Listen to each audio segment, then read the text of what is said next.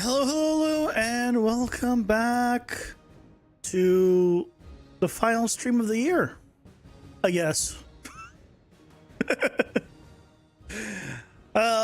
is the 30th. I mean, tell you, I could stream tomorrow, but figure this.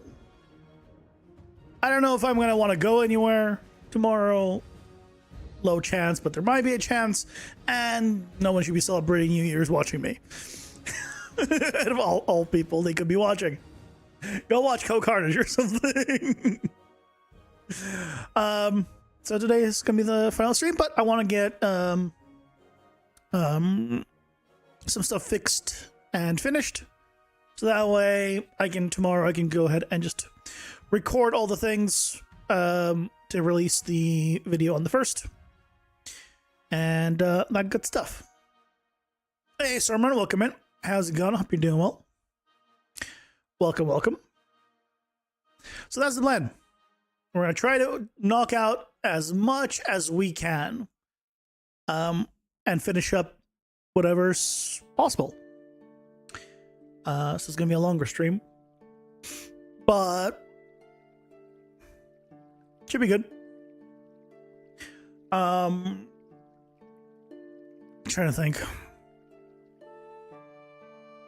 Either if we finish everything, then maybe it won't go super long.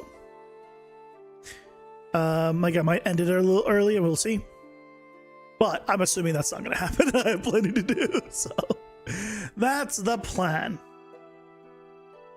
But with that, shall we jump into things? You finally made to the widget creation of your recreation of your game, or recreation of your game. That's a recreation of a game. Made it to the widget creation. Oh, so like you're doing UI stuff now? Nice. And I'm so sorry. Congratulations, and I'm sorry.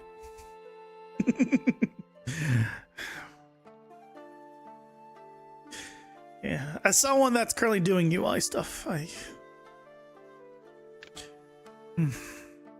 I can just apologize. By the way, I thought of another thing to sort by, right? Because we have by time, alphabetical, rarity. Another one that I thought to sort by is by boss. So when later on it'll be like I'll make it so the first boss's stuff will appear, then second bosses, then the third bosses will be by boss later on. Which also got me thinking, like maybe I want to do like a section that would just say, or like if it's alphabetical or something, maybe it'll just say what it is. I don't know. Figure that out later. You're remaking Pokepark, kinda your own story, but essentials are there. I found out how to make the sound bar an image, so you've been going crazy with it. Sound bar is shaped like a Pikachu. Cool. Yeah, you can pretty much use an image and just alpha out, I imagine, whatever shape you want. Very nice, though. Very nice. Yesterday we took care of left clicking here doesn't work. Control clicking does. You can see the card gets removed or added, right? That works. Then, why? I just alt clicked, which made it go to the starting cards, but the starting cards aren't even active. That's a problem. Huh. That's a bug that we need to fix. And so it begins. And so it begins. Let's go to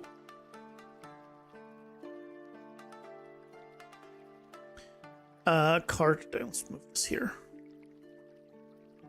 So move to whatever it is.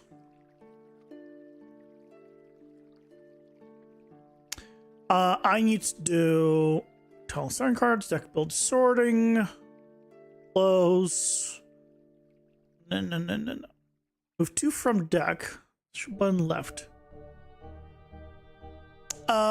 This would be here. Because it is a mouse button down. So the problem is this. When we're doing alt down, right, we're doing this. We're doing move card to selection. But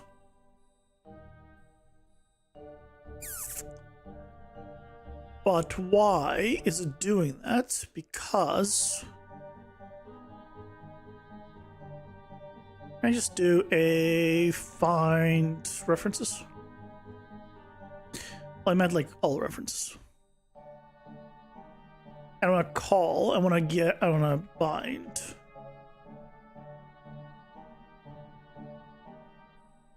There needs to be a stop button.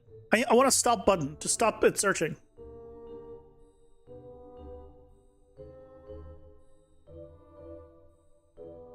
Here it is.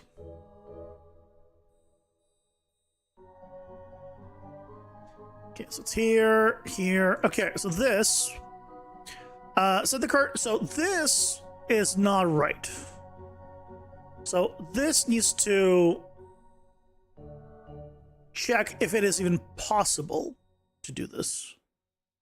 Because it shouldn't be doing this automatically. Add card widget to starting card. Okay, let's see.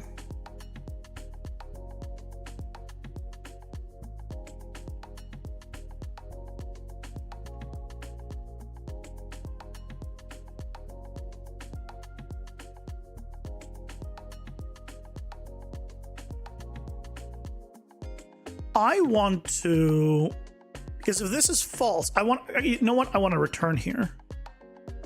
So let's add a return.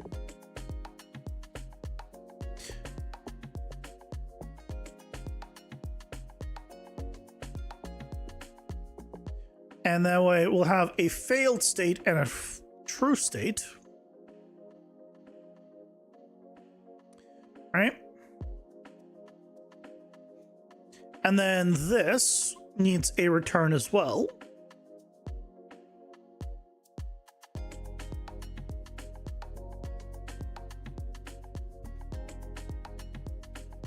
Add card widget to starting cards.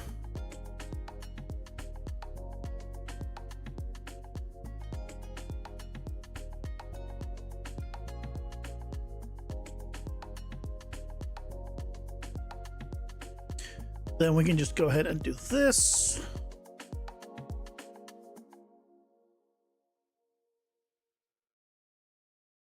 Which will then return something, whether it's successful. And then we can use that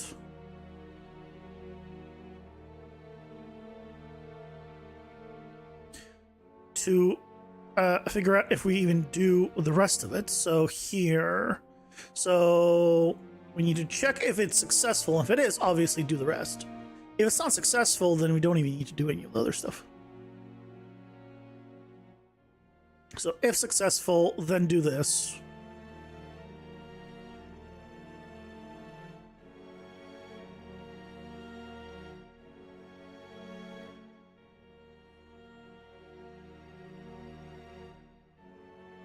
Okay. And then continue.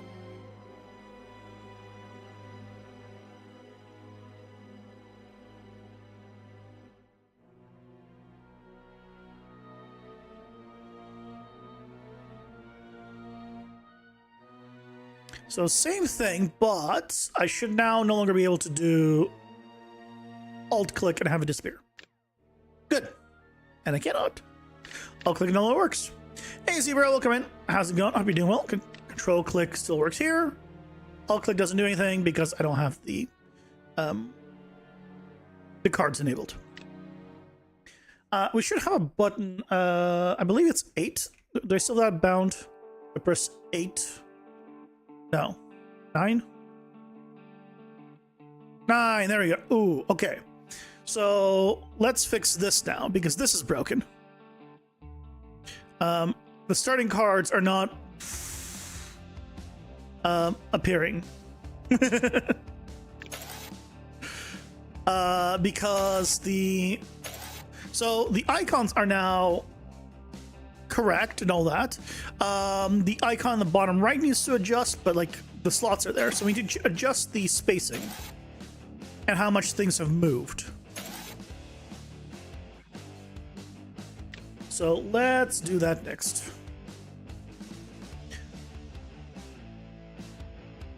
Let's fix all of that.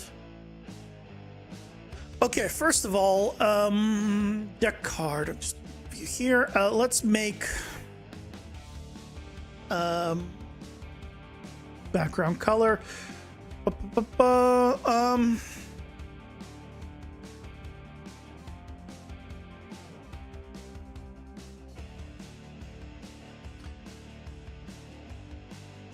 I'm gonna make this collapsed for both.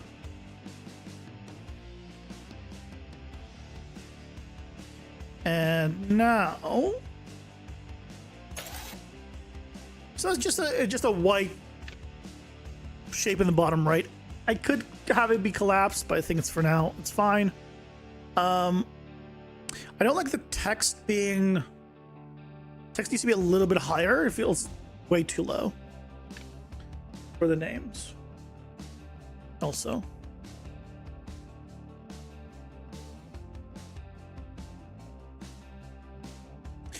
You know, I should just make this a little bit taller.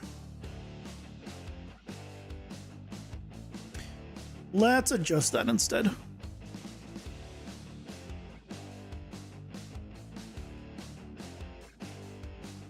This one. Card frame. Let's go find it. And open source location.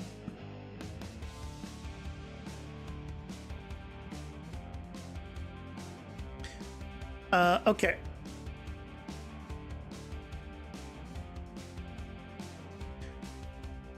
Wait, did I already save it? Is that with the bigger one?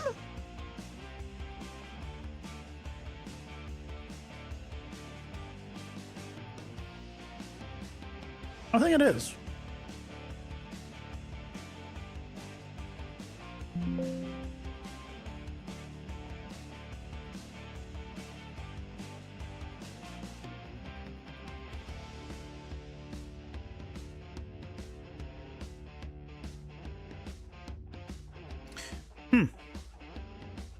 You just made some food. You're tuning in to see what's up.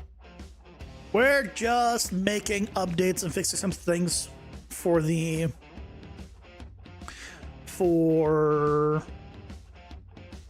devlog / package build that we're making for, well, the first. As always, you need to just move the text up. Actually.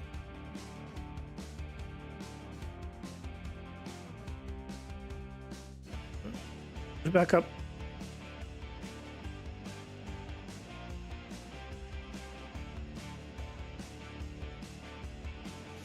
But what you make? What foodies are you nomming on?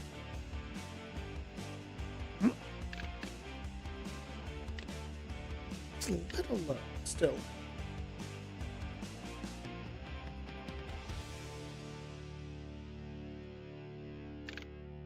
Okay, I'll do files.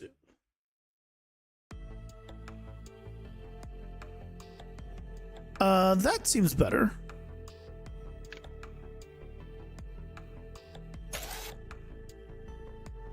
That seems like a good spot.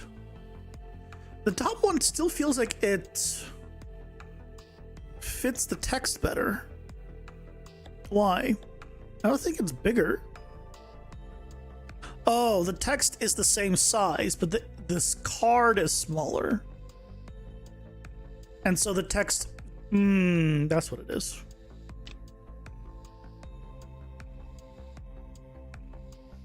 That's why.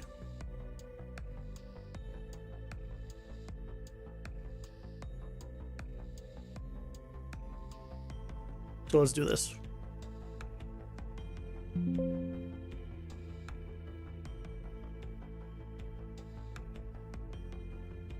Need some instant potatoes, drinking up some sparkling grape juice left over from Christmas.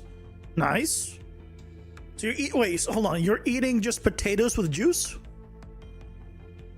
I mean, there's worse things, for sure. But I feel like maybe have like maybe some meat with the potatoes. Maybe some nice chicken. Potatoes and chicken sound good. No? Just me?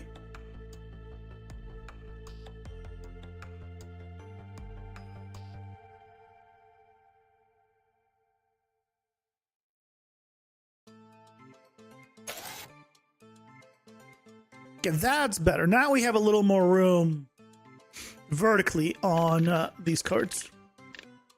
Okay. Oh dear God, that is horrid. Why is that the way it is?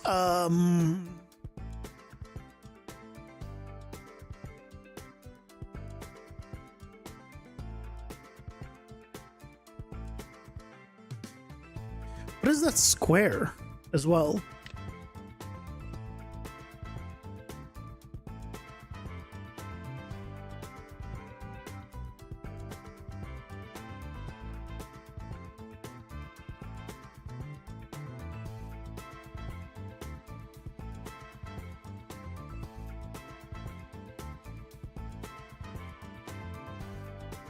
Unhovered, if it is not a starting card base.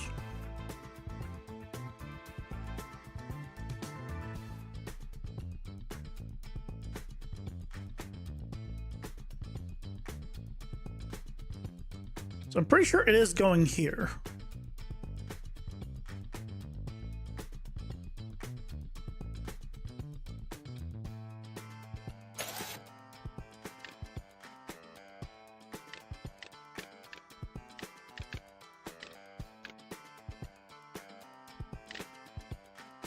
Yes. Okay. So this is happening because I don't want this doing anything when there's nothing there.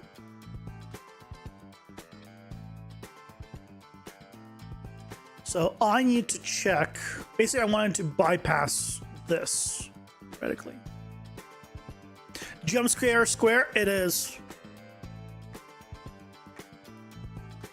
Plus, it's basically yeah, I don't want it doing that. Basically, it's also a light mode, effectively jump scare square, which is even worse. So what we want to do is check if it is a filled in card, basically. So what I want to know is clear card info.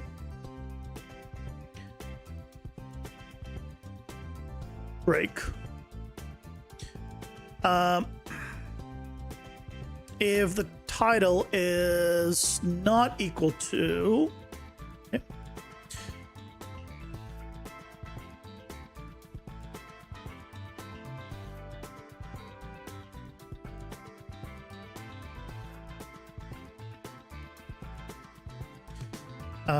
Make literal text. Available card. Is that what it's called?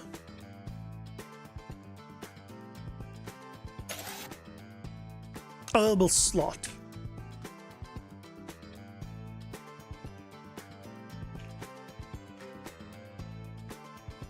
So as long as it's not this,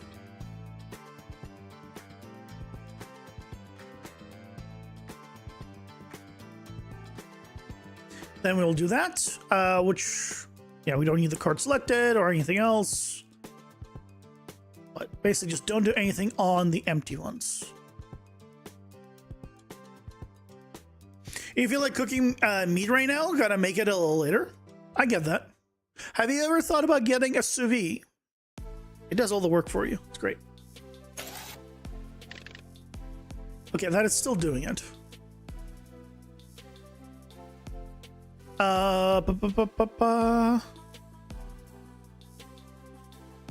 Why?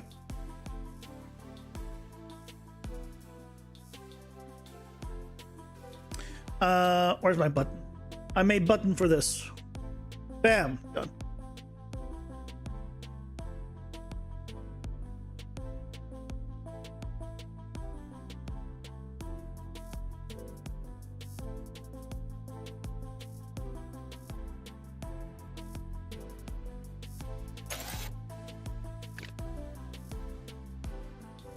Wait, it just says available slot. Well, the other one's empty?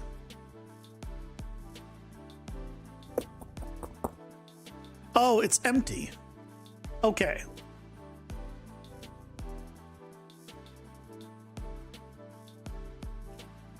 If text is... I thought it was going to be available slot, but that may be the default. Because the card info, right? The card info is not populated. So this is probably what we want. Okay, that makes sense. That makes sense. You have 6 pork chops in the freezer that are freezer burned. What does that mean? Freezer burned. Can you not defrost them and cook them?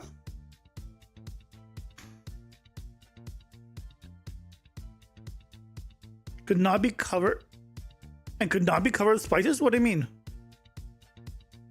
You should be able to just defrost it, pat it dry. No?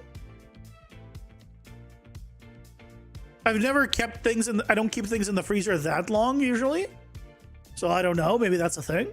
But I don't see any reason why you couldn't defrost, pat it dry, and you're good. When things sit in the freezer too long, they get a weird tangy flavor to them.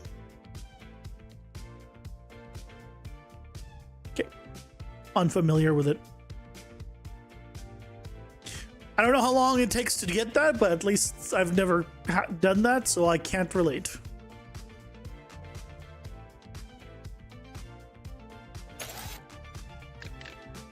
Aha! Now we're good. And we still have this as a selection. Excellent.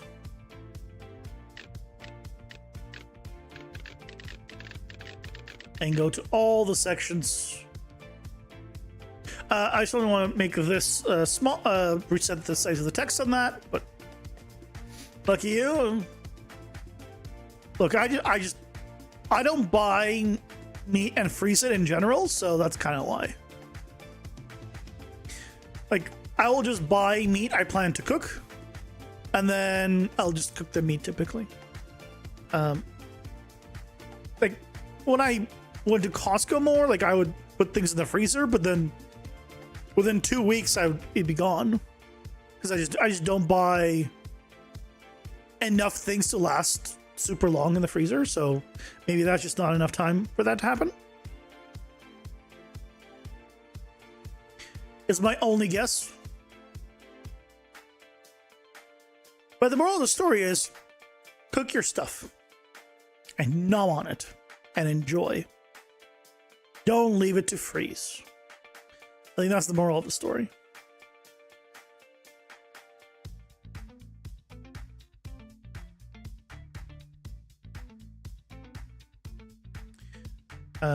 Let's...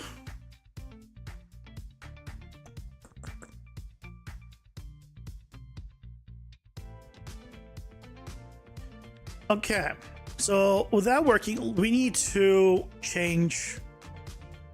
Where's the deck builder itself? Okay.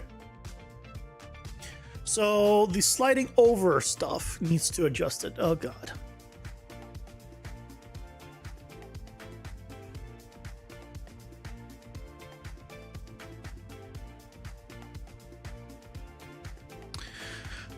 Can I simulate having 3 things on here?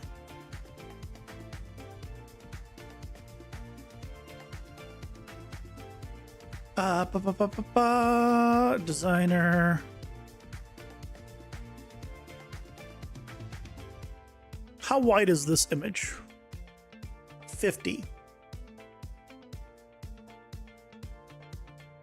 How wide are the cards?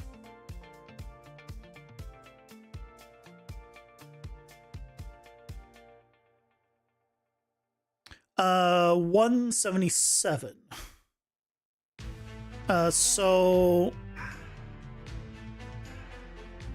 177 times 3 plus 50 is 581. Probably with some spacing, we're looking at like 590 or 600. Probably 600.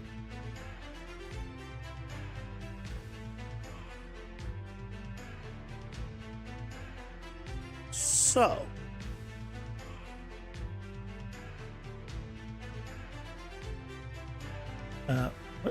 what how do I need to change it on these guys? Yeah, you go to each one of these and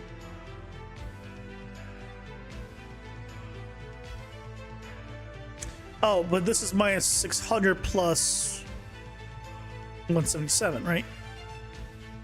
The size of the card. Let's get the 3x first. You know what? Let's just get the 3x first, and then we go from there.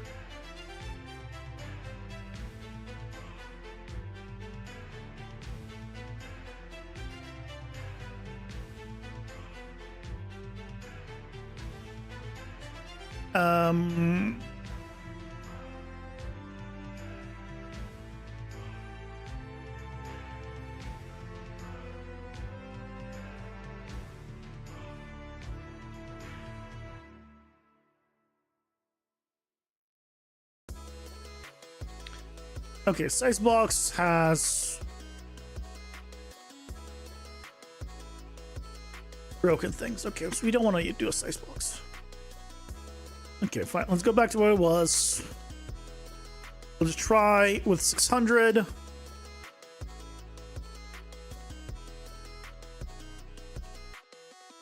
And see what that looks like.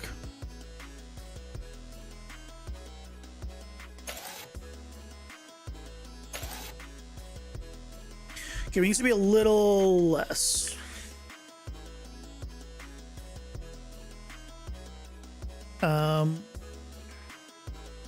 Minus 550.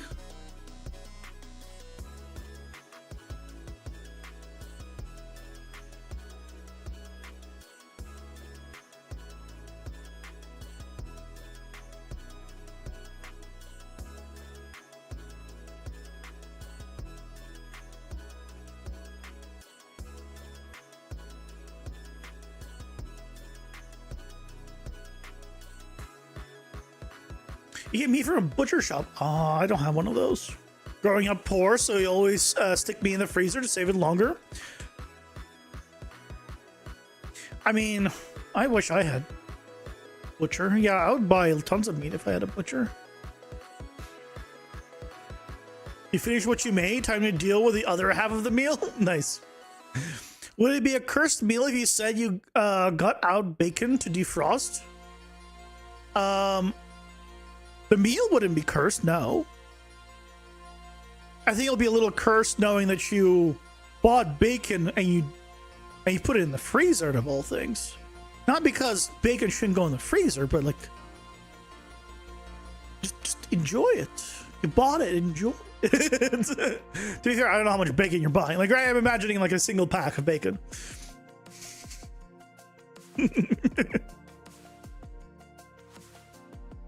Things are not right in this house. Fair enough. Freezing the frame. You'll rejoin at this exact moment post ads. Okay, so a little bit too far. Needs to adjust, but you know, getting closer.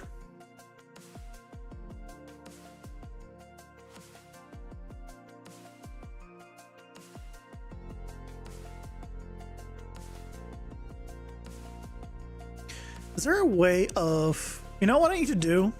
Instead of doing this weird thing that I'm doing where I'm moving two things, I need to put it into a horizontal box and then do a size box on top of that and then just move the entire thing. I'll just make it so much easier.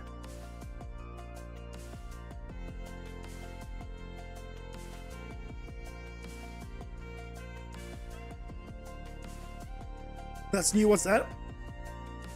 I just have like 20 different pausing for ads messages now. And it plays a random one every time ads play. That's all. So you have a little bit of variety instead of always saying pausing for ads. Yeah, I added that in like a week or two ago. I think. Somewhere around there. Just to have a little more interest. Some variety, some spice, if you will. Where are you? Okay, so you're here. There's the size box. What I'm gonna do is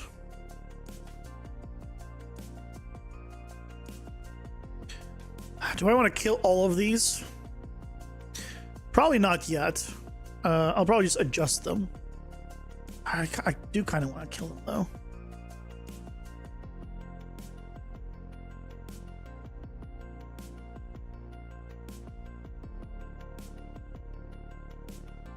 This is where they're all controlled.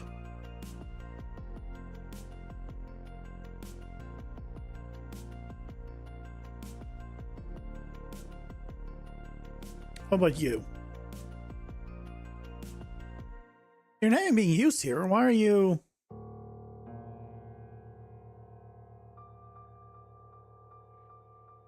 Oh, I just didn't click it.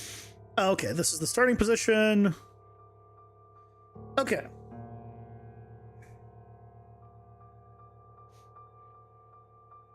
We'll adjust them.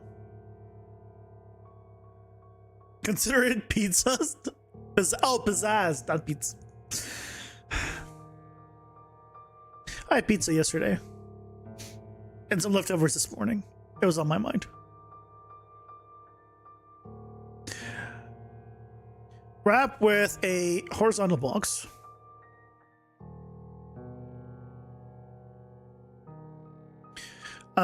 And then I want to put starting cards on the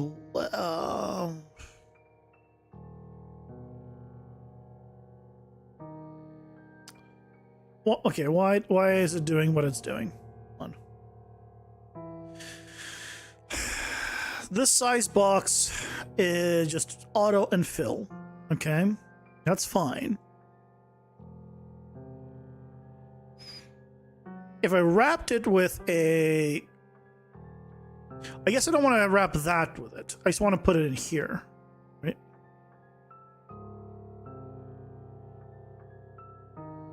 I do it here, but...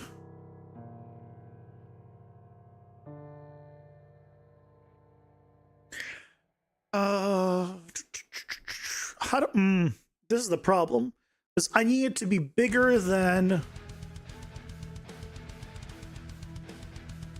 the full width.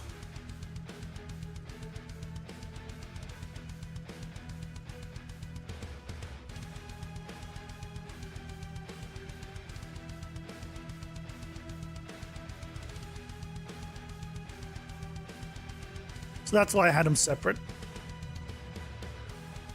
Is there any way to have them next to each other, but like bigger than the width?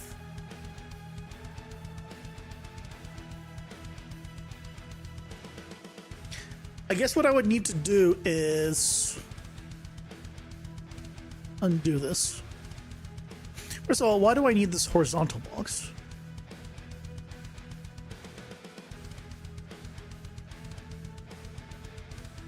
I don't think I need that.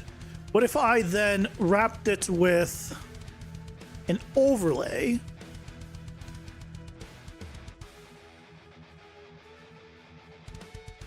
Still have it be the full size. But then in this overlay, we can put the starting cards.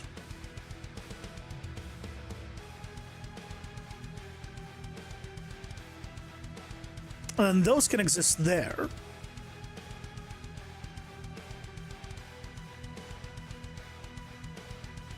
And now... kill all of these.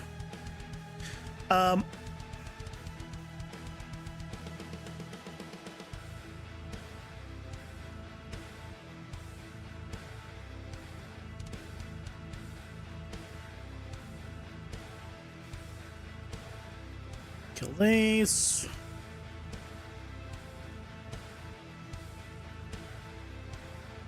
Okay.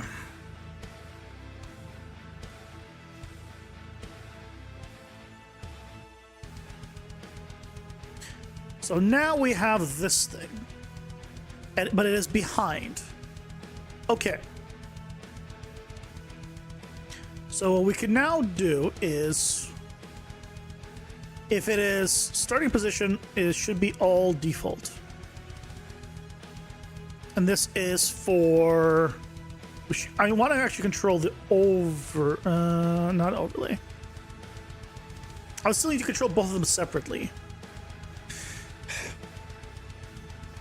At least it's together in one location, but I still need to move them both separately.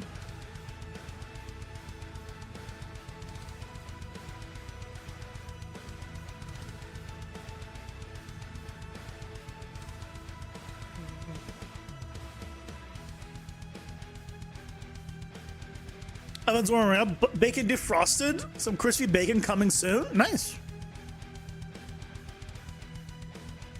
I've never bought. Oh, not never. I don't think I've ever made bacon. No. Just thinking about it, I don't know if I've ever bought bacon.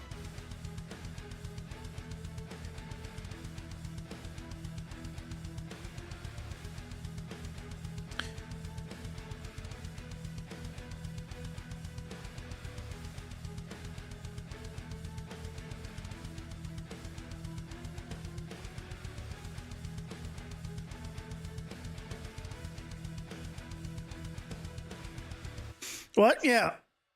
It's just the amount of meat you get for the amount of calories you get, it's just never been worth it to me. So you can't tell me if you like crunchy bacon or tender bacon? Bacon's a big... Like, I'd rather have just more meat than have bacon. Like, if you're giving me like two options, like for the calorie count, I'd rather have more meat. Like, I'd rather have like pork chops or, you know, tons of other stuff. Yeah, I'm like that. I know. I'm weird.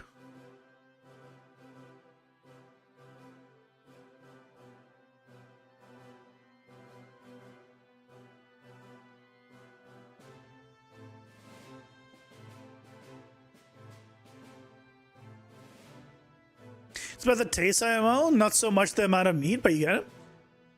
Yeah, but the taste is all right. The taste is not special or amazing enough for me to want to be okay with less meat. That's the thing. Like, it's okay. It's not bad. But it's not like, oh my god, I'll eat like a crunch of bacon compared to a mountain of other meat. No, I'd rather have the mountain of other meat. Like 99% of the time. Now, if someone gave me a burger, like, would you like bacon on it? I'm like, yeah, sure. Like, I'll have bacon with my burger or something like that. But, like, for breakfast, like, if I have, like, would I rather have eggs with bacon or eggs with some pork chops? I'd rather have eggs with pork chops because there's just more meat there. I'll be fuller. If that makes sense.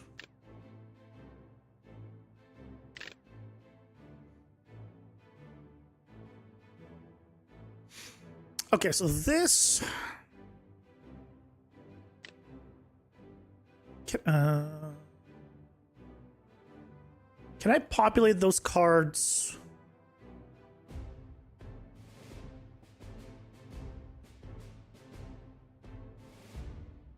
I'm pre-construct. Event pre-construct.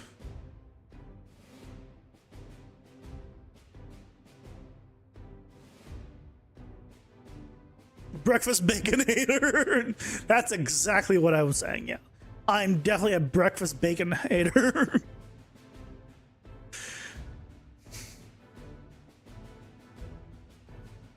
You caught me. That's Yes, that's exactly what I was talking about.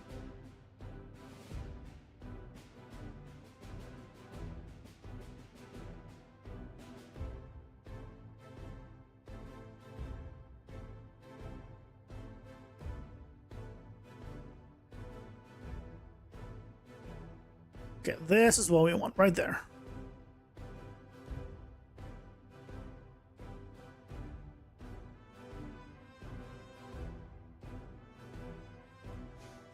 Okay, so now that we see that, right, it's clean. We activate it, and now, oh, we lose this thing. We lose this divider because this moves. So this divider thing needs to be not on here, but needs to be on here.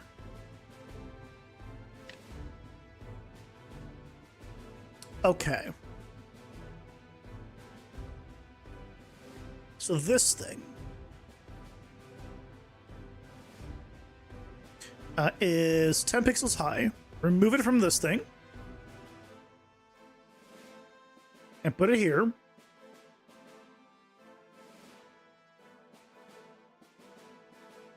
Put it on the bottom.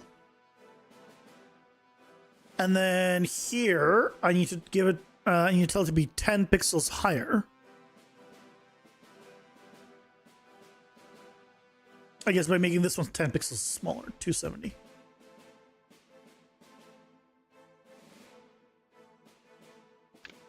And this all seems the same, and I activate it, and now this bar goes all the way to the left.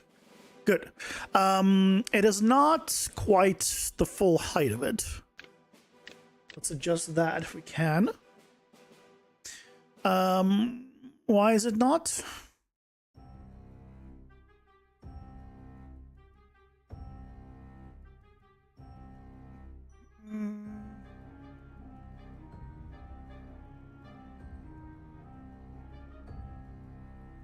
It is set to full vertical here.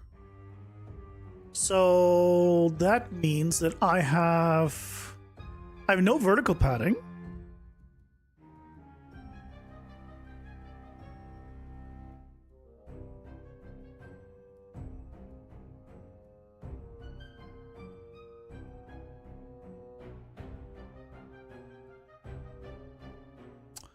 Why is it not at the top here? Why do we have a little gap right there?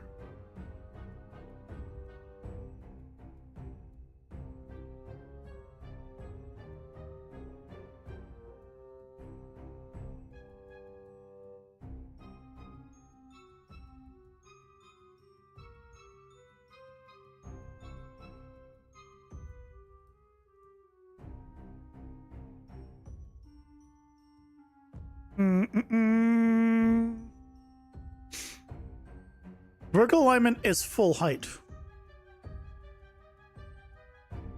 Horizontal box, what is this padding? Oh, it has 7 padding on top. 0. That's why. Okay, and then the grid needs probably 7 padding on top.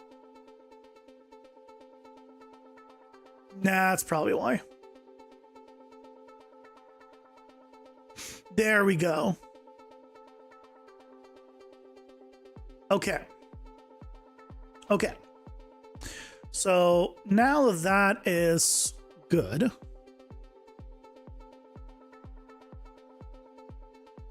We can make move this one. That's 50. Negative 568.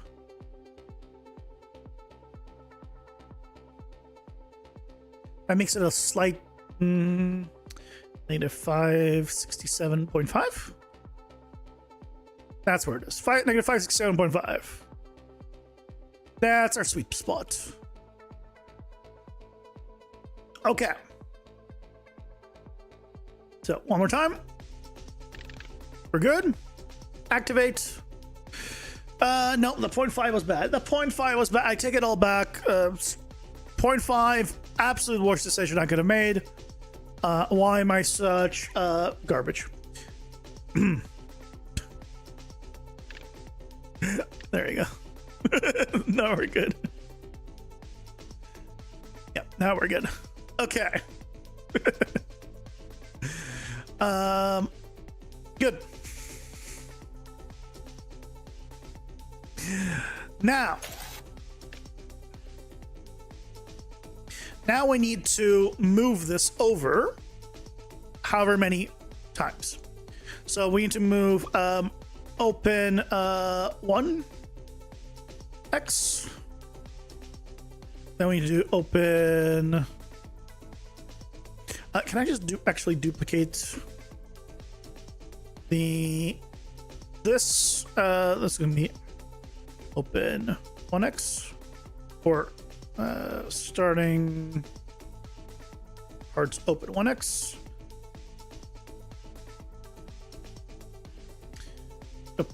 2x, not 2s, and then 3x. I can type.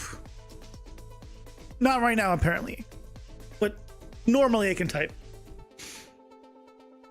Okay, so now we just need to move it over where we have 1 displayed.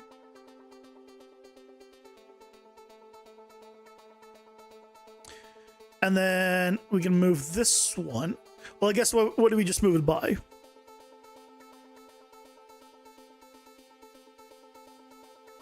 $567 minus what was it? 370? 103?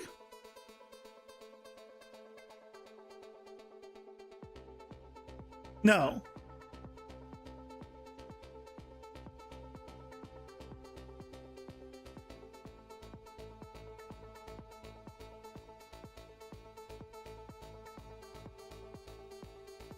Native 370.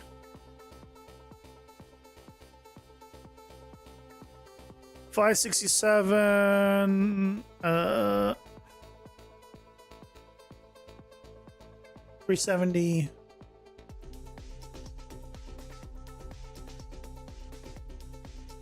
197.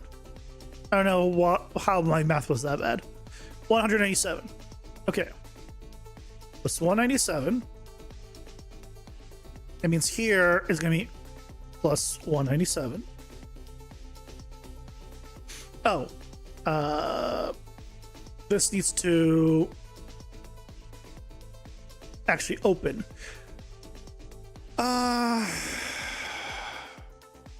Go back to where it was. Go back to where it was.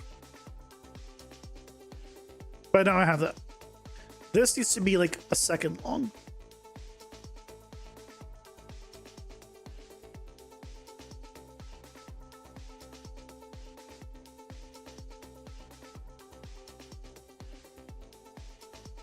Or half a second long? Probably half a second long.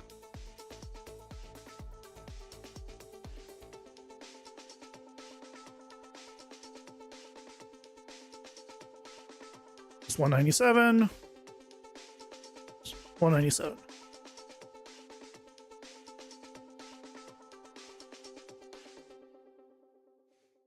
Okay. That's what we probably want. Next, just delete these again, and we'll reduplicate it with, and now adjust the values.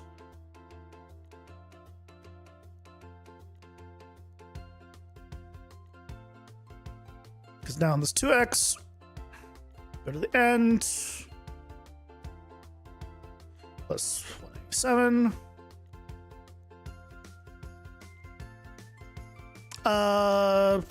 Not quite.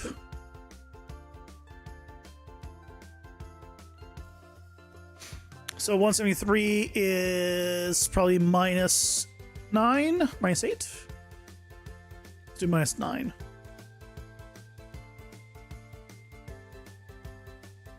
Yeah, minus 9.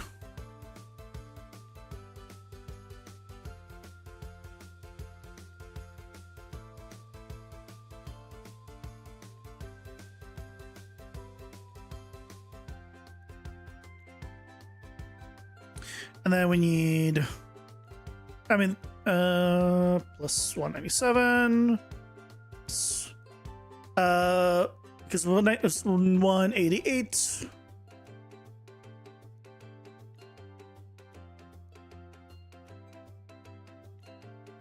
And then I guess this needs to be at 0.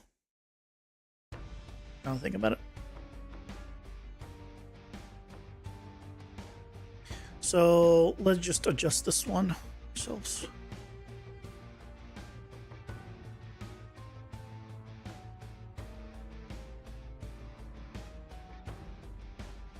$6.17. That seems good. Should we make a card game in your game as a side game, mini game? No. The game is plenty big. I do not need to make mini games inside of other games. I am not gonna be doing that. Good try, but no way.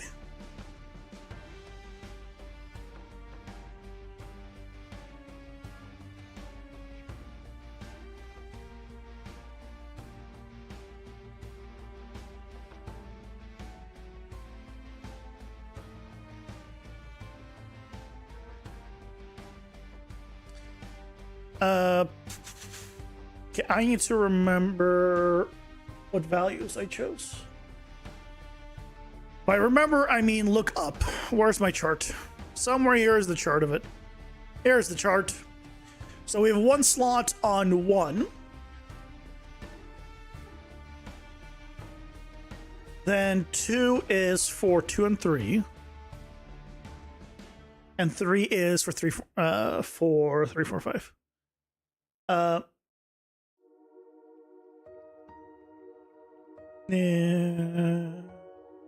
Yes.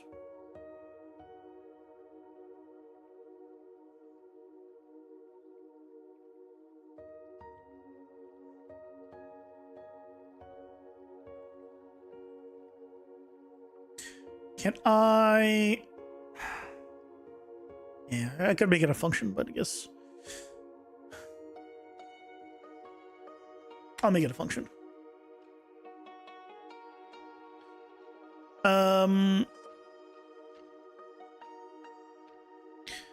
Get opening animation by upgrade.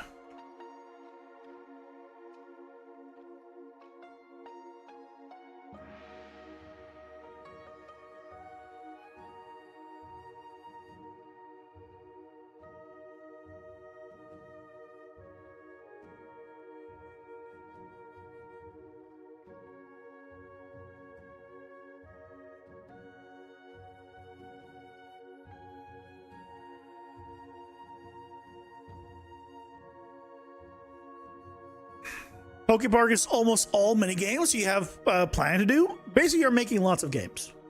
Yeah. When you're making mini games, you're really making games. They're just small games, which is what people recommend people do for their first game. You just make a small game, a mini game, if you will. So those mini games are great first games to make.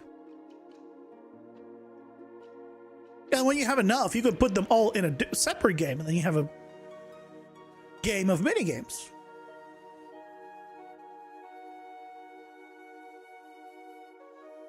You plan on making 40 of them? Good luck.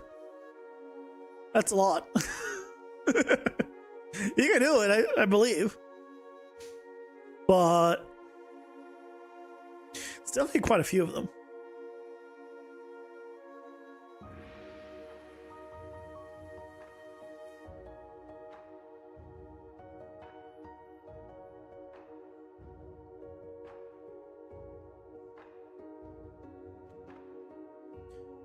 Okay, so here we have these. Let's see how this works. Does it work now? So we have nothing. We activate. Then we have the arrow. Okay, so it's almost worked.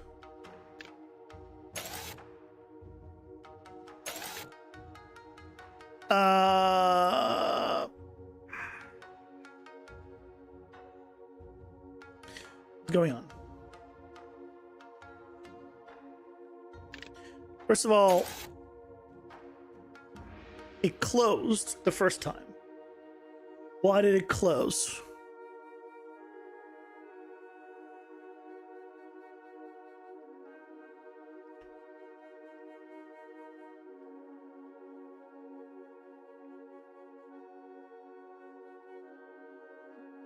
Main goal of the game is to make friends, so you can unlock new areas because some are gatekept by big meanies. So yeah, you have to beat their mini game to progress. That makes sense. Why is that not triggering? Is it not arrow pressed? Oh, I guess it's not that arrow pressed. It's probably this arrow pressed.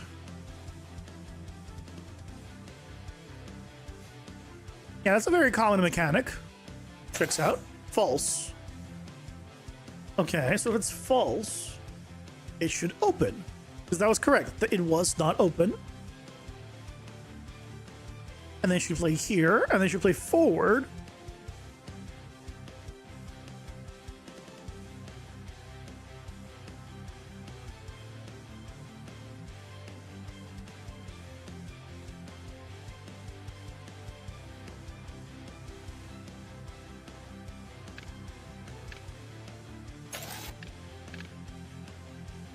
$3X. Uh-huh. I don't know what the inst was. But if we go back here, we open 3X. Oh.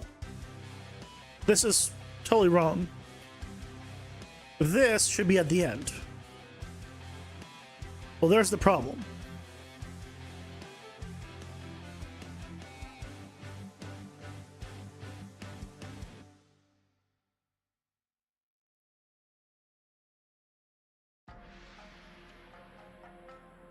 No, I just want this back here. Negative 567.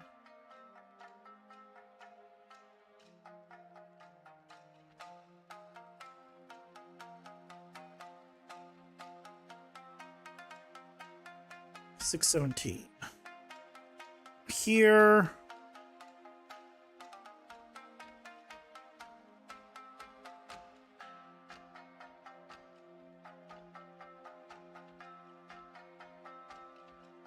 Okay. That's correct now. Let's just check 2.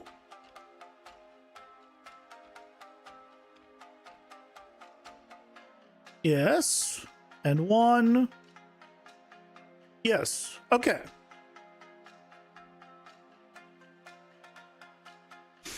You have a very advanced Pikachu simulator. No real world yet. Download Asset Pack and play it in the demo world. Looks good so far. Nice. Hey, if you're enjoying yourself, that's all that matters, right? Because in the end, if you enjoy yourself, that means most likely other people will also enjoy themselves. And that's the main thing. There we go. Look at that. That's looking pretty nice. I probably want to move them down a little more. But then this actually feels... Why is this so low, actually? It's not that those are too high, it's these are too low. They're like literally touching.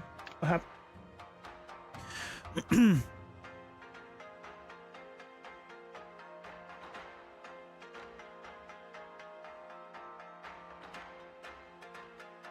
Timeline on lockdown while Tweets reminds us that food delivery exists. Weren't you working on environment stuff though before Stormrun? Or did you scrap that?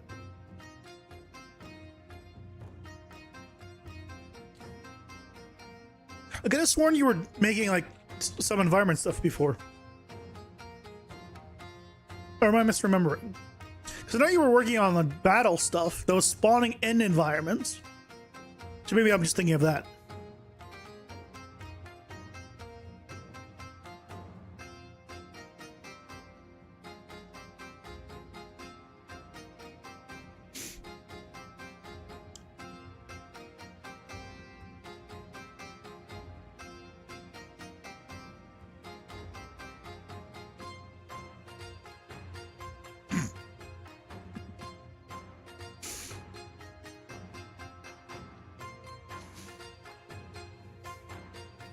I don't know why this brush is still on my table.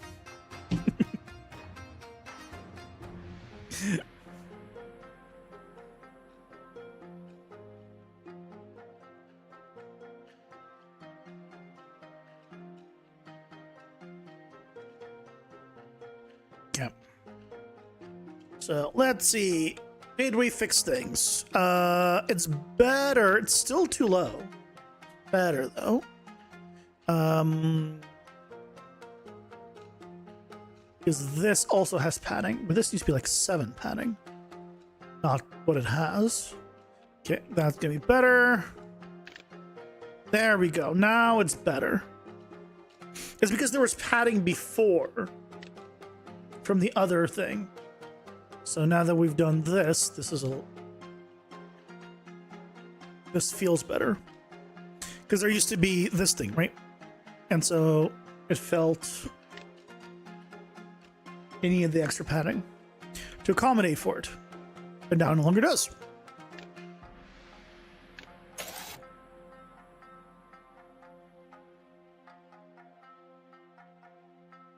And this one's now a little bit higher than this. So we just need to move those up a tiny bit. Do I want to adjust the spacing between them? I probably should. I probably should. The spacing between these is way too big compared to the ones we're using now. So also we don't do this anymore. This is not important. Yeah, 12 is way too high. We're using what, 5 or something?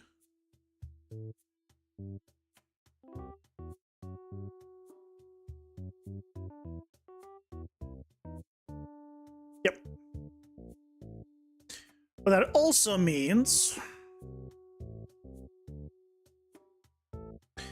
that we need to adjust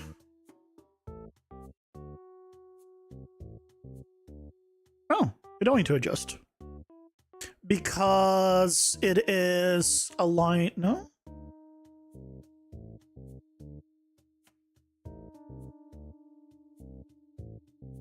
Oh, you don't need to adjust? Really?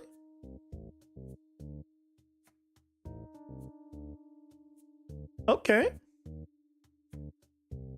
Yay?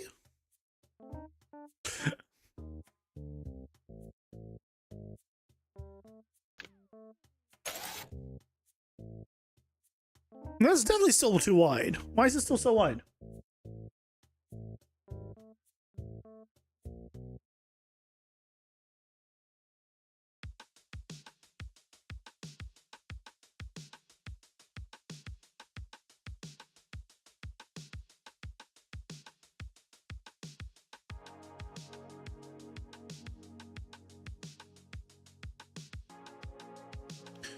Why is that still so wide?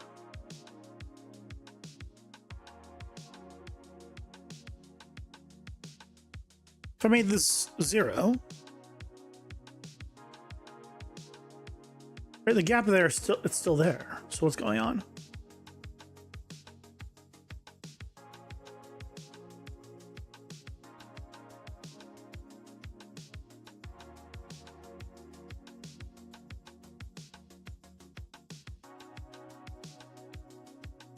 Why are we so wide there?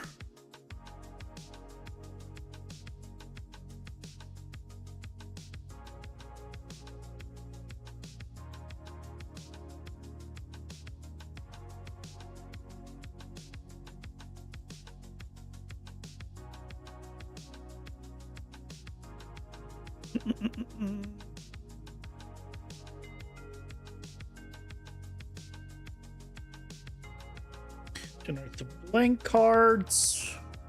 Oh, hold on, blank card. That's why. They're blank cards. We need to change the spacing here as well. That's why. Okay, so now it no longer lines up, which is correct. So now we need to move this a little bit over.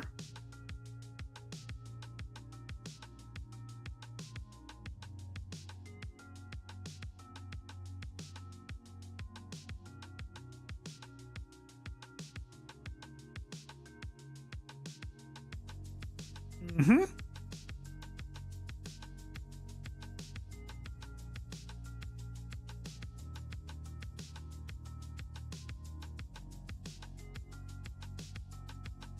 Okay, put these all in the same spot. That's starting, but the end position probably also needs to be adjusted. Now on the other one, so it's 617 minus what? 598. So 617 minus 598 is 19.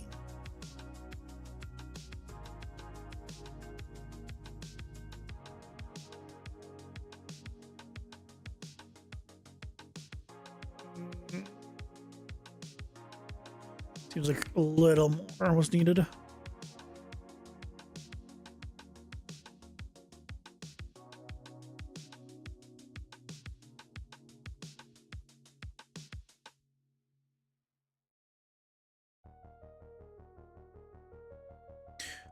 The last one, the 3x was correct. Why was 3x correct? Minus 19? Oh no, it wasn't. I'm just blind.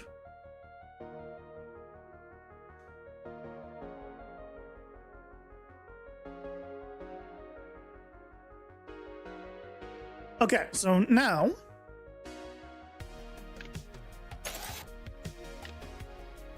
that feels a lot better. The spacing there's a lot better. Good. And I can add the cards now here. Drag in. Can I do this? No.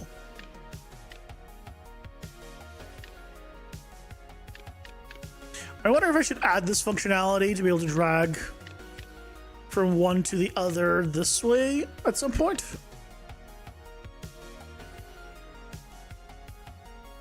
Maybe down the line.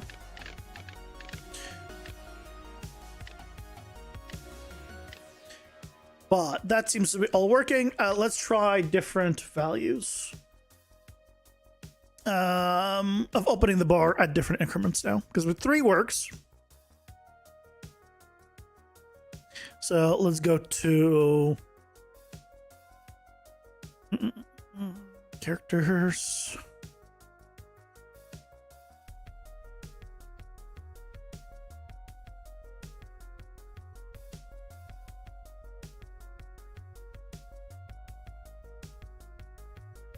Okay, so we're giving ourselves 6. Let's give ourselves 3.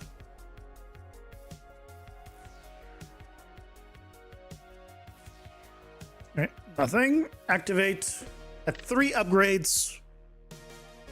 Right, it's showing. We have 3. And opens only 2. It's pretty snappy. Good. And this is working. Good, good, good. Everything's updating.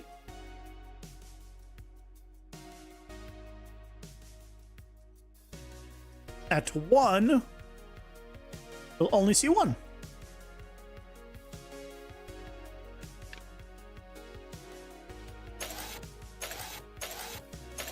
Nice. And we'll hide the chat real quick. You can see the bar in the bottom also becomes scrollable. I'll just double check that it's all navigatable still. Yep. It's a little bit on this side, right? It's a little bit cut off.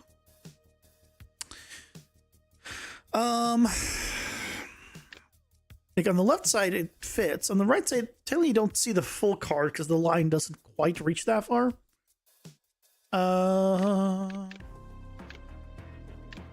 Move it back and forth here. It's good. I don't know if there's any way around that. Technically, it needs to scroll a little bit more. So let's see if there's a setting for that. I'll put it back at like 3.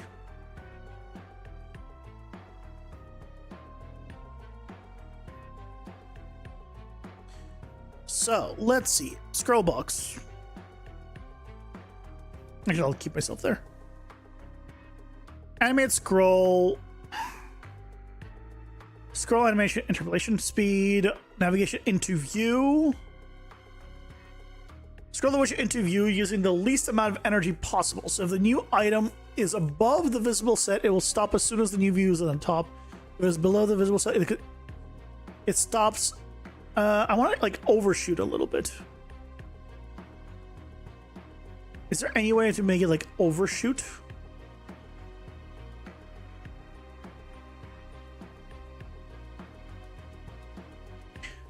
When scrolling, I mean, if I just did like 10 just for shits and giggles, let's see if that has any effect on it.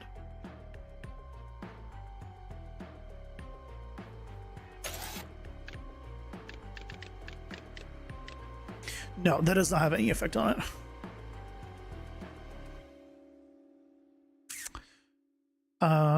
Animate scroll, it's all fine. The amount of padding to ensure exists between the item you navigate to at the edge of the scroll box. Use this if you want to ensure there's a preview of the next item. Ah, perfect. That's what we want. Is this pixels?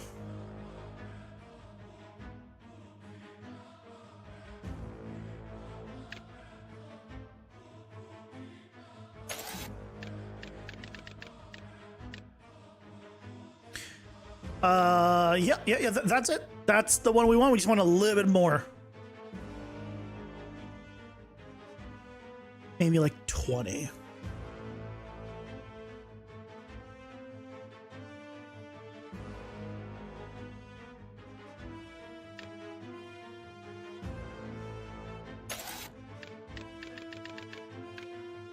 Yeah, nice. And then we have a little bit preview of the one next one. And we go the other way. Does the same thing. Nice. I like that. That little bit of a preview is really nice. I kind of want to do that for the top option as well. It's gonna be hard to preview right now, but we could force a preview if we just change the columns on it for the time being.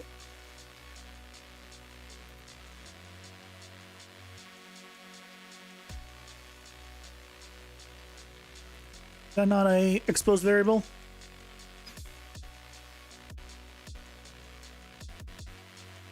It's not. Let's make this instance editable. Instead of 6, we can make this 4 just for time being.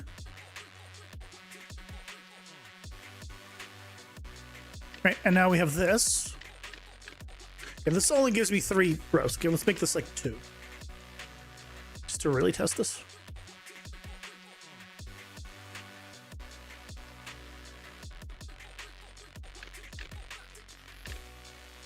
So it is kind of there.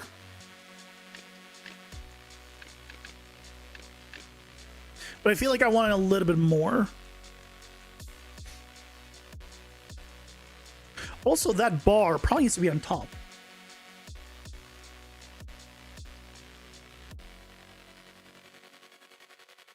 This bar needs to be on top of everything.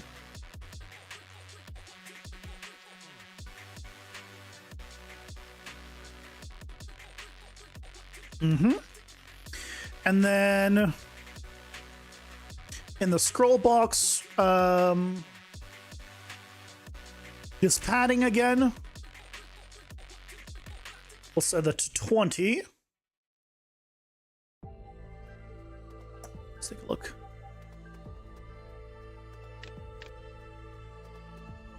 Needs more. 50? They're bigger, right? The cards are bigger, so it makes sense.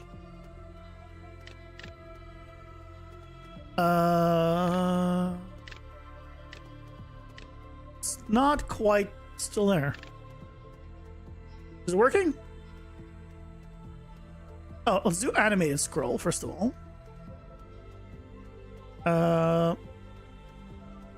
Well, is the other one animated scroll? It is.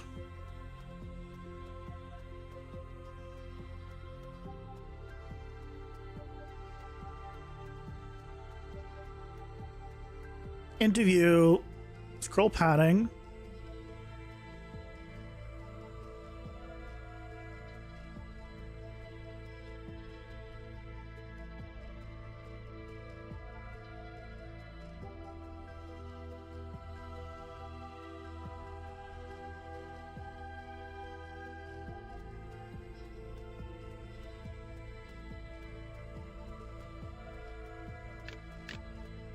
Why is it still not?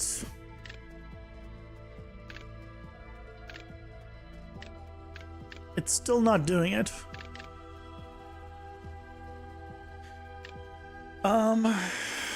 It's probably because this scroll box is technically on the bottom.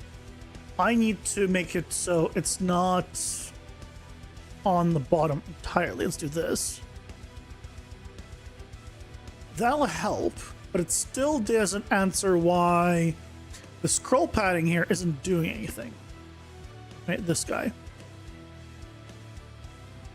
Why is that not doing anything? Am I overwriting it?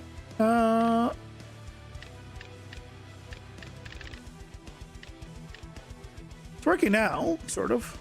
I still I see a little bit of it. It is, hold on, it is a variable. Am I freaking overriding this somewhere? I wouldn't be surprised. Yes, I am.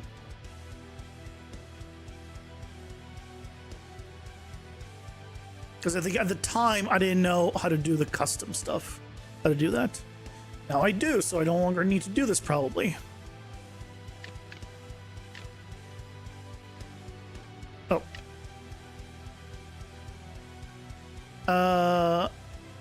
No, I still want to do this. I just don't want to do that. So otherwise the navigation doesn't work, and that's kind of important. Ooh. How's it just jump?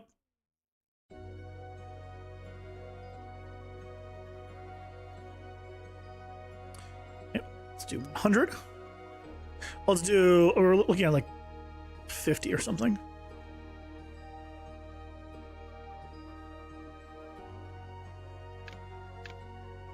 Why is he just jumping now into the bottom section?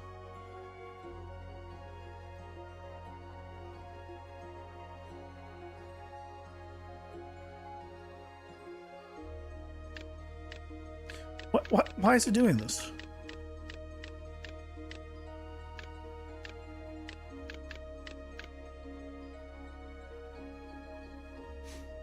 Okay.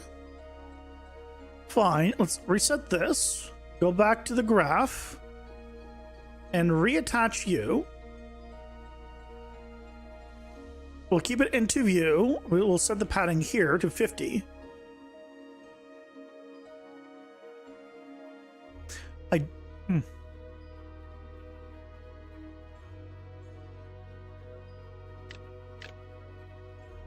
There we go. That's a nice one. You see the name of the next row when you scroll down. I like that. That's nice. And then when I go up, you don't see the name, obviously, but you still see the rank of it. You see a little bit of the color of it.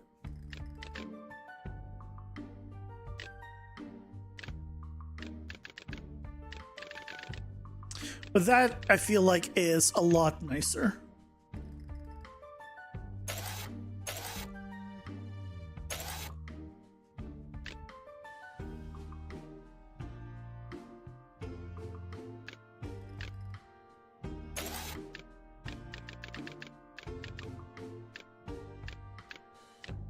Okay.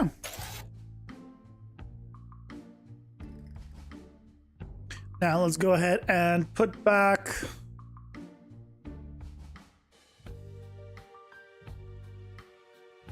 this to 6.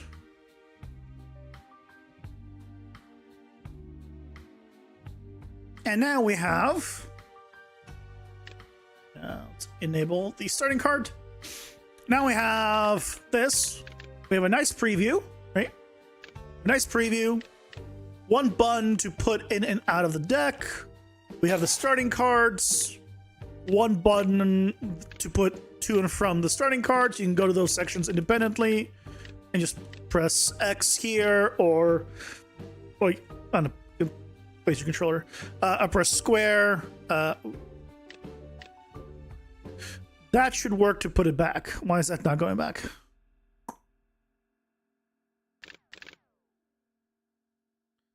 Okay, this is not working. Okay, that should be working. Okay, let's fix that next. We're close. We are close.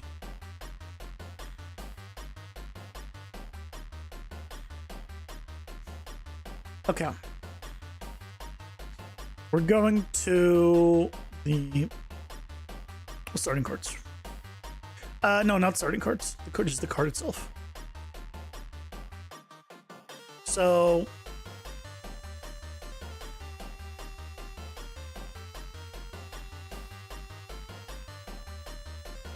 it's this.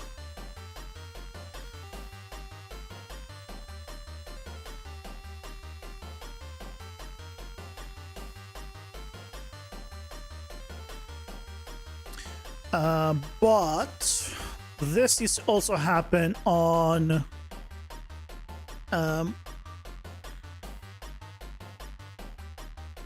key down.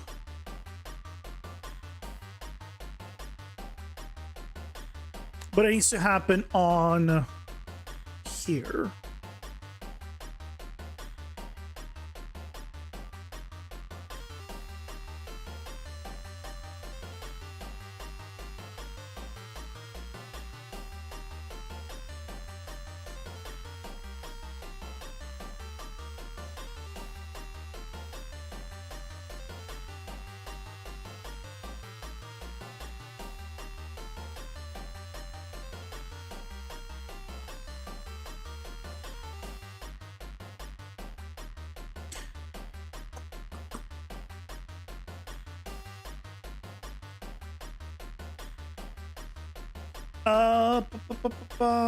Wait.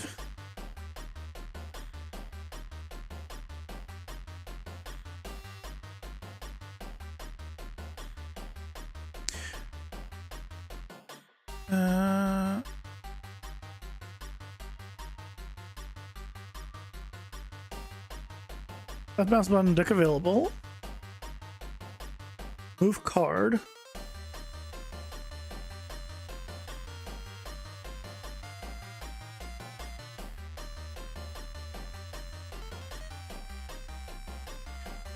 Wait. If mouse button down and alt is down, it does both the same thing. So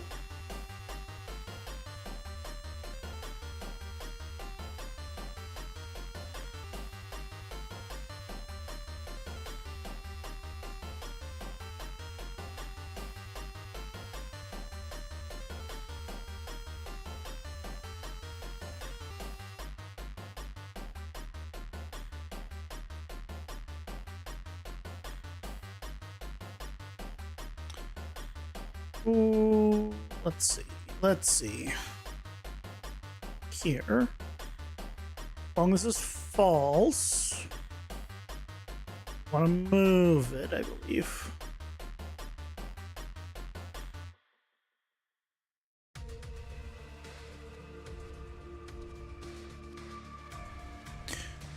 I think that might be what we're trying to do.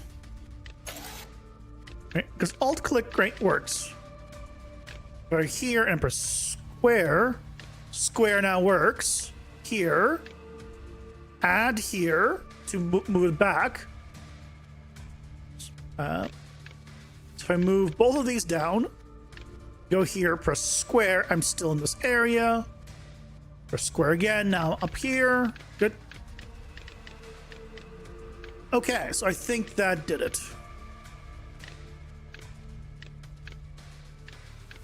I will say it's a little bit like needs getting used to, where the D-pad, right, is all the different sections, and then the thumbstick is the actual like moving right back around. So all the time you press like down to go to the deck, but then you go back to the thumbstick. So once you kind of get used to it, it's fine.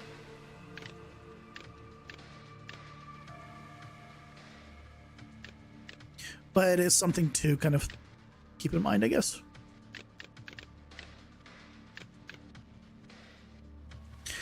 Okay.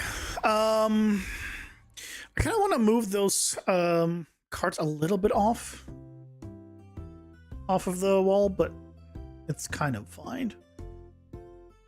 If I can do that super simply, I will. Let's take a look.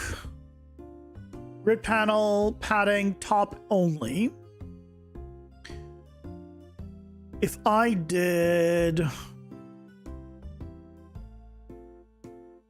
left padding. See, where is this? Is it this thing has padding? No. Where's this gap coming from?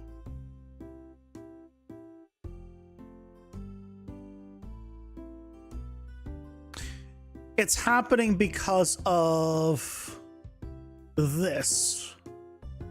It's adding 5 padding on the last one.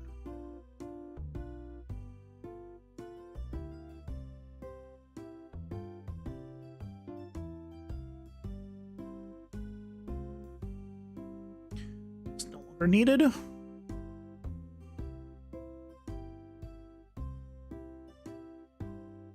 Okay.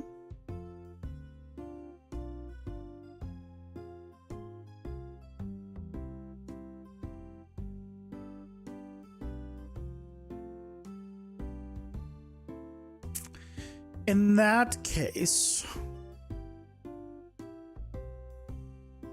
can I know what the last index is? I can. So if the column is this,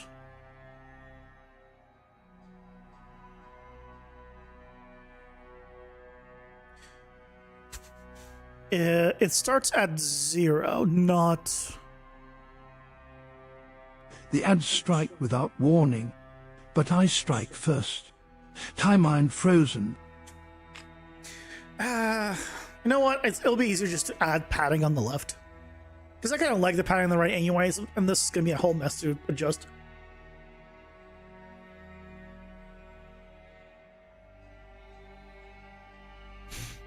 Let's add a little more padding on the left.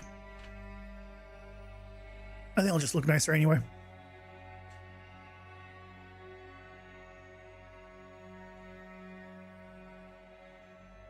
After the hands, of course.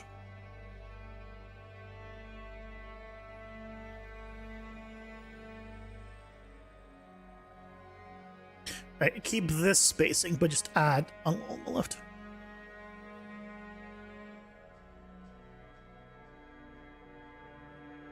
I think it can look nice.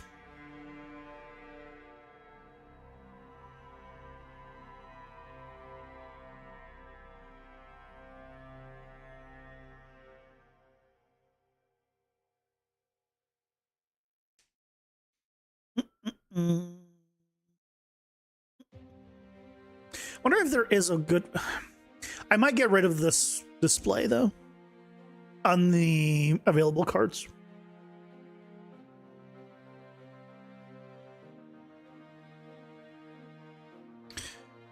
If I go ahead and add on the left, like 5 padding.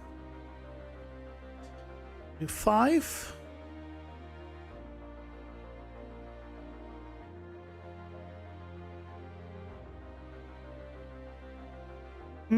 Five, yeah, I feel like 5 is fine. That would mean that in the here, we need to add 5 extra padding. Move this to the further into the right. Down the 2x.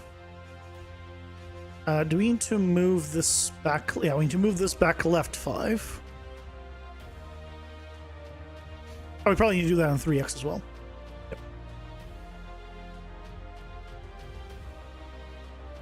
And on the 1x. And on the unlocked. So move all of them back. Okay. And then the final version, we're just going to double check that this is now still lining up. Yes. So this now needs to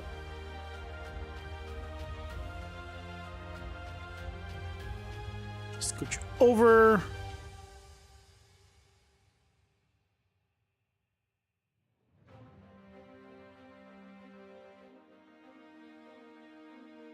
Oh, this actually needs to, hold on.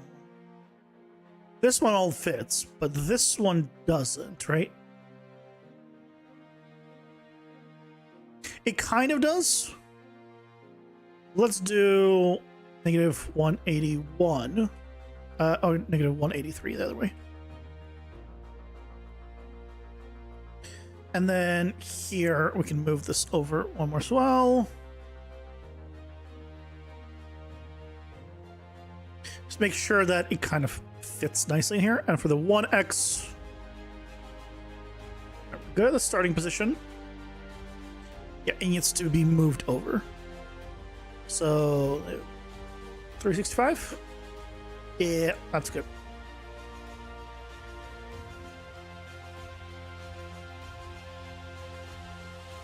Okay.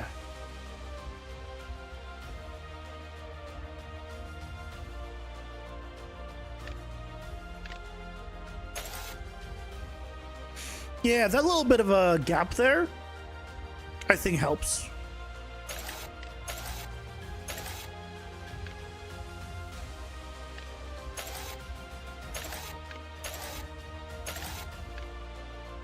Okay. The next thing I want to do is the full screen stuff that we mean to do. Right, because we can toggle full screen here. We cannot do it here. Anywhere. So, the first thing I want to check is, do I need to save this full screen setting every time? So let me go into the options menu and see what it's doing there. Because I might need to do it like through it.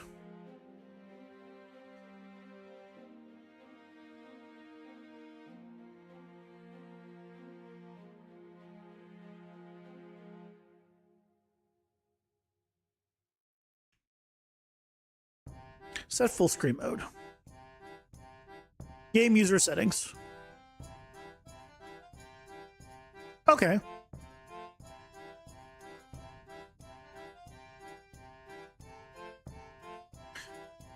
This is from game user settings. Okay. Could I just do toggle? No. I can set it. Get full screen. I can get the full screen mode. And then do a select based off of the current full screen mode. If it's full screen, go to windowed. Window full screen. We'll also go to windowed. I can have it just by default go between windowed full screen and full screen. That'll be the thing. And theoretically, this should save. So let's save that, and let's go make that a Blueprint function library thing.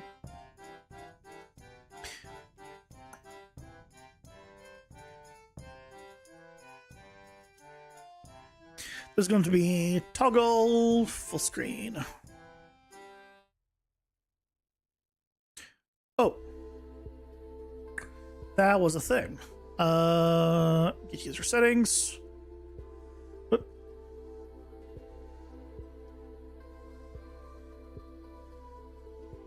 What was the point of that? Get game user settings. I don't know, but I guess. Cool. There we go. I'm surprised there's no toggle full screen option.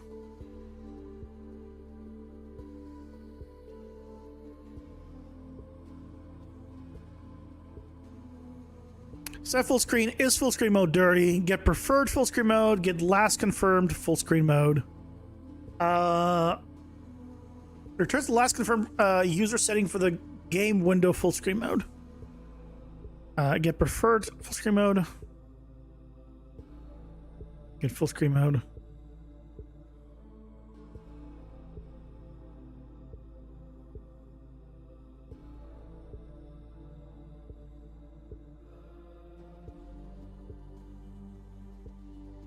Yeah. Doesn't exist. Interesting. Oh, we made one. So we can do this, and then this will only be for like keyboard, obviously. So we can try doing is go to the card, key down,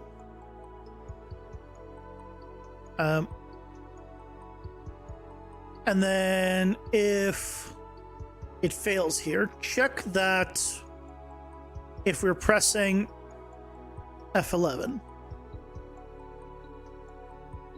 If we are, toggle full screen.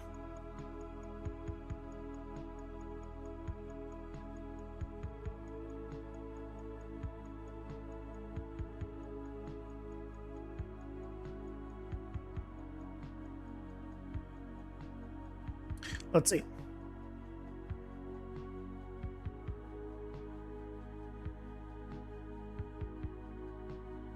No. So that's not it. This is not toggle. This is not doing what it's full screen. What is this trying to do?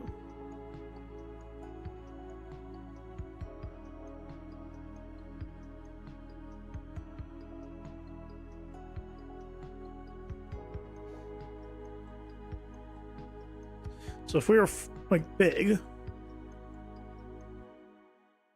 yeah, I can see it's executing, but it's not doing anything. So what is it actually doing? It's not doing set full screen mode. Okay, let's find out.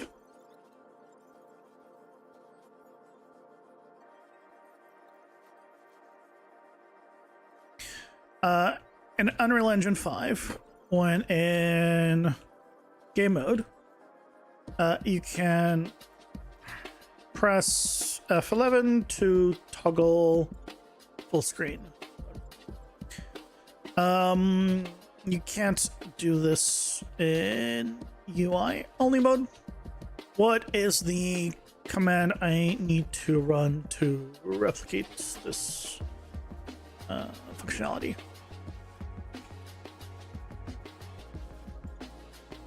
Let's find out.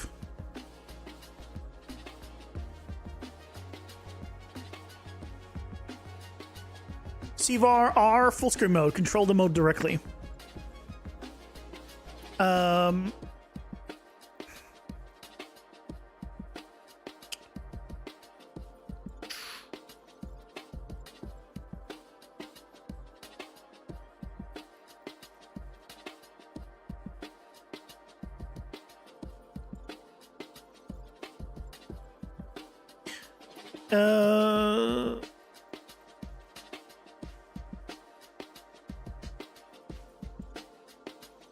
Is there not a function that replicates this functionality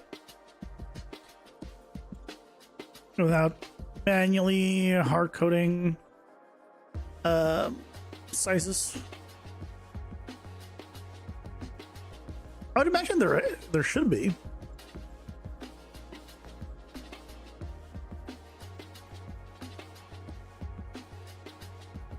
Get the game user settings. Use the get full screen mode. If it's window, set to full screen or window full screen. F11 in borderless window full screen. If current is full screen or windowed full screen, set back to windowed. Call set full screen mode. So this is what I am doing. Finally, call apply settings or apply resolution settings for media effect.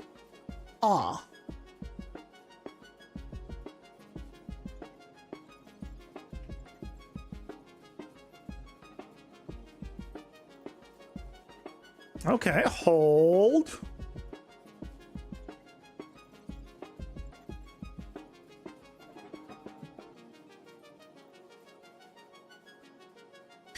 Wait, no, no, full screen. Yes, yes, yes. Okay.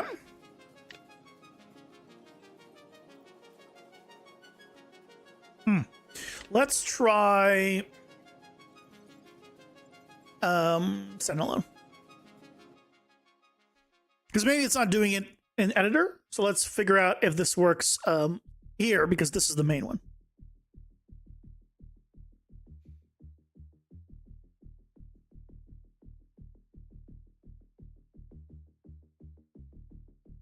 Okay. So here, if I press F11, right, this is what it does. Guess what I want.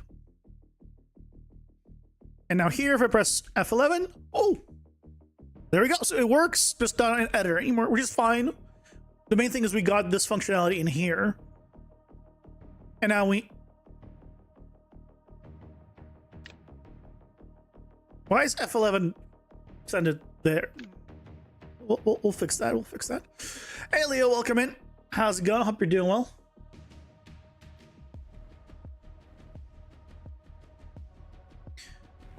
Yeah, so with this...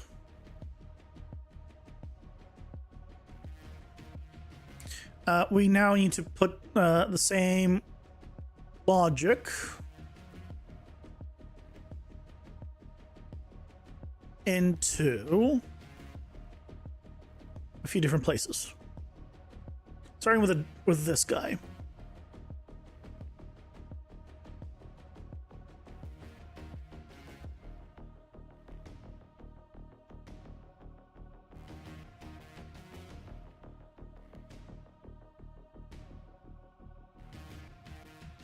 Oh, this is a problem. Because this means that this is just always going to execute under any button. Wait. Hold on.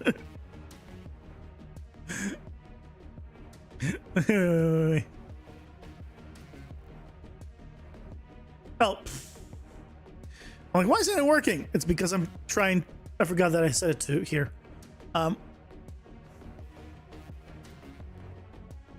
It's fine. Load it.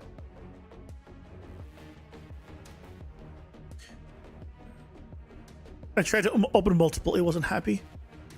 What I wanted to do is do selected viewport, please. And if I come here and I press like H or G or just any button basically on it, yeah, it sends it, which is not good.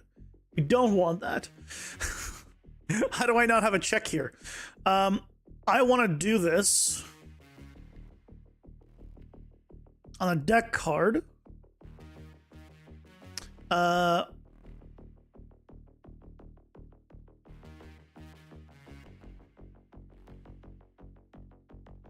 Only when this is the deck card on key down.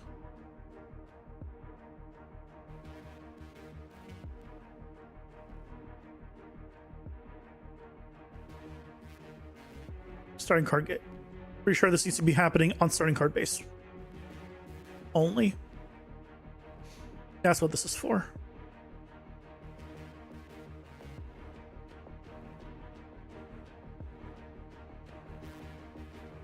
Let's confirm. So now,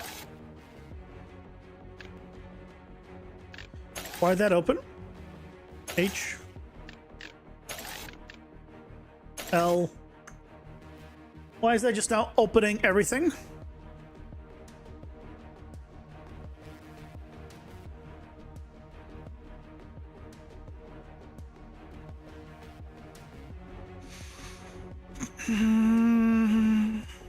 Why is that toggling? It should be going on to here. But that's definitely not. It is when I...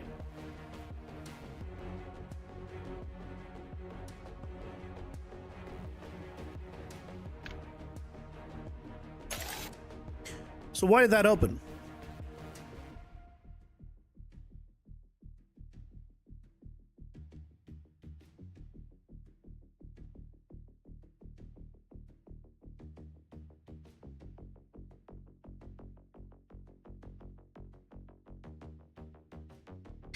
That's fine. That's going to get broken right now.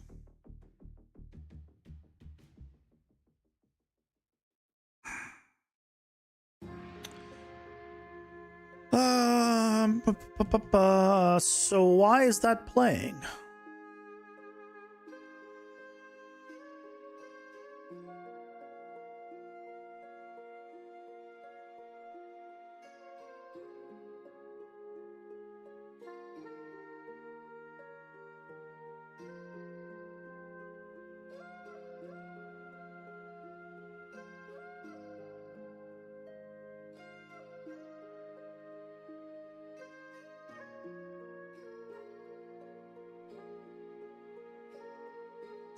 Event construct. No.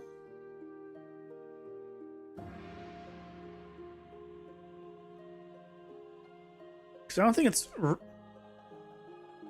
shouldn't be doing this.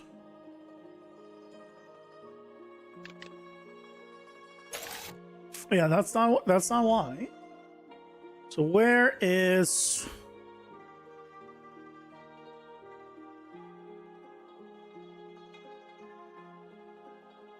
Is it even triggering this?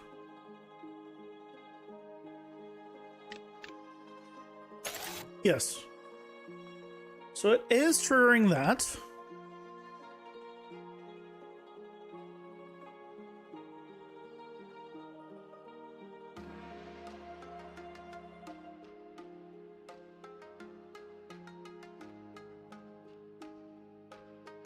Which means... Let me guess, it's triggering this thing.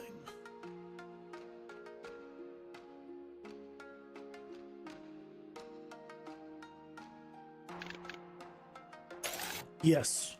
Okay, why? What stupid thing did I do?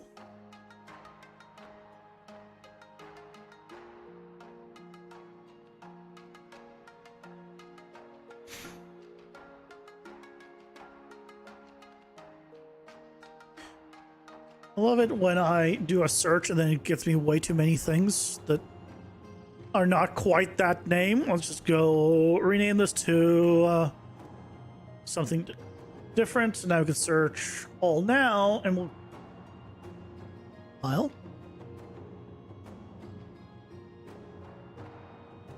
Well, hold on. You can't say this is the only place that this is.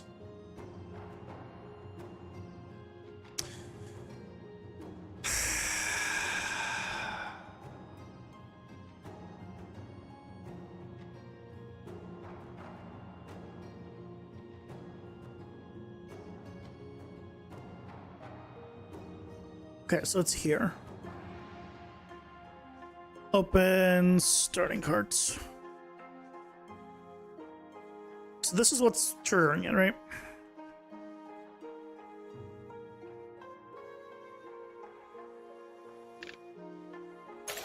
Yes. Okay. What's triggering this?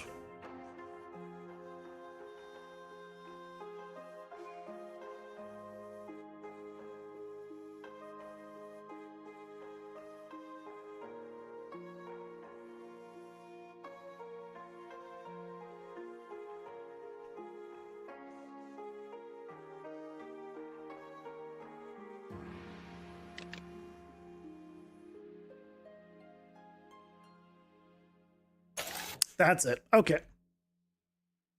So it's this. Okay, so what's happening is the select area is always triggering this, even though I don't want it to.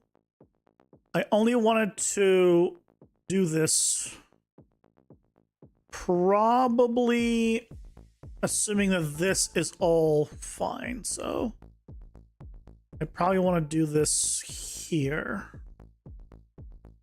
afterwards.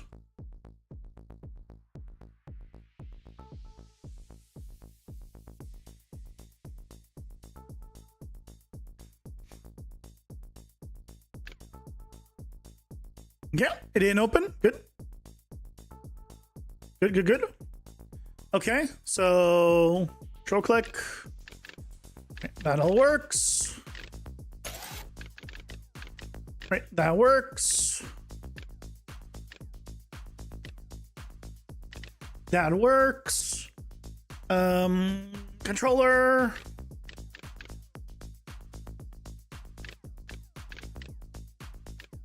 That all works. Good.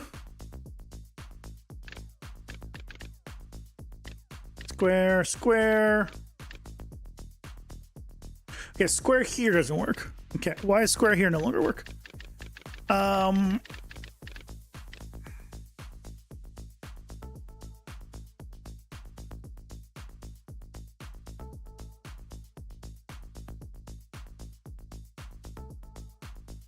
Okay, we're getting closer.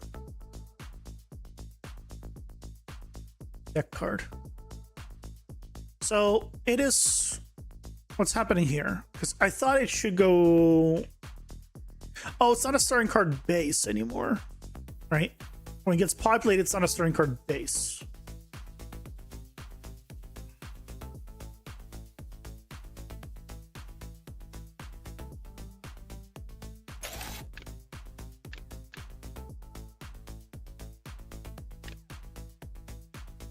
False.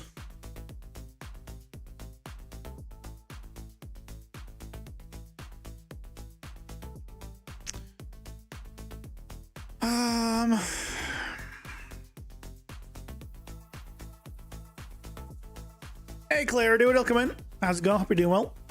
Love the colors of the cards. I mean, you could thank Midjourney for that. They're just temporary placeholders, but that's courtesy of Midjourney. I can't take credit on that one.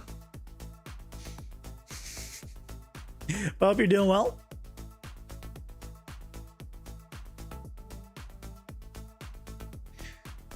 So when I generate the starting cards, I put them as deck available.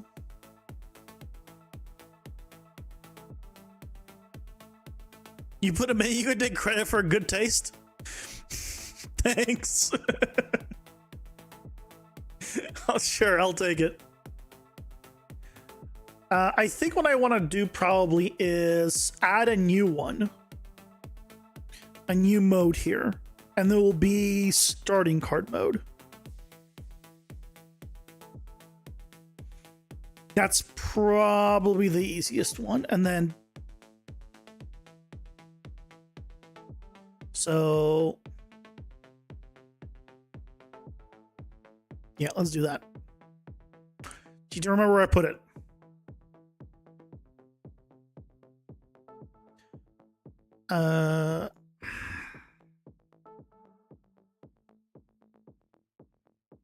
Deck card mode? Aha! Found it. So here we'll just add starting cards. Okay.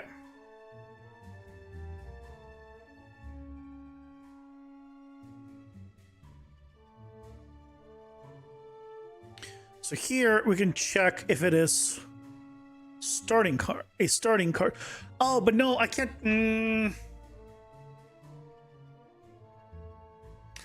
No, I can't make it so it's a starting card mode. No, I can. Because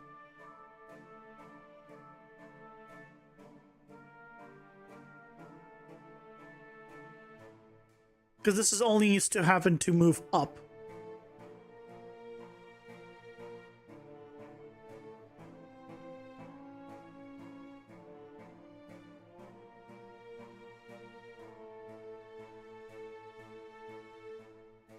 I only need to do this.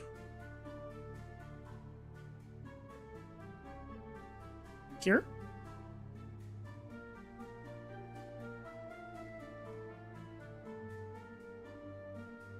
You know, if you're doing this in the right place, but you know how some projectiles can move in a corkscrew movement, and the projectile component only works with velocity. So if you try to artificially add rotation and offset, it will not behave accordingly. You must have to manipulate the velocity and have it work. Okay, so what about it? You talk about just having the arrow go like this, basically, right? You want this? I assume that's what all you mean. It's just you want this. Yeah. So just have the actor still follow correctly, but then your static mesh, boxlish, or whatever else you have, you add a local offset to that to have it go like this in a circle. Or use roll position offset to do this. Either that or do a local offset in the actor. So the actor itself is still going in a straight line. So projectile movement doesn't have any effect on that part. You just do a local offset of the visual aspect of it. Hopefully that makes sense.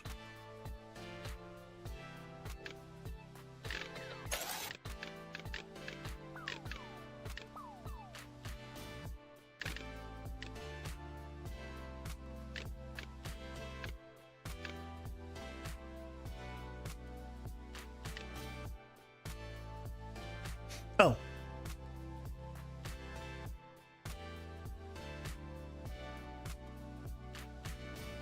It helps if I also change this to starting cards.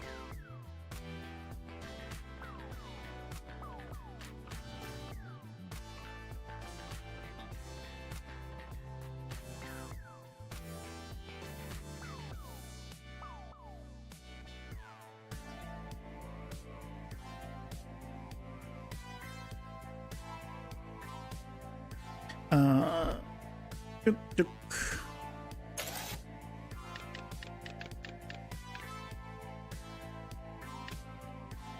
Okay, so now we can do here. Ooh, what?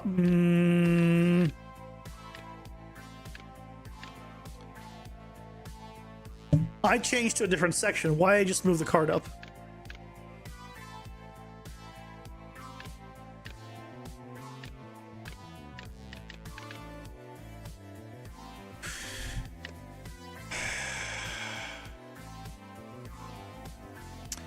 Because again, it's not looking for the right button. Stream paused. Don't worry, the shampoo ad isn't plot relevant. So I still need to do the check for the key. It's this first, and then the key, and then... yeah. We'll do after that.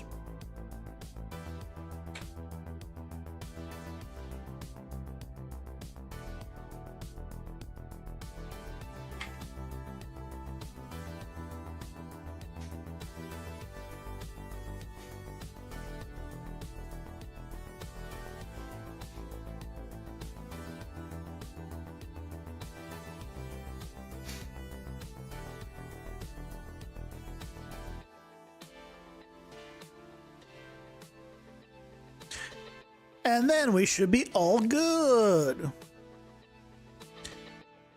Yay for being good.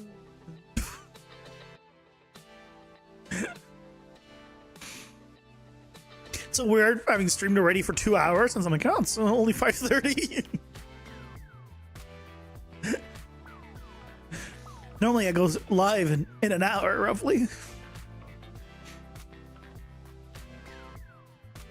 Oh, lights are already on behind me. I just noticed. I guess they've been on for a while, probably. I haven't been paying attention.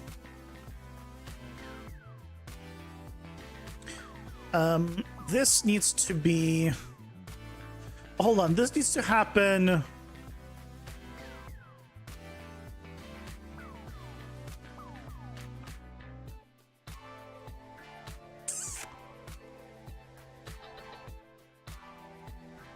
select area, toggle starting cards. No, this needs to be to move the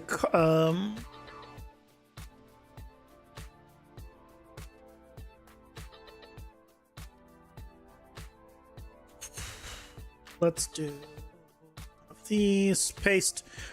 I want to use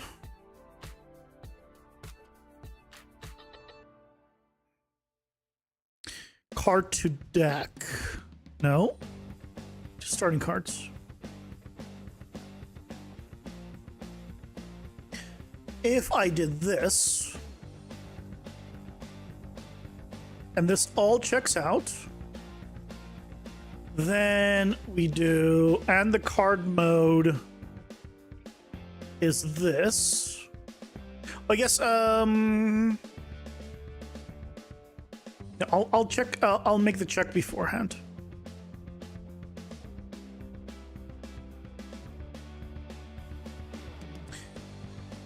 Yeah, we'll do it after. After will be easier for me to work with.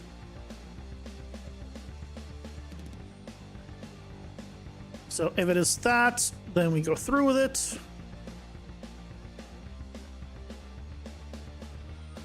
And then this will check for the right key. So if assuming I get to press the right key on the right thing, then it will do its thing.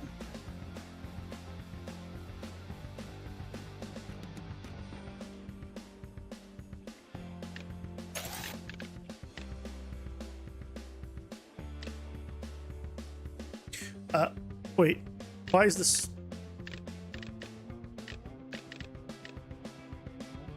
Why is that not?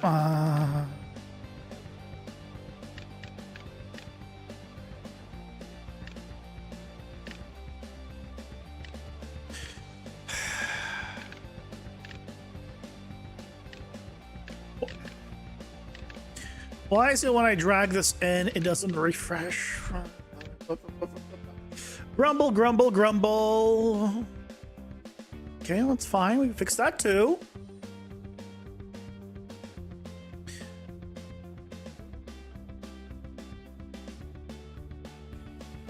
Okay, starting cards. On drop. Why isn't it refreshing? Add to starting cards.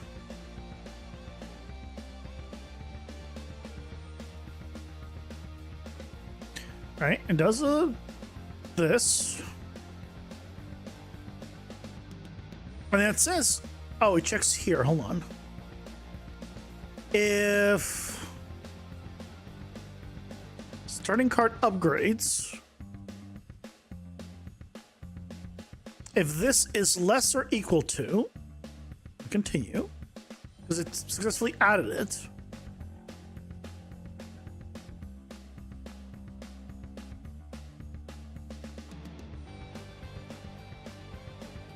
And then it should make it unavailable. So what's going on?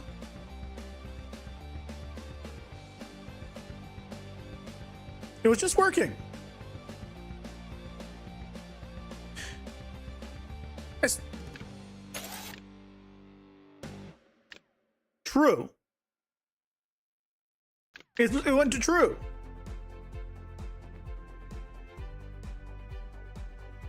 It should make it unavailable. It's right there.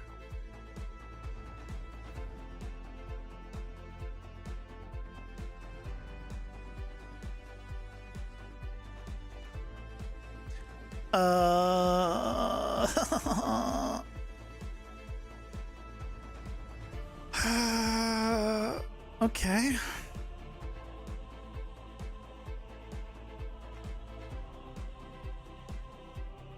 So it sets it here. Oh, but then it's not regenerating it.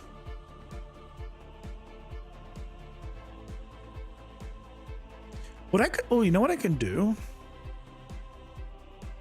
You do set card info with. Oops. Get current.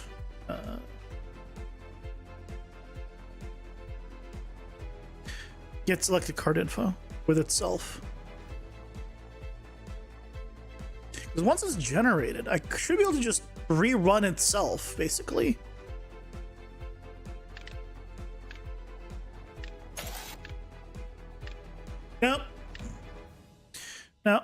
Screw me on that one.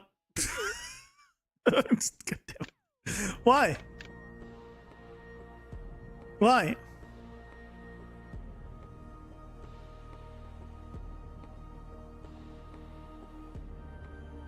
Hey. Hey. I don't no stick shift drift, please.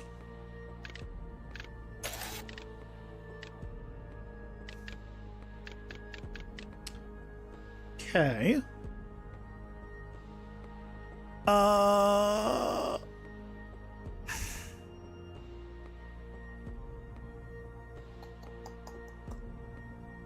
I guess this is not doing...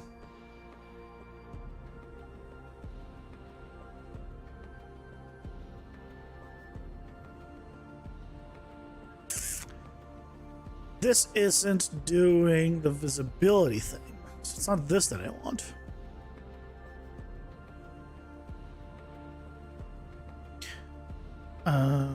I want to do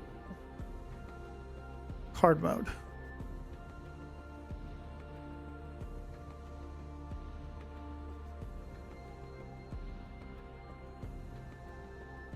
Now, some mouse button stuff, not drag detected. Set card mode function.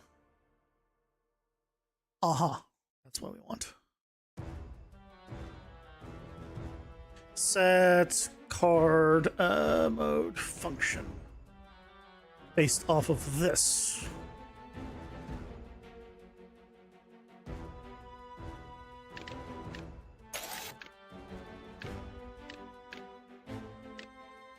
There we go. Why can't I drag this?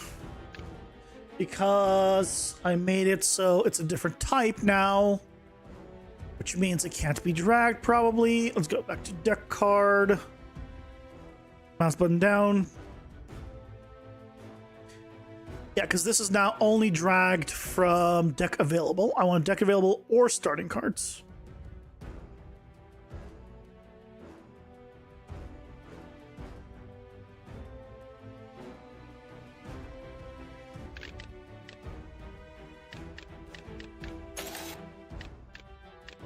There you go. Now we can still drag this. Put this back. Put this forward. Excellent. Okay. Also, I should no longer need to fully regenerate the entire thing every single time. So with this, now we should be able to go to a card collection. I think it's here. Selection area. No. Generate deck cards. Remove cards from deck.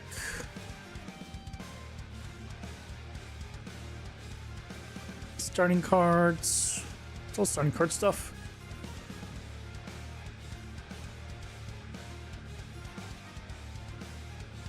This.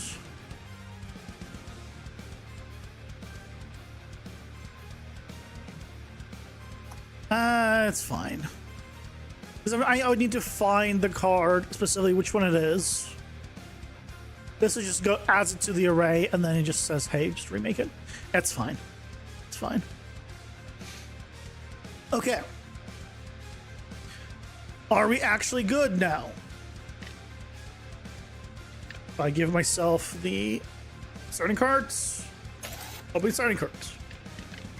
Square, toggle, all working. You can see there and below the preview of the card, right? The value is changing. And go here, press square, and then also puts it back. And then if you have nothing left, then the selection goes back to the collection mode automatically. If you have it closed, you add something to the starting cards, it doesn't automatically open. Why is it open on that one?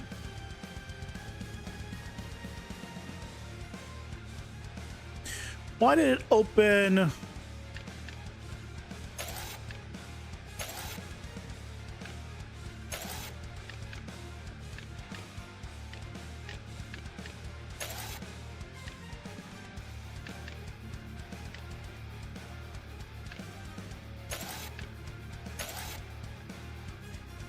Why isn't it open on the first one then?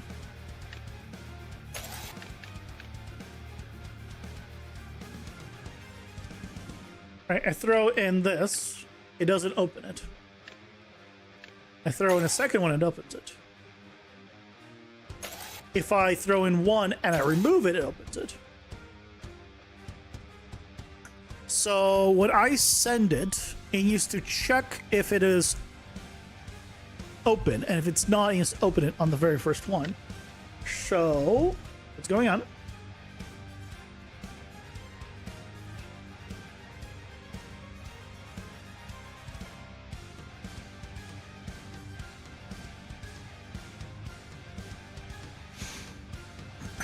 It should do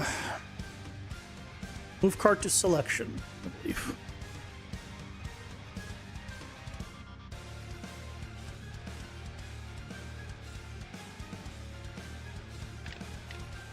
Yes.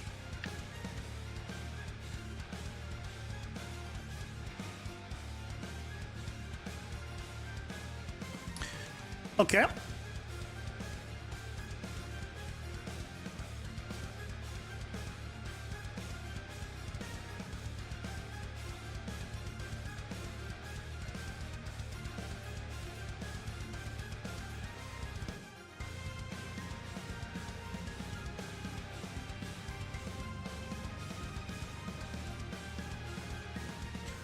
Okay, so what if it is valid? Add card widget to starting cards.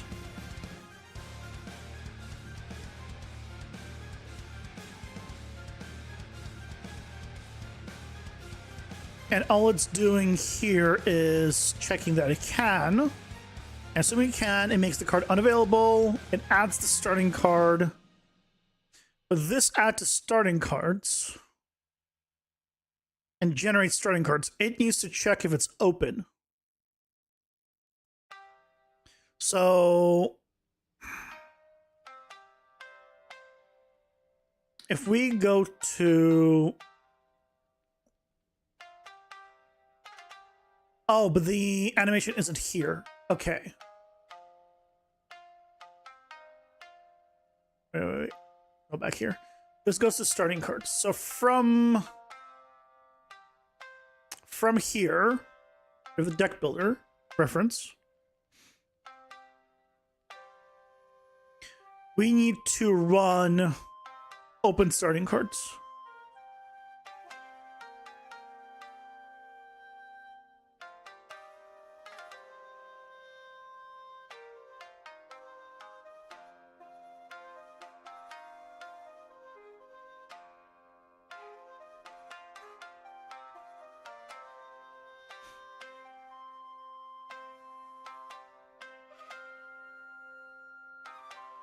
Not the message. Oh, is it a message?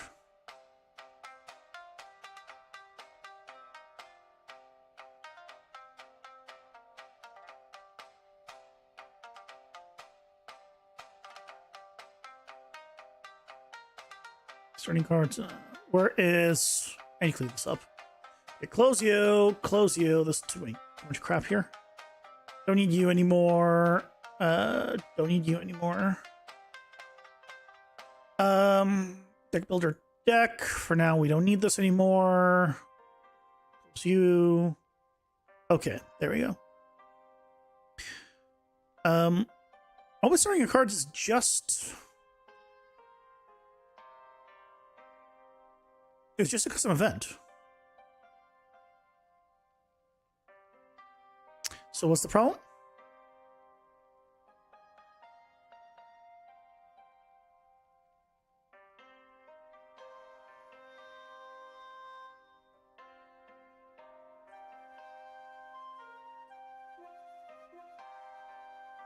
Deck builder reference.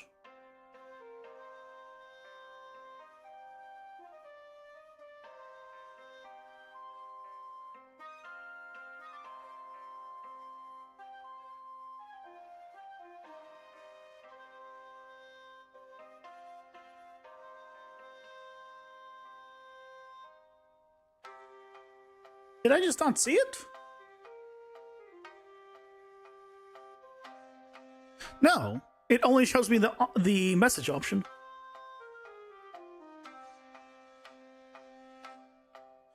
Is it? Hold on. Is it because this is not supposed to be a message, or what is it? The thing? Where is?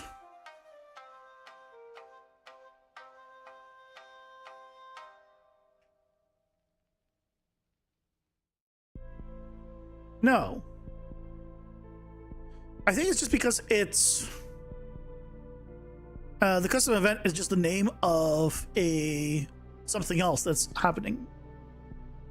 Let's call this force open starting cards. I think it's just because it's called the same.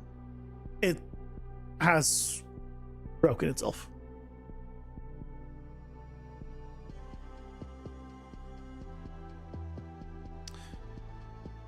Force open starting cards. So if it is successful,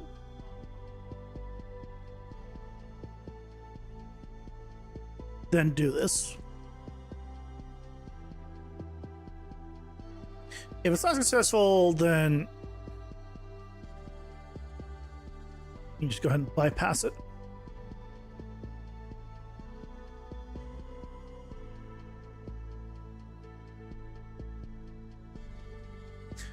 Okay. So, first card, what? And open right up.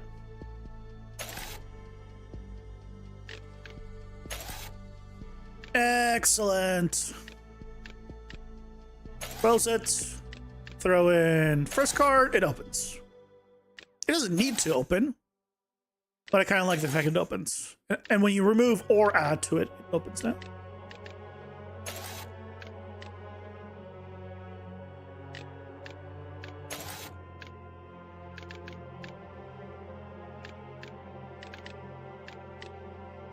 Excellent. Okay. That's working really nice.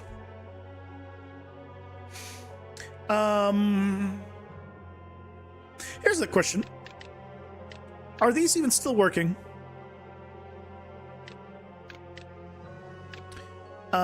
If I was to put the health up as my starting card here.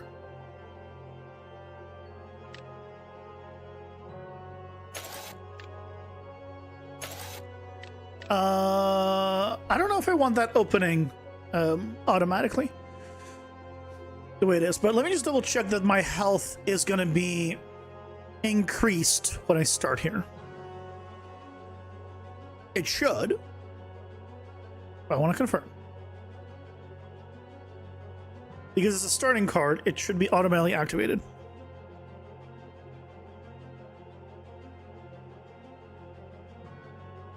First time always takes a while.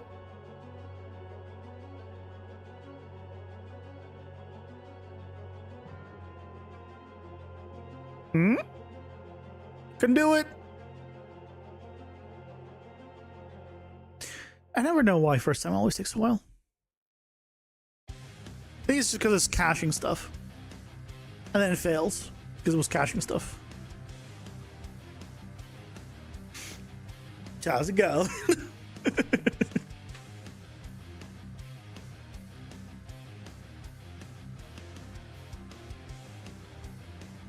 Hope you're doing well.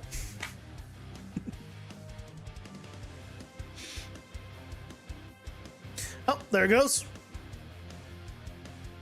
I see it preparing textures and stuff.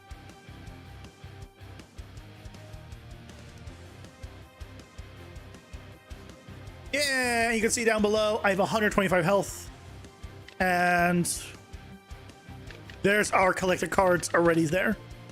So the health up did get activated automatically. Restore 25 health and increase max health by 25. 125 starting health. So that is all working. Fantastic. Yay. Okay. Good. Next. Next. I said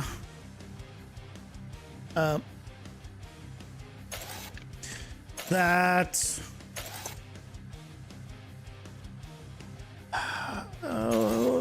what I was saying something about not wanting something done somehow, and I now forgot what I was saying. Oh, if I leave this open and I reopen it, it plays the animation again. That I don't want.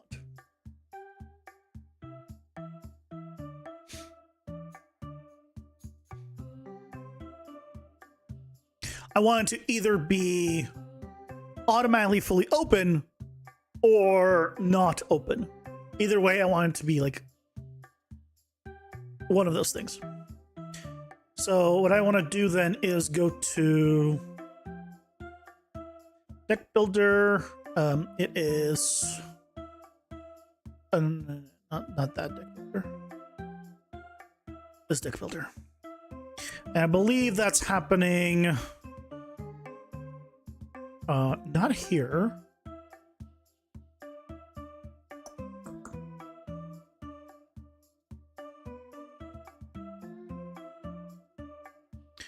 I need this one. This. On construct, it checks that if I have multiple and my cards were left open, then it plays the animation. But really what I want to do is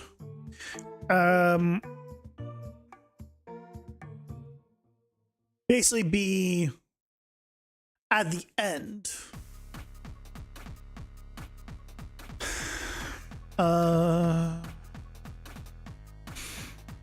Can I myself set animation current time? Sets the current time of the animation on this widget.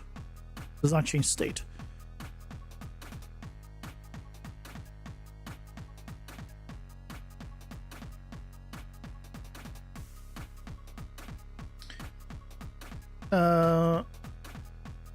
Does not change state. Cosmetic. The event is only for cosmetic non-gameplay actions. What does that mean? Let's find out if this is doing what I wanted to do, or probably not. Based on the description. Oh, there you go.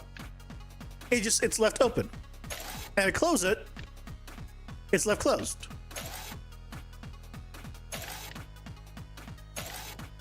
And if I start opening it, ooh,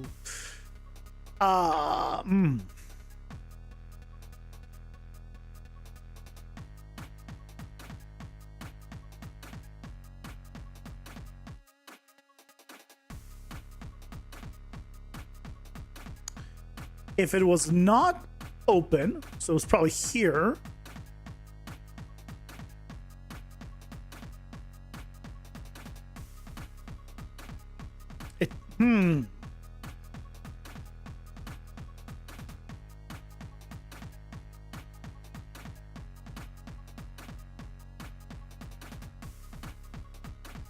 Okay, how do we get around that little problem?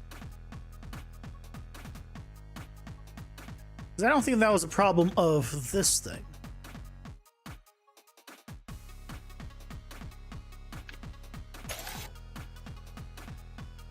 Well, I mean, it was. It just, I guess it didn't fix.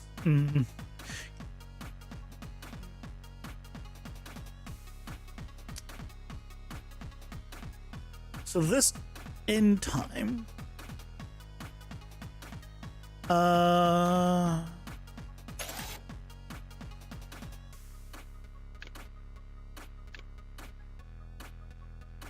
Okay, so this is not doing what I want.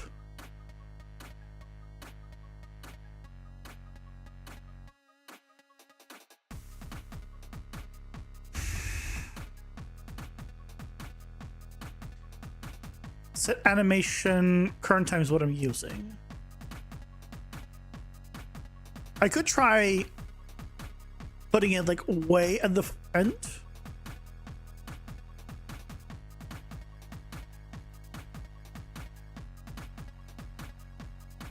What if I made the in time like 1,000?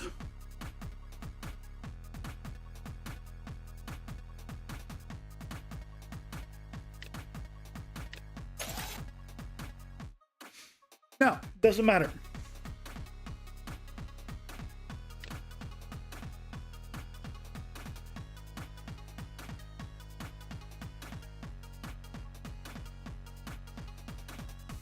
What if I did set animation current time and then play animation forward?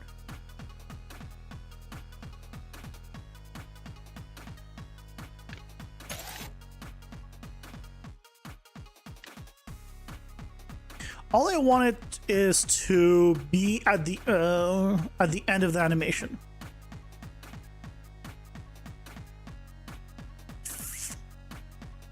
So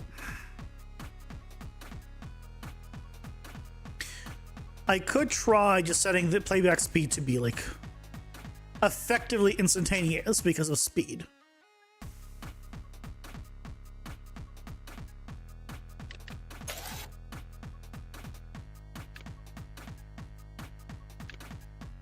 For a moment, you see a flash.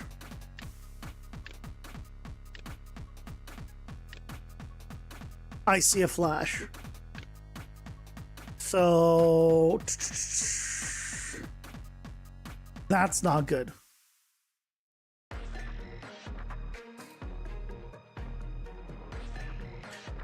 What if instead I did play animation reverse, speed of 0?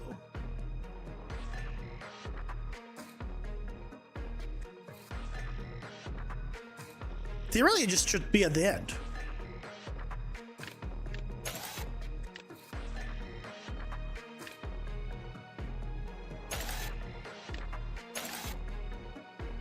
Yeah, that works.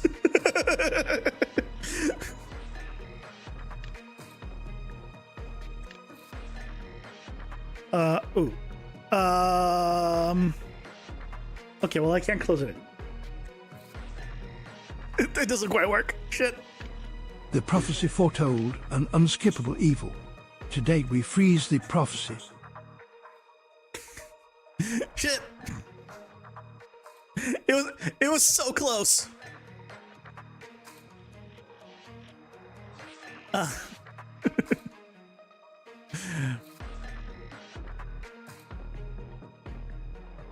It was so close.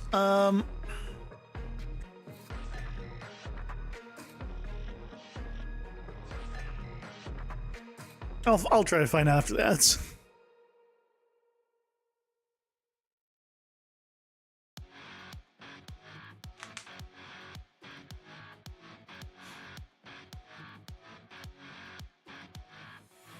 We will find out together. Or we will fail together. I don't know where the together is from. I feel like I heard that somewhere. Together. I don't know where at this point. My memory is so bad. I wish I had better memory. I can't ever remember where I see things or hear things or anything. I'm the worst. And UE5 UMG, I have an animation. Animation of a widget moving. You've been sick for 2 days, so I'm sorry to hear that. I hope you feel better. Your voice is extra deep, but also groggy a bit. Well, hopefully you get better. But if you need a deep voice for anything, record your voice lines now.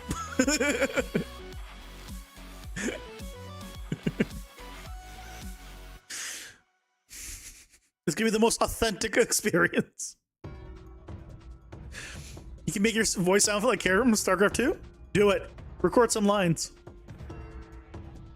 You started recording lines. I mean, technically speaking, that is bad advice because you should rest your voice. It'll sound nasally as hell, though. Doesn't matter. That may be the character. That may be just how they sound.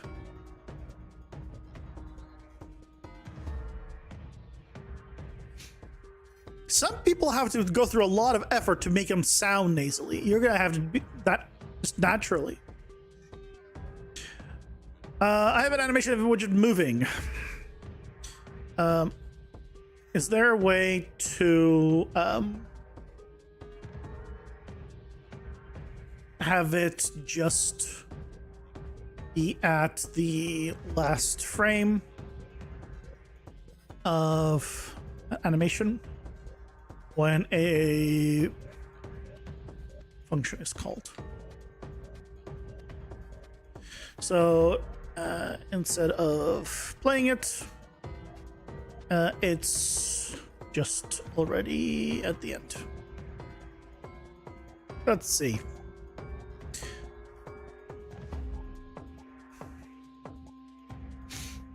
It's been so long since I played StarCraft 2. I played StarCraft 2, and I played Wings of Liberty, and I played the Zerg one. I never played the final one. I never played the Protoss one. Use the play animation node, play animation time range, or variance, but set the start time at parameter. Start time. Play animation. Oh, there's a freaking play animation start time versus the play animation for. Okay. Just needs to use the better loop base, better node effectively. Is what I'm. Start time 0.5.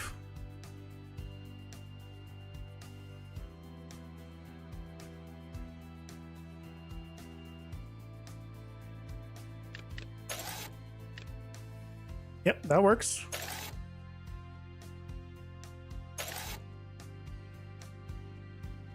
Ah, why does this not work? So this is breaks it as well. Okay. Why are we broken?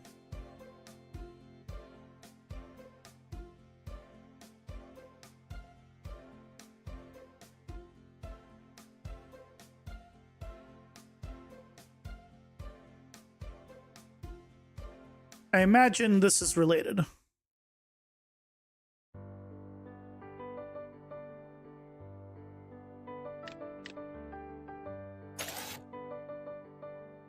Is this true? So why is this not closing?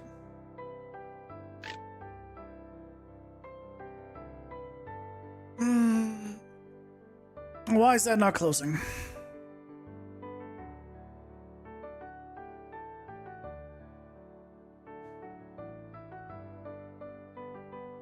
As long as the animation is not playing. Oh, does it think the animation's playing?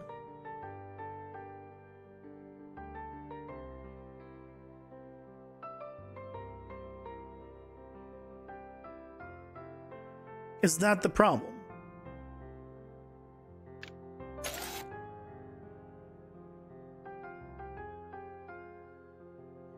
False. Okay, so what's happening is then what we need to do is set the animation at the beginning to be false. So if it gets reconstructed, as in reopened, I just wanted to reset this.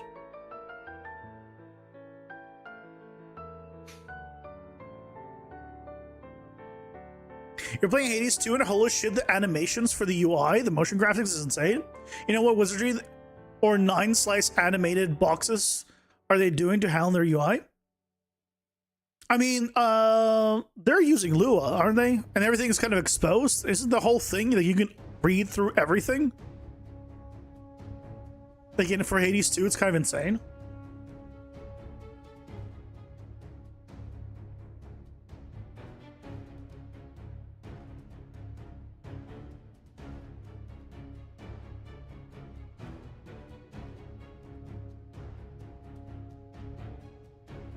Like the whole game is editable on disk.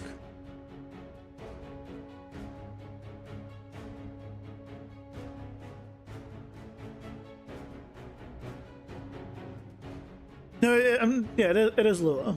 Just checked. Yeah, it's all done in Lua, and that's why there's already tons of mods. Apparently, yeah, I'm like on game. Yeah, there's already 10 pages of mods here.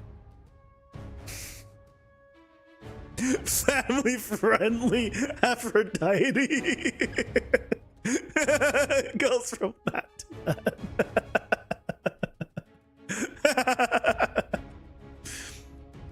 Oh, has it been hit? Oh, okay. Thanks for that. I turned it off showing something and then forgot to turn it back on. Yeah, there's 10 pages of stuff. You can change like all sorts of stuff. It's extremely moddable because it's all Lua and it's all exposed. No enemies.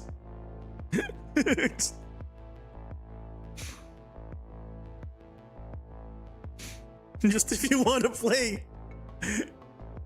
If you want to play the game, but just not play the game.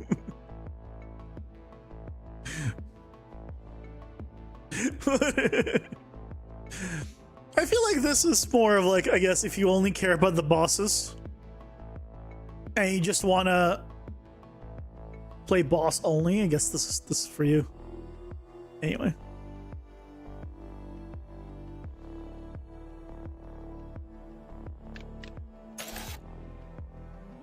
There we go.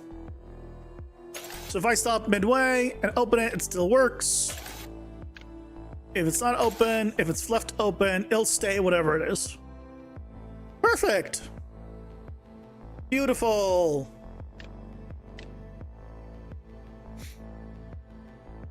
Too many enemies, not enough game. I know, right? If only they just, the ratio is just, it's just not there. But for us, we got the perfect ratio. Definitely does not need to be adjusted at all. It's definitely not on my list of things to do. Definitely not. Okay. So, one more round. Enable that. Right. So, we can go back and forth here. Still here. Right, go back and forth. Single button. Go back and forth here. Single button. And we can remove cards. Go to the other section. Remove cards. All right, it gets moved over. The values are updating. It does get activated. Why can I no longer go to different sections? Shit. Why can I not go to a different section right now?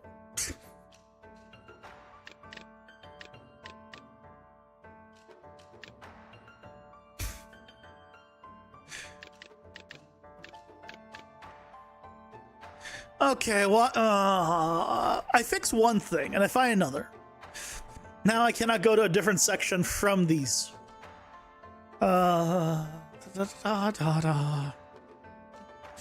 It's because we made them a different thing. So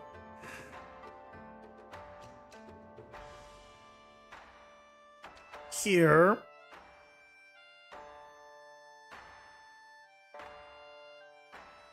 select deck builder area, this thing.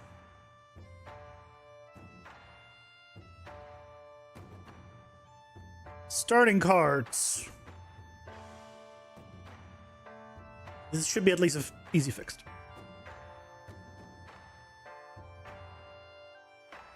Okay. Yeah, okay, good. Now, if I if I have right here, if I press right, you go into that section, and then I press left, I don't go anywhere because I can't. I'm still here. Up. Yep, this is all fine. If I go here and I press right, left, good.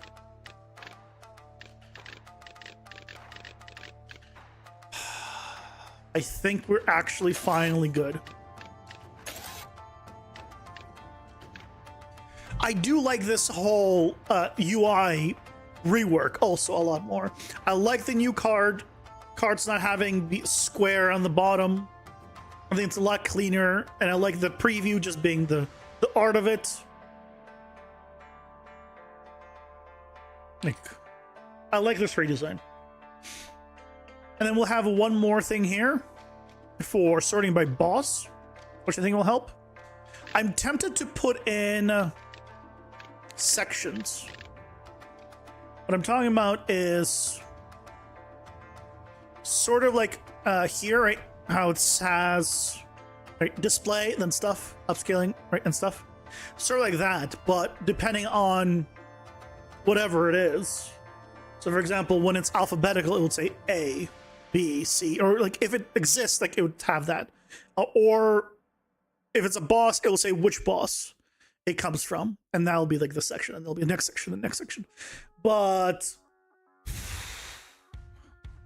that would be a giant pain in the ass to do. Because basically, it would be creating... It's not populating one grid. You would have to create grids and then populate the grids for each one. And then navigating between all of them would be a giant pain in the ass. So it's an idea I had, but chances are, at least for the foreseeable future, I'm probably not going to do that. Oh, by the way, kind of exciting news that I have forgotten to say. Over the few days I was gone, I reached out to somebody for making the main character of the game and actually creating them. So, nothing's like set in stone, but they said yes, they're out till New Year's, and I'm like, it's fine. Obviously, like, people are gonna be on vacation right now, but starting early next year, I might be hiring the first person to work on something other than me, which is to make the main character for the game. So I'm kind of excited for that. We'll see how it goes, but I think I found someone real good, which is why I reached out to them. And we'll see how it goes. But let's see. Is this the first person that you've consulted, or first person you're satisfied with? I've not consulted with anyone. It was the first person I reached out to because it was the first person that I felt could do what I want.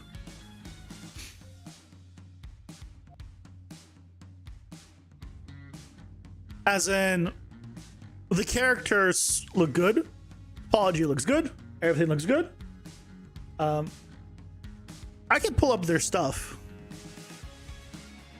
And they do rigs in Unreal. Hold on. I can pull up the stuff. I think it's a secret.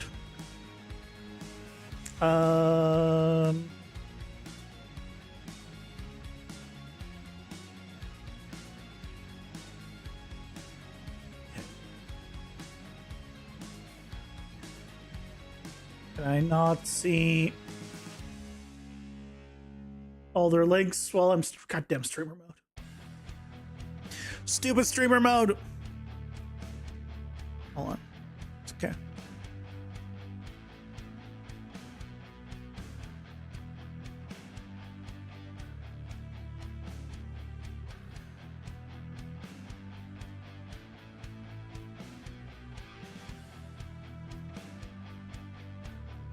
Which, by the way, side note, Apparently, all of the I looked at a few character people, and all of them were freaking in Brazil. Just a random side note. What are all the good character people in Brazil? Just, it was like I opened 3 random character people, and I looked at like the ones that like caught my eye at all, and they're all from Brazil.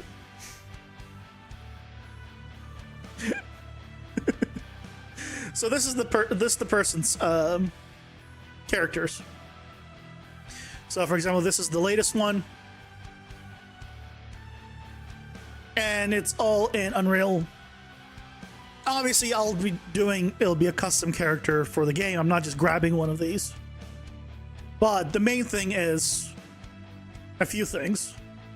One is they're all like attractive. 2, he freaking does like AR kit rigging, which is kind of insane. I don't have an Apple device, but if he can do with a non-Apple device, that'd be kind of nice. Full rigging. It being modular doesn't really matter to me.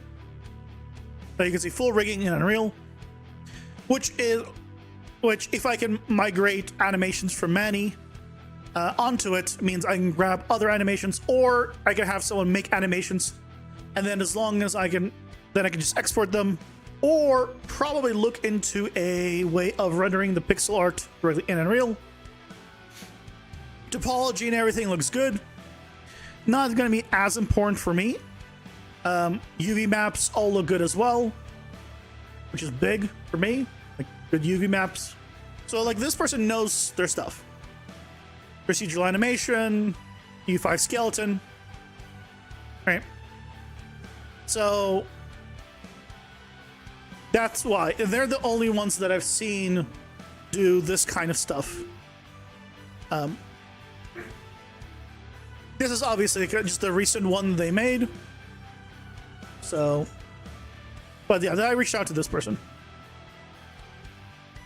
and they have a few. The main thing for me was their characters not only look good, but they look attractive, and to me that was important.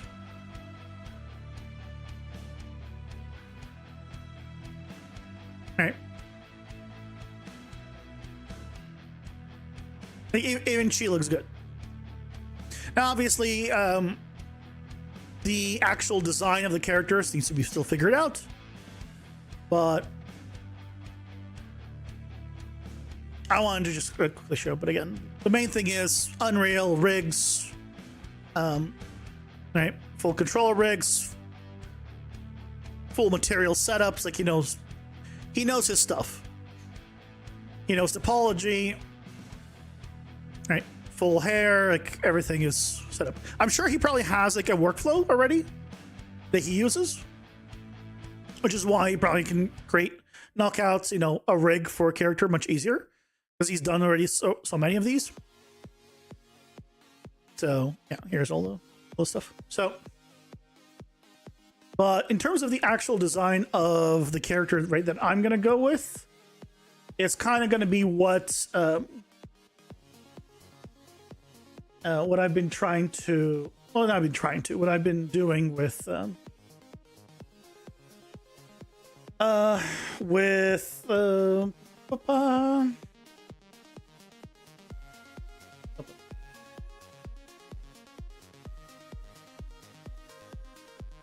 this, which is not exactly a design, but the point here is I'm looking for like fabric, metal, red hair, like something that will interesting, but I'm not gonna have it be like crazy. I remember I've generated so much stuff. Yeah, I'll be able to find another image of it. Oh, there's all my card images. Probably won't be able to find another. But the point is, right, it's going to be something along this lines in terms of the design. I'll figure out what can be done, because the kind of the big ones for me is I want to probably either have a cape and hair, move maybe a cape, or I guess dress, or whatever it is. I don't even know what this would be called, because it's clearly not a cape. Cape is from above, but it's also not a dress. So if something like this was created for it, I don't know what the hell it's called. But whatever fabric or hair, right? And if I have the character running, I'd want the hair to be like flowing. So something like that would need to be somehow done procedurally. So I'll probably end up looking into and creating a way inside of Unreal to render out my sprite animations. So instead of doing probably through freaking sequencer, which I dread the thought of. I hate that thing. Just because it'll be easier to do cloth and stuff like that. That's the plan. That's what I got. So sometime probably early next year, it'll all be set in motion. I don't expect it to be like January, February, but like probably in the first quarter, some movement will probably happen,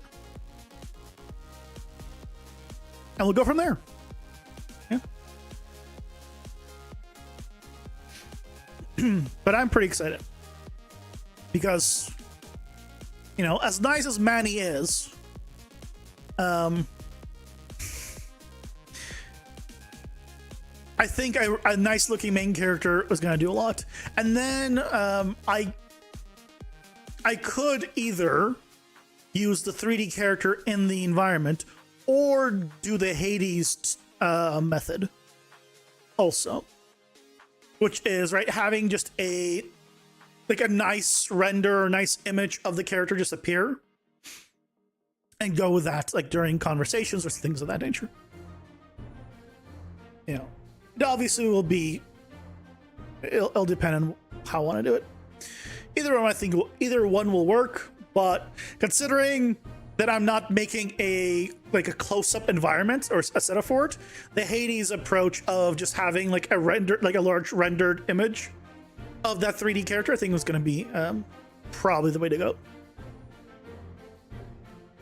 Which is good because, again, open for rigging.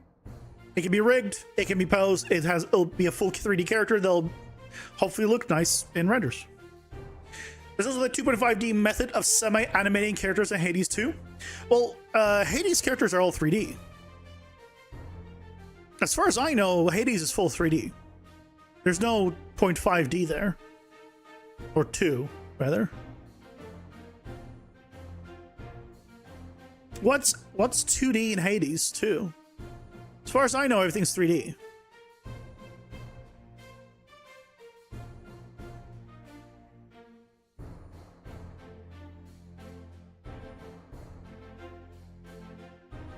Did I miss something?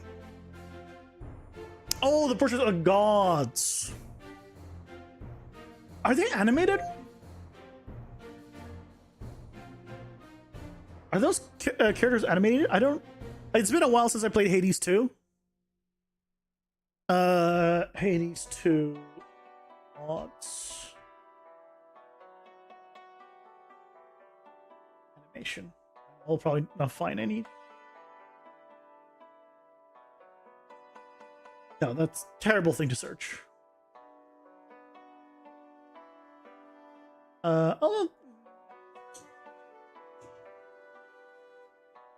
Yeah, see, they're just still.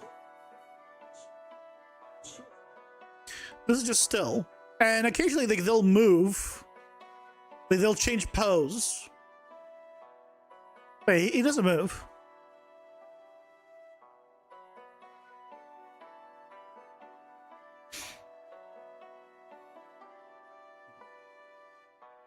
Unless you're talking about something else.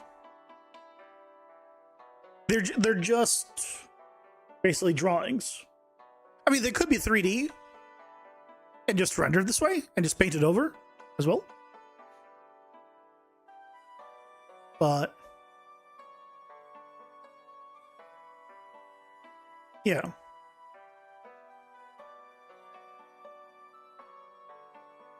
And they're basically just 2D drawings. I'll do mine 3D. It must be an update thing, because there's like some visual effects, I think, on some of them. This is from a year ago, to be fair, right? If you can find one,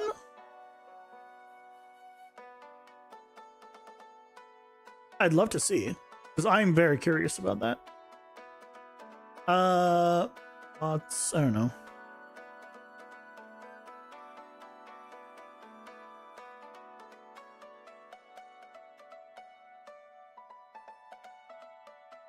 It's possible they're doing like a live 2D type movement. Like it's like 2D, but they're just moving the 2D like pieces around, kind of thing.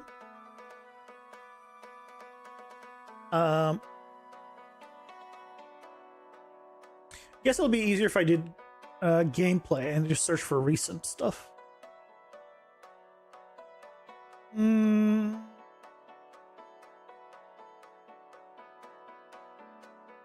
Let's see. 3 months ago. That's probably fine.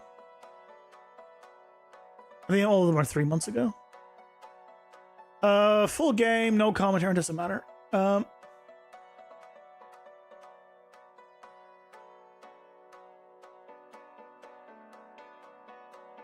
So this is...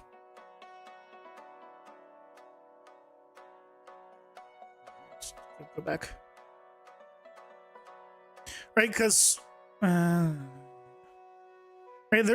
they're moving it like there's a blinking and but effectively, I mean, okay, there's some effects on top of it.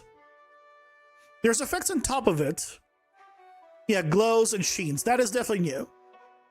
And occasionally like a blink, but they are still 2D, right? Then there's stuff on top of them. I believe she blinks. But the point is, right, there's still and there's still a sprite, and there's just some animation on top of there. It looks good. Absolutely. But that's kind of probably...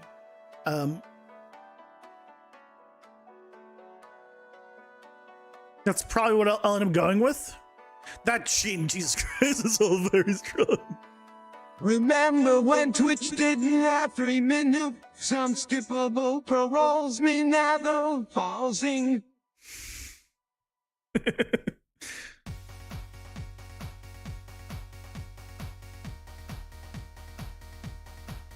You can also use some 2D particle effects as well for some of the hair, some of them.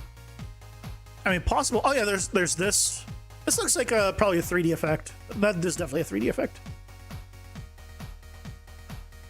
And there's a 3D effect, and she's just a 2D sprite, clearly, in space. It looks good, though. Yeah. But stuff like that is what I'm talking about. Is most likely what I'll... Well, not most likely. What I'll probably end up doing as well. Just because there's no real place where I would put a close-up camera for my stuff. Well, as we're finished, I'm going to quickly run and grab a drink. I'll be right back.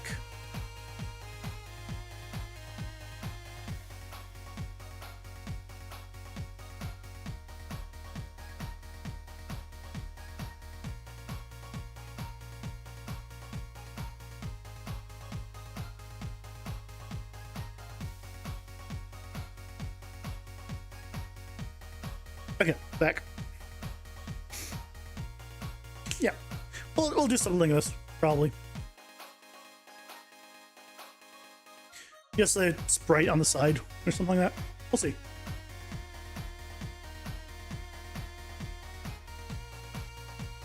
That's for later. The point is,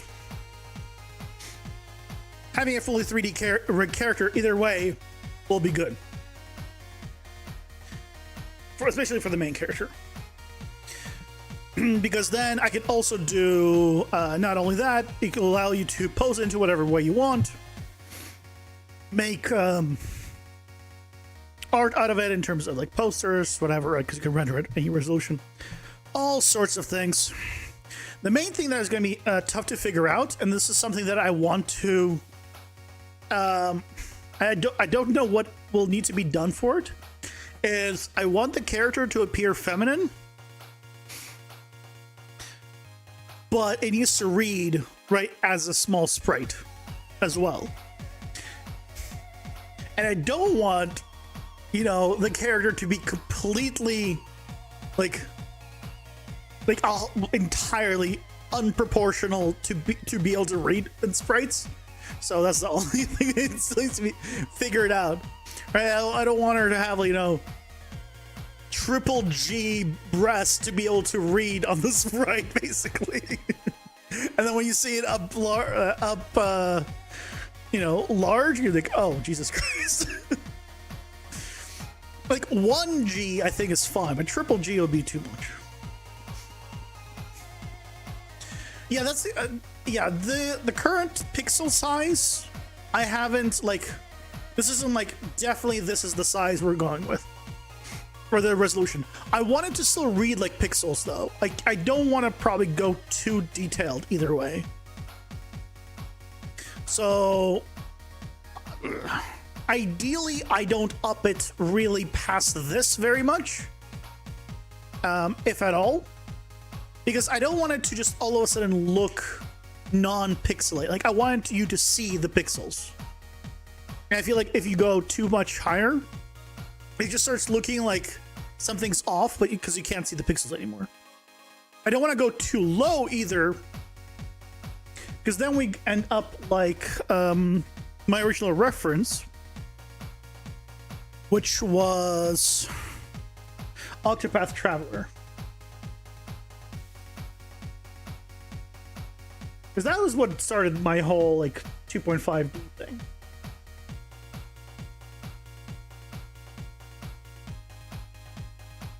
Right? I don't want this. As cool as this is, this will not work for my style.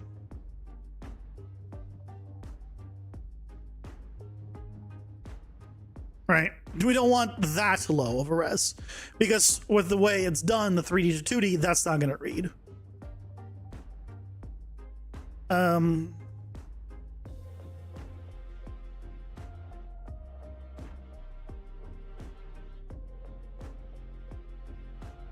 This is right. This is pretty high res, but it doesn't read pixel arty. I mean, it is obviously pixel arty, but you're now it's far lower, it's far bigger on screen. So right, if you made this smaller on screen, which is like more than my characters are, then you have less resolution. This is Dead Cells, by the way. Fantastic game. I never ended up beating it. I stopped for whatever reason. Don't remember why. But Dead Cells is great. I heard they're making a sequel.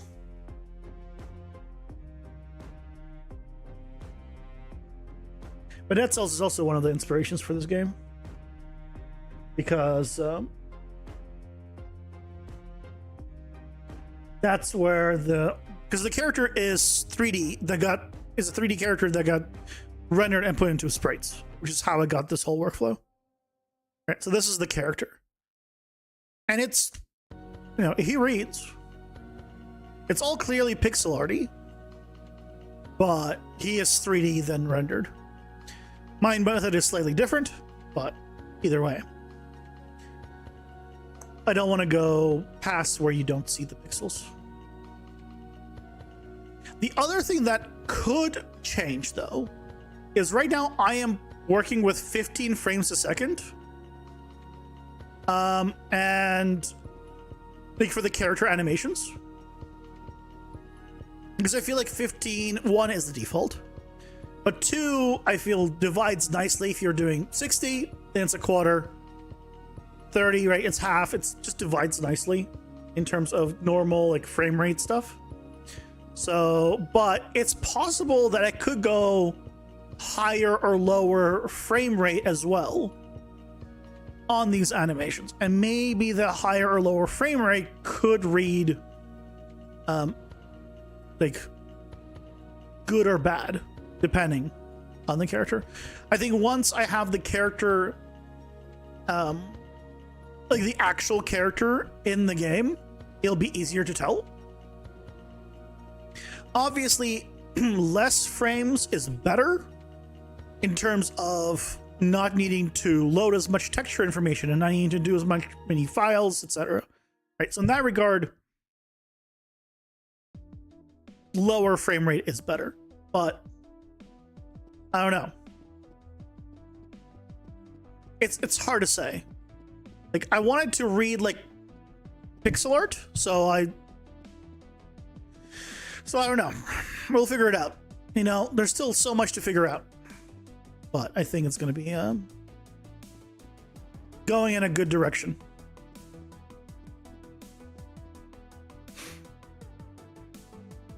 Plus, if you have it too small, right, at this resolution, you can still kind of tell it's pixel arty. But once you go like much smaller, then it's hard to tell.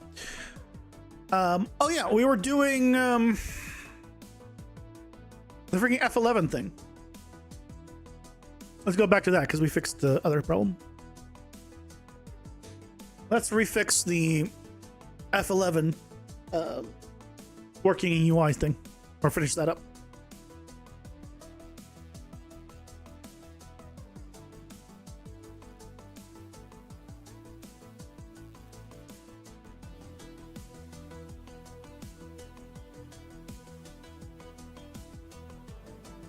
Is it opening? No, yes, it is. F11, right? Works here.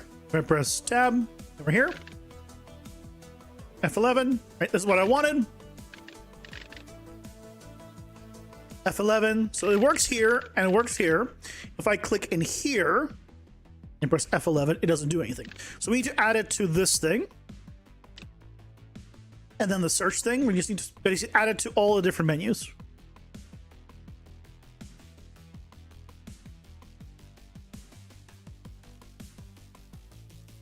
So on key down, we need to basically grab this.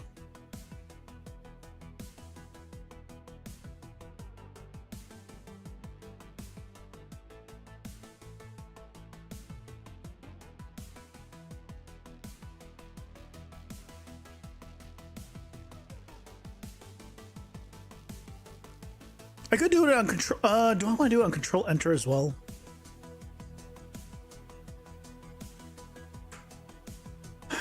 Because control enter is also a popular one.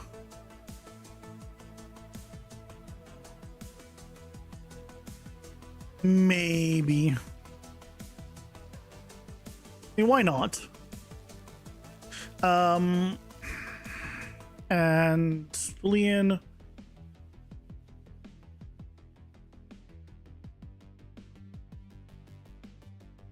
Oh, I need to.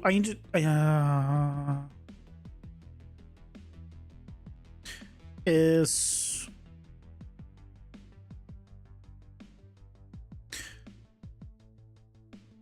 oh, can I do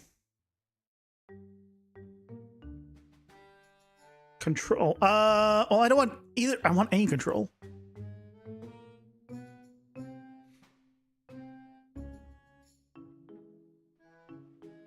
I want is modifier key.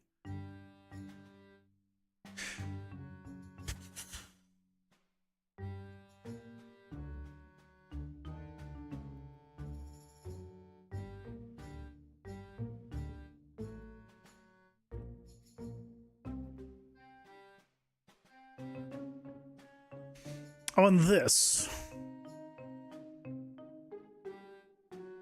what is key state? If key event,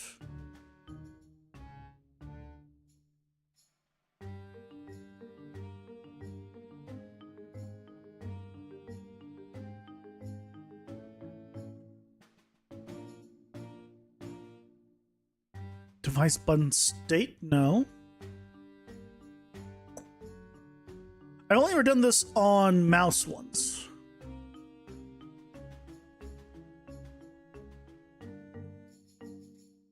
Is mouse? That's not a mouse button.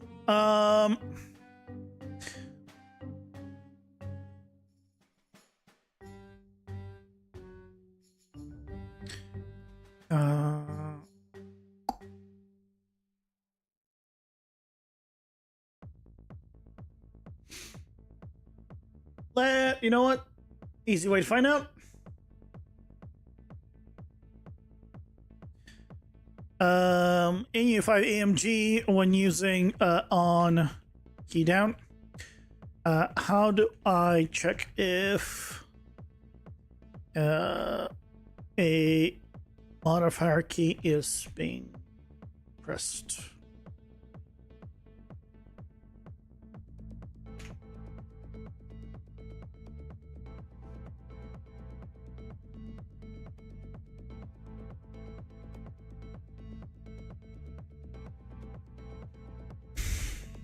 From the key event is control down.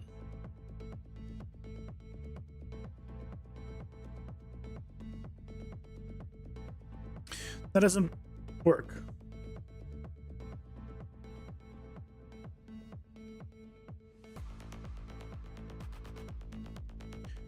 Oh.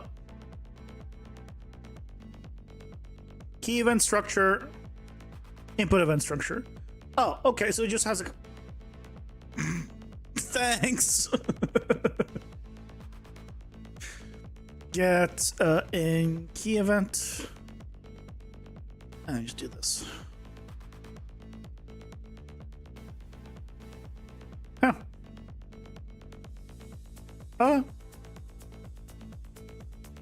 The one thing I didn't try.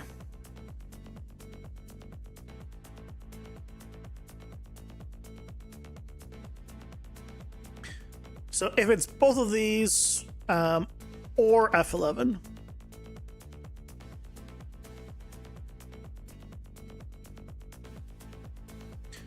then go ahead and do this. Okay, so now we take all of you, save, deck card.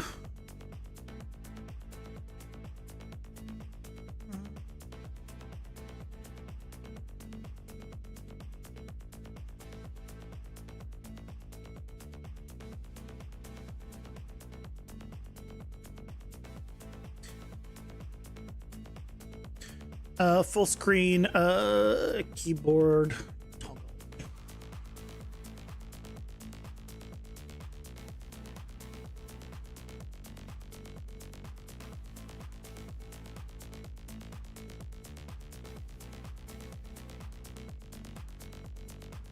Okay, deck builder.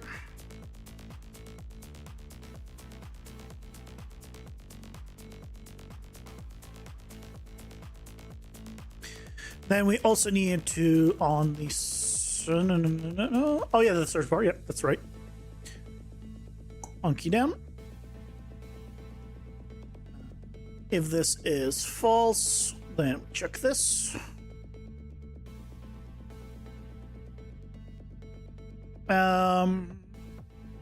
Starting cards as well.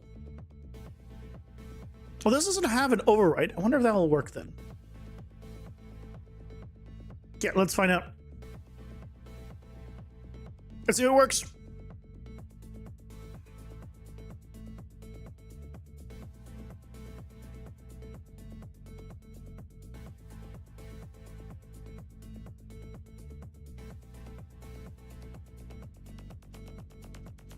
Okay, so here it's gonna work.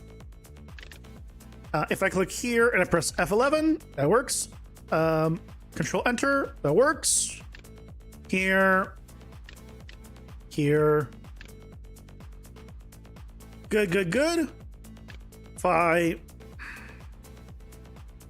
open this up and I go in here, F11, Control Enter, it all works. Okay. So now we have all of these able to toggle between the two. Now we also need to add it to the other options, the other menus. For example, in here, we cannot do this.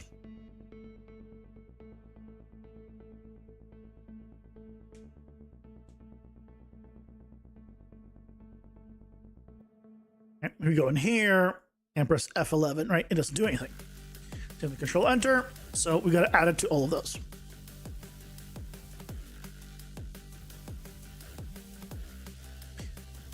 Okay, let's go. This is going to be the dungeon. We can do the boss card shop as well. So I guess let's do 2 of these.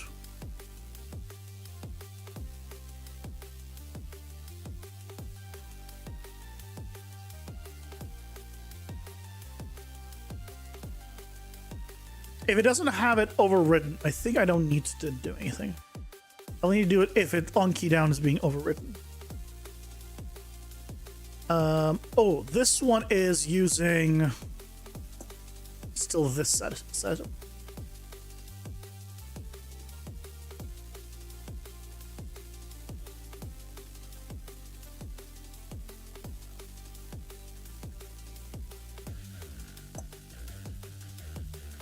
Instead of this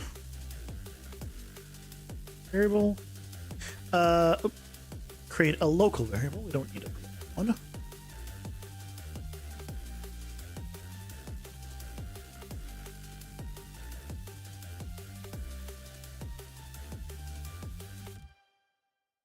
Local variable.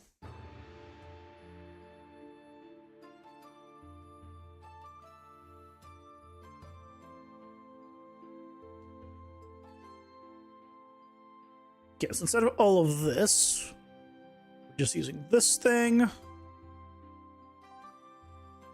So that all the bindings are working, and if this is false, we go here.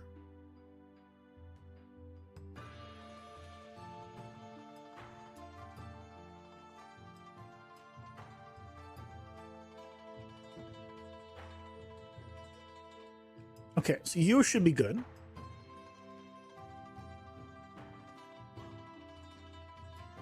What about you? This is button right and escape to basically close. So I feel like you basically need the same thing.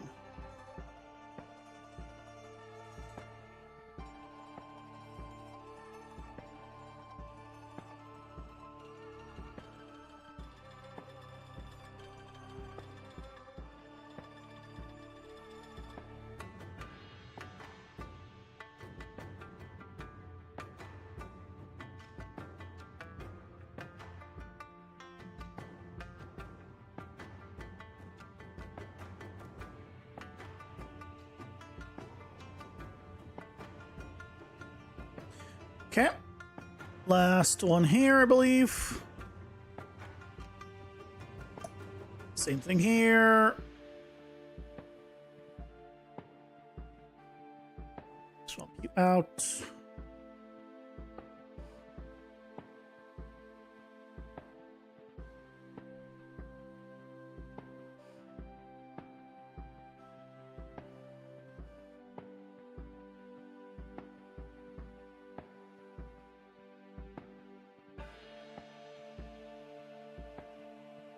Okay, so that shop should be good now. Close you. Cards were good. Card unlock. We do want that as well.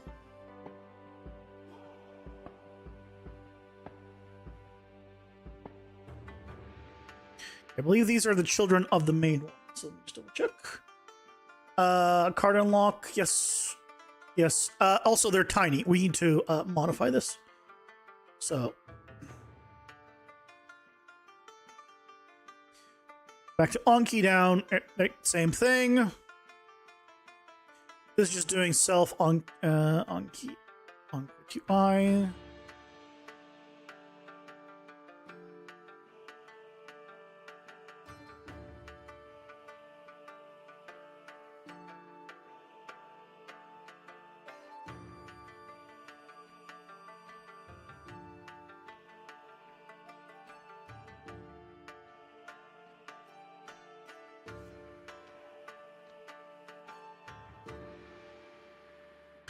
Okay, so what we want to do is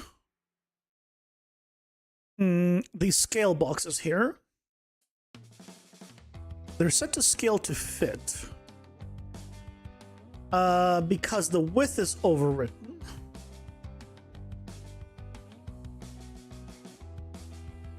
Why? Okay, we can do, instead of scale to fit, because it does fit, I guess. We can do user specified.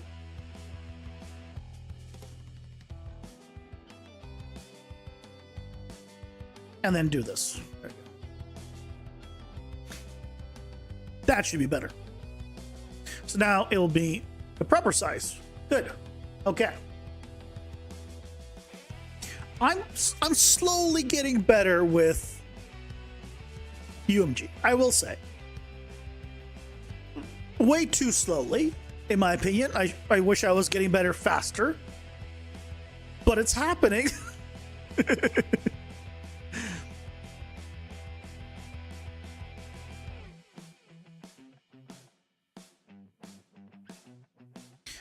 Let's open all of these.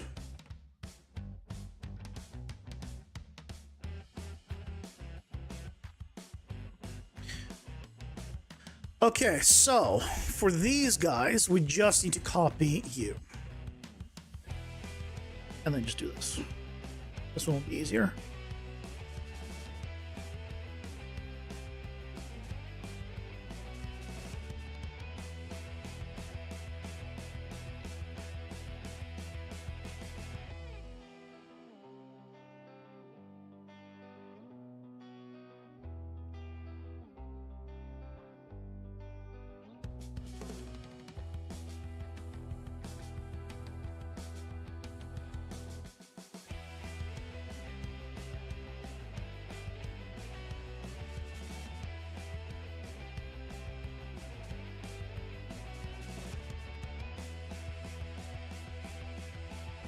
Don't you.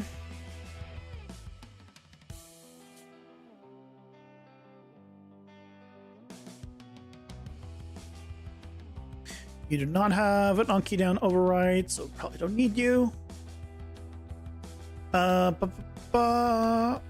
Key down. Ah, you need the full setup.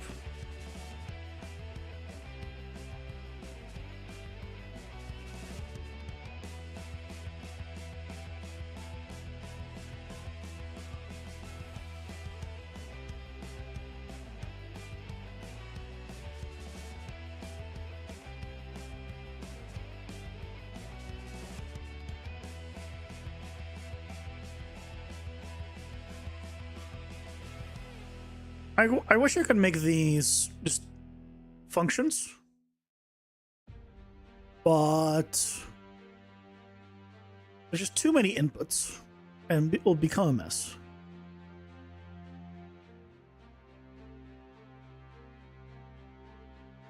It's the only reason why I don't do this.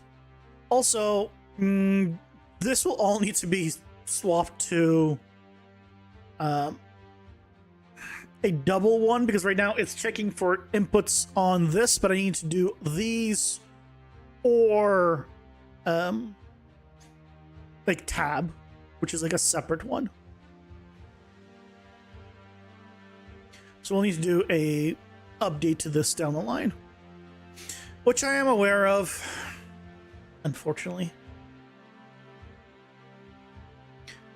but that's for later.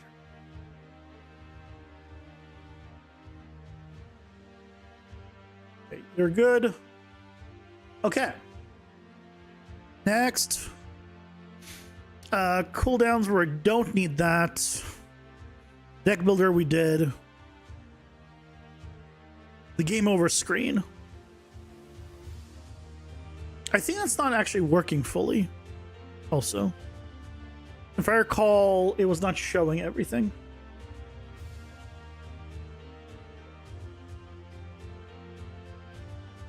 Hotbar don't need. Over the head don't need. I think that's the last one.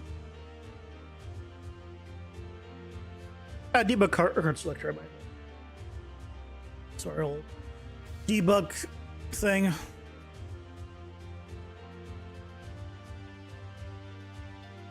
Oh,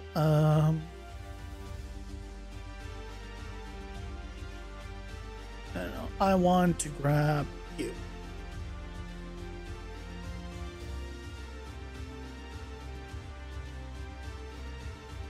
I do not care enough to even make this one pretty, because this is just for debug testing. Okay. Good.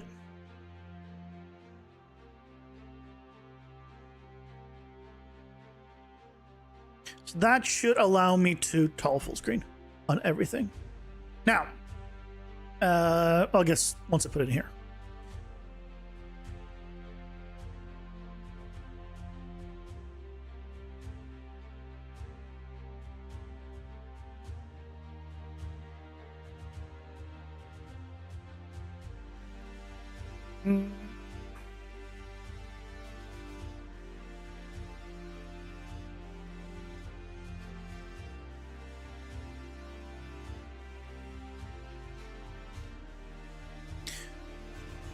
Okay, so I don't like this, but we'll deal with that later.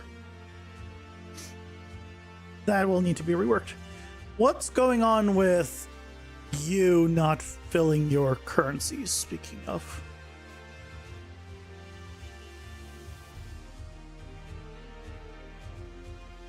Generate currencies.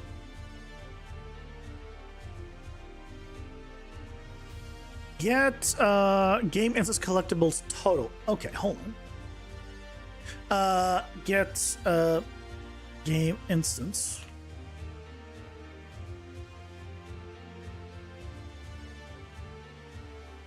And we need to use this one now. So that's probably has something to do with it. Because that's no longer being used.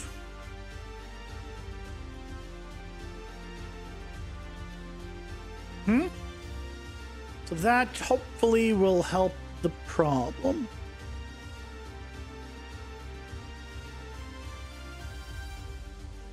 Stream on lights apart until the demons are exorcised.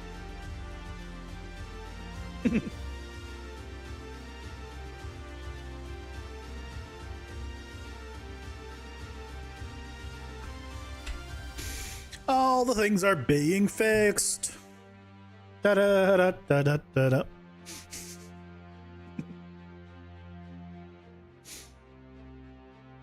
That's all the Christmas cheer you're gonna get from me. As you might have noticed, I don't even have a. I mean, you're not seeing much in this place, but I don't have a Christmas tree up. I don't have any Christmas decorations up. I've never been much for all that stuff. I'm like the Grinch. I do not like Christmas. No. Mostly I just don't like the Christmas songs. I know. It's blasphemy. I don't like Christmas songs. But it's not that I don't like specifically Christmas songs. It's more so that I have, like, long time ago, just gone tired of listening to the same exact songs every year. Like, okay, I got it.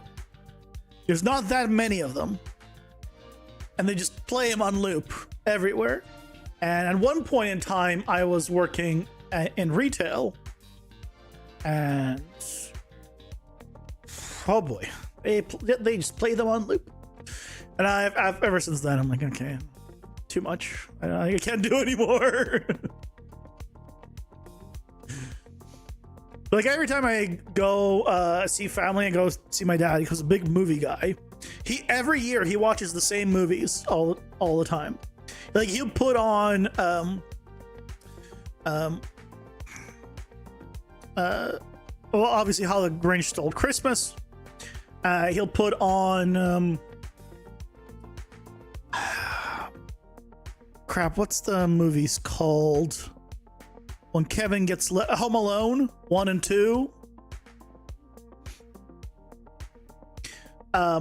Maybe put on like all sorts of like, you know, Christmas He watches every year. He watches the Harry Potter movies. Like when I stop by, like he'll just put them on. Hey, Slick here. Welcome in. How's it going? Hope you're doing well. Miracle 34. I've seen it. It's a good movie. I don't think he puts it on. I do know the movie though. I have seen it. It was a good movie. I think it's probably one of the better Christmas movies. To be fair, everything except how the Grinch Stole Christmas are not really Christmas movies that I mentioned. Hey, Evan, welcome in. How's it going? Hope you're doing well. Yeah, you are back. I am back. Well, I'm back, and then I'm gone tomorrow. Because nobody should be spending New Year's Eve or celebrating New Year's with me. So I'm gone tomorrow, but today's an extra long day stream. Can you check Unreal Source Discord? You posted an issue there. Maybe at some point, but I'm not responsible for that Discord. You have people there. Like if you want, you can post it in my Discord, and when I get a chance to, I'll look into it. But I don't keep track of that Discord. It's not my Discord. I have no responsibility there. Just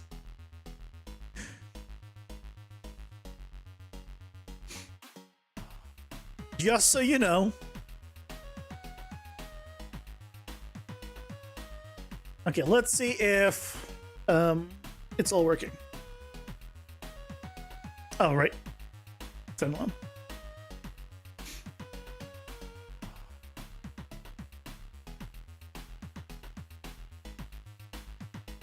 There's probably gonna be one or two places I missed. That's a great start. I love it when the standalone just crashes.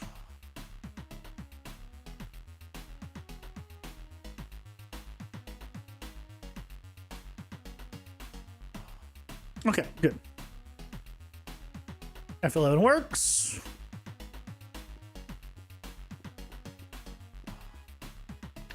Okay. F11, good. So I can click here. This works. Click here. Good. Good, good, good. Back. Good. I can press full screen on all of those. Good. Hey, Gabriel, welcome in. How's it going? Hope you're doing well. Were you able to solve the text gathering problem in Unreal Engine 5.6? Don't so much English, so if you could answer with a yes or no, we appreciate it. I don't know what you mean by text gathering problem in 5.6. So I don't know how to answer it because I don't know what that means.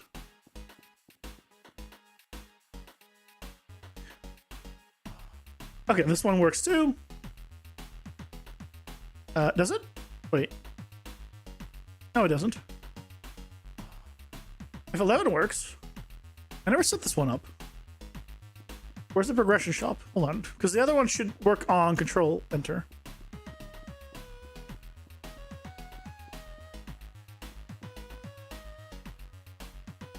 Yeah, this one works. So that one I didn't set up. Also, escape is not working.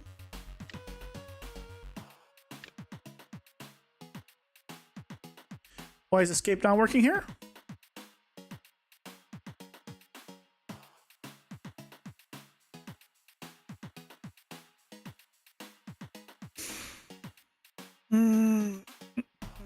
What's going on?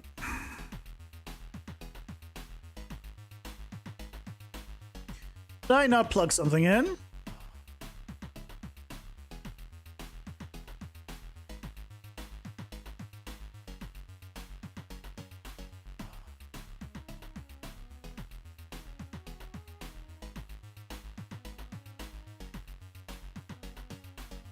It should go here.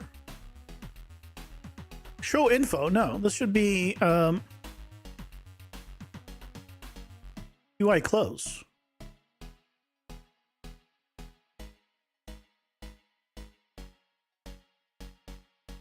Have I been copying the wrong thing around?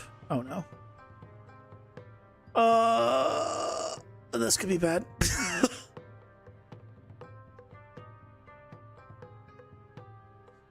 This could be bad. Have I been copying the wrong thing around?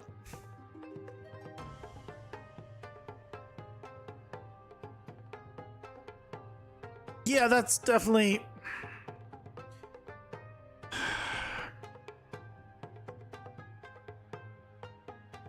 That's definitely the wrong one. Great. Great. Good job, mate. Good job, mate.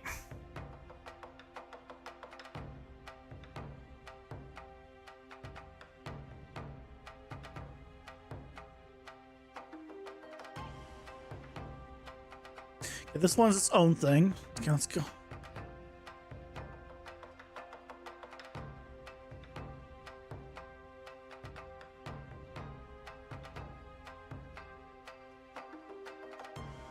Yep, that needs to be close.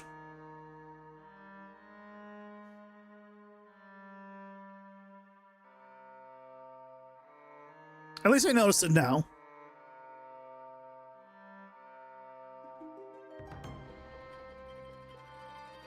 It could have been a lot worse.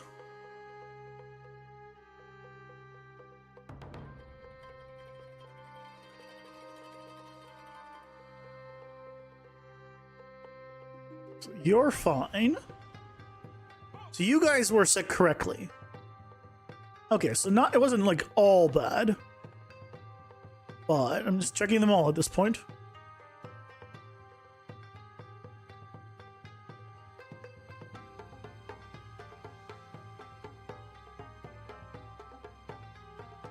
Yep, this one was a problem. Good. Not good that it's a problem, but good that I found it. Okay.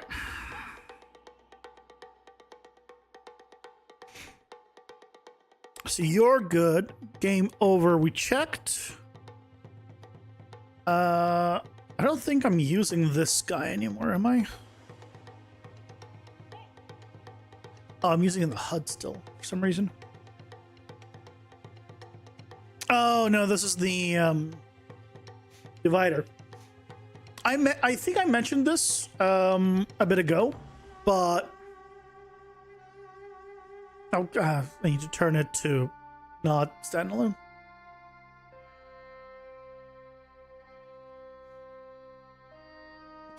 But you guys know this bar in the bottom, the quote unquote XP slash like card unlock bar.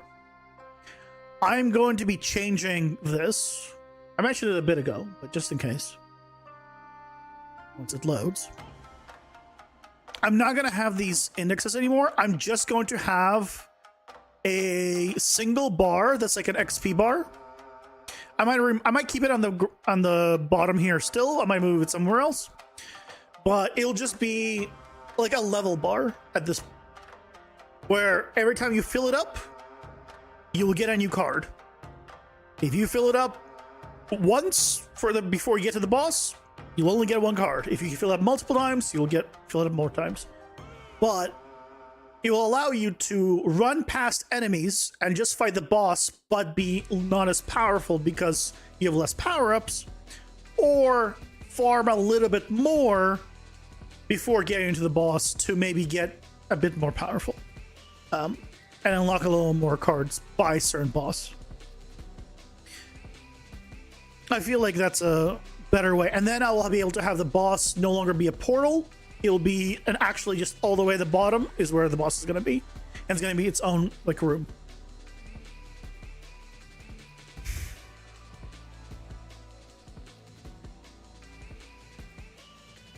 Progression pattern movement is also so specific. What do you mean? And it's extra, not core, so you know what I'm gonna push it to the side. What do you mean so specific? I mean, like,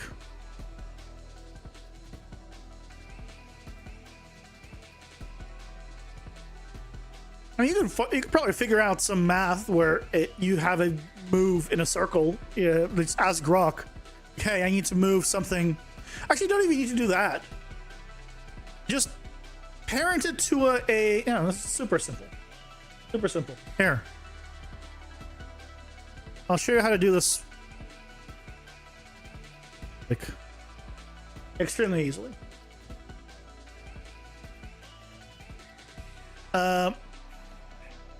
Get a scene component. You have it in the middle of your body, and you have another thing that's parented under it, which is the thing that you want to, you know, look like it's going around. And then you take your main scene component and you just rotate that. Let me if I add it in cube so you can see it.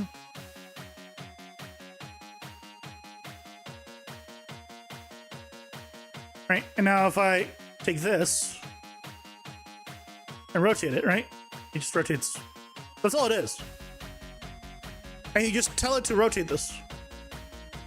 And then the actual thing that's flying is just the actor moving forward.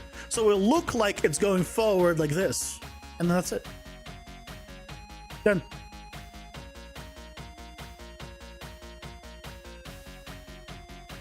And then on impact, you just tell it to stop moving.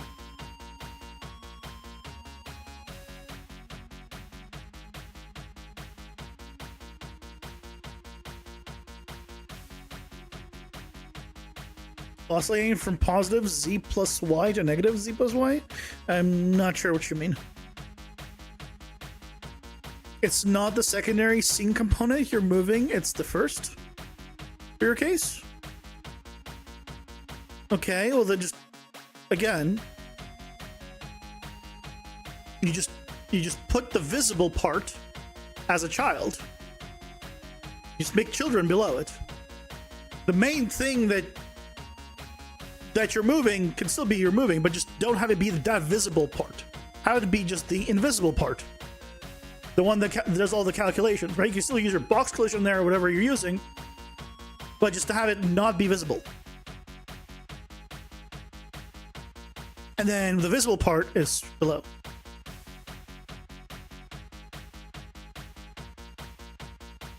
Do you know how to work with Mass AI? No. Mass AI, as far as I know, is C++.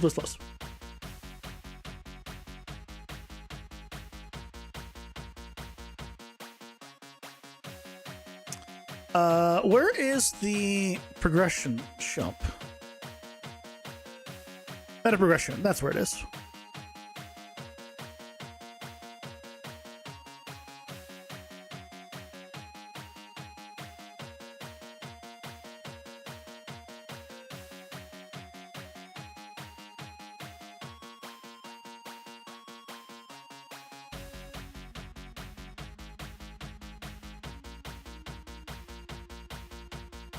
It's only here that I need to do it.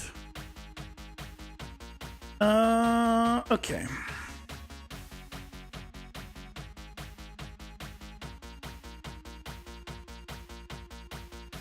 Oh, it's because I copied it from here, which is using this one.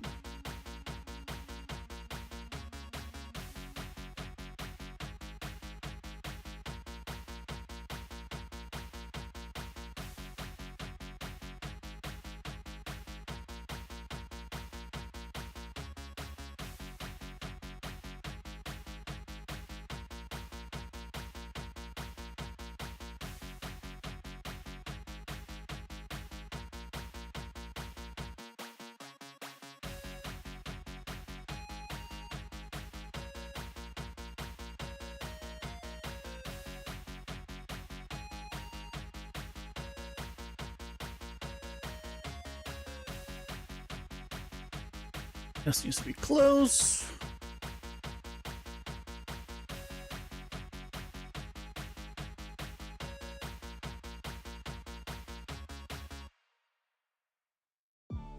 And then we just do a sequence here.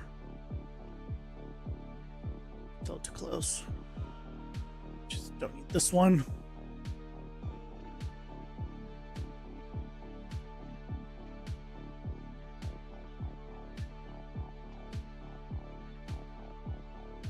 you have some sort of offset in your collider? Because it's really truly tied to the collider location. Well, like I said, like, right, I know that the projectile movement is for the actor level, but whatever you have in the actor level, you just have it be invisible. The alternative is making that effect a material using world position offset. That is the alternative. But I feel like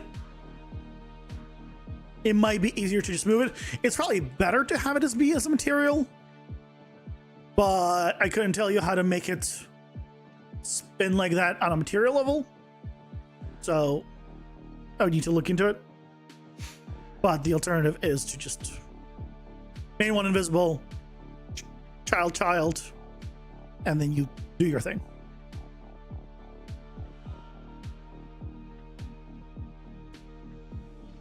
That one I could tell you.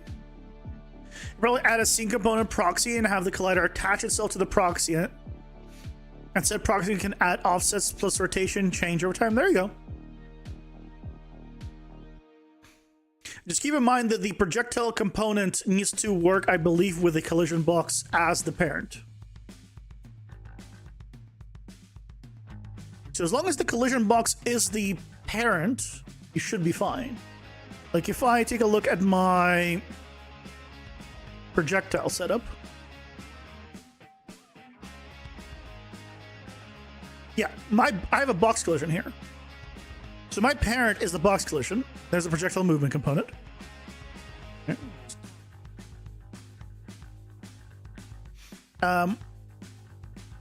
Okay. So under here would be a scene component, and under that would be the actual static mesh or whatever you're using. And then I just rotate this. The box collision doesn't move, but the projectile movement will work just fine. Easy peasy.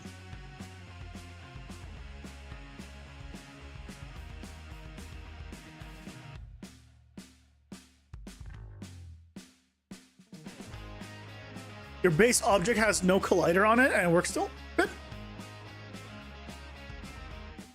Yeah, different setups. This is mine, and with this you can you don't even have a visible thing on this version. So then you would put whatever you want, and then you just have that one spin. Easy peasy.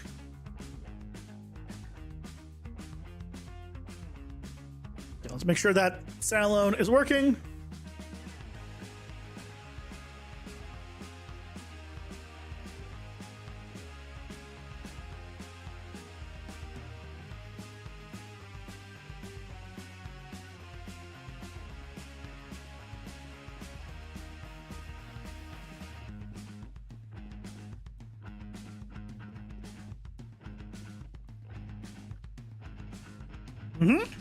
Yeah, it works. Good.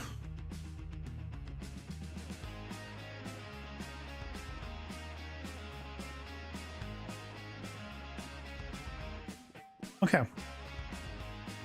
We'll check that the full screen and all that is working here. It should be.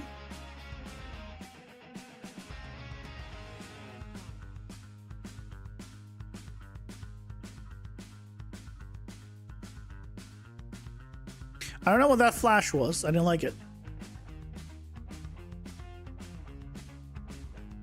So obviously it'll work here. Good. It all works. I probably want to add in that preview to this stuff as well. But for now, it's fine. I'm actually going to kill this. I'm going to kill this visibility. This should not be here anymore. I mentioned that I wanted to kill it before because there's no reason for you to see it inside of the dungeon. So let's get rid of it.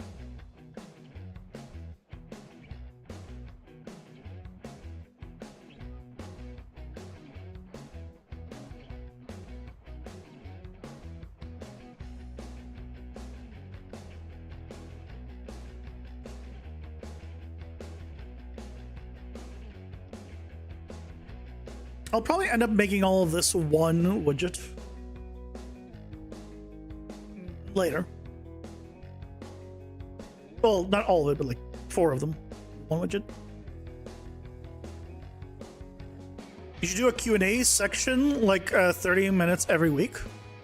This is the Q&A section. When I stream, you can ask me whatever you want, and I will answer. There's no point of doing a dedicated Q&A section when you can just ask me at any time.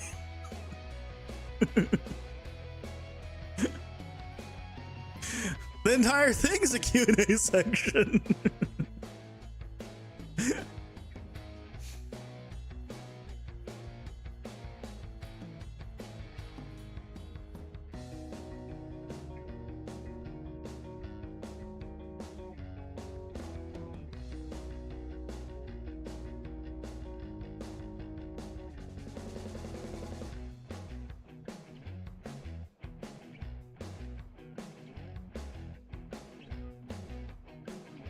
This thing. I want to get rid of you. Yes.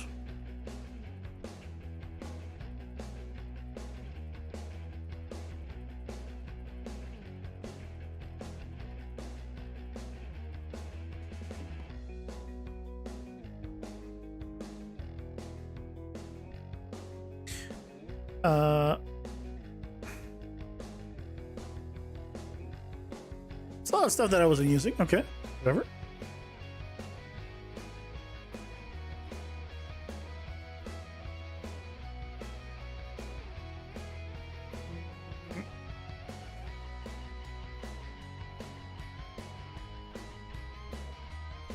Yeah, it's going away from here as well.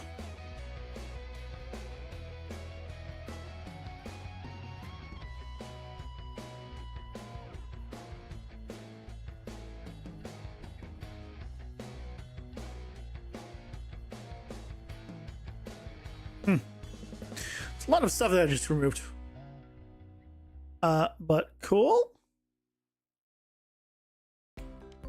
Can I ask you a question? You just did. And now that you've asked me the question, that was the question, and so you can no longer ask me any more questions. Everyone gets one, and you use yours, and I'm so sorry. One day, perhaps, I'll add another to people, but for the time being, I guess you're all shit out of luck.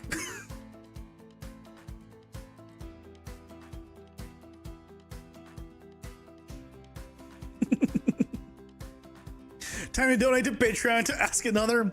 No, I will always answer TTS or bits or subs. So yeah, you could absolutely pay to win it. If you use your Prime sub, right? It activates TTS, you know, so you don't need to pay. There's a little channel point TTS. I mean, there's options.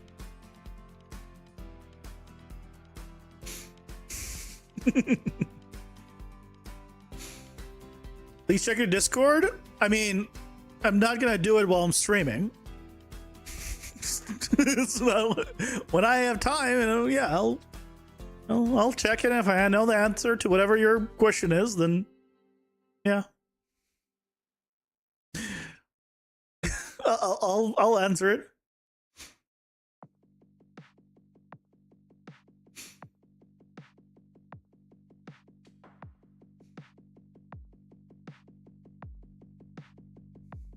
Hey, can I pay to win to ask a question? Kappa. Absolutely.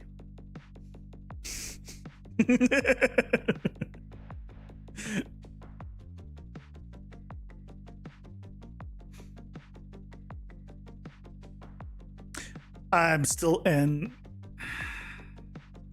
standalone. I always forget I'm in standalone. I want a different hotkey for standalone and in editor play. God damn it. Okay, sure, I'll test it here.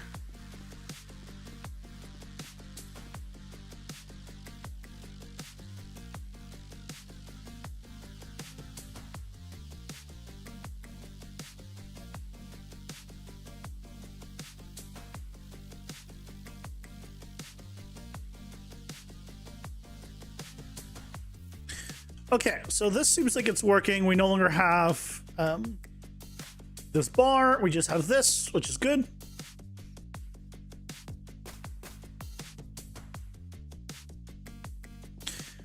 Okay, so let's do this for now. I haven't heard back from the dungeon arc dev because he hasn't been on at all. Is this all a flat world? Of course it is. About the these guys, right? I need a way of knowing whether it's connected to another level or if it's like here. Oh, there we go. Here's the problem area, right? Okay, get my mouse back. There we go. If this is this one ends and this is like a connection area, but it's spilling out into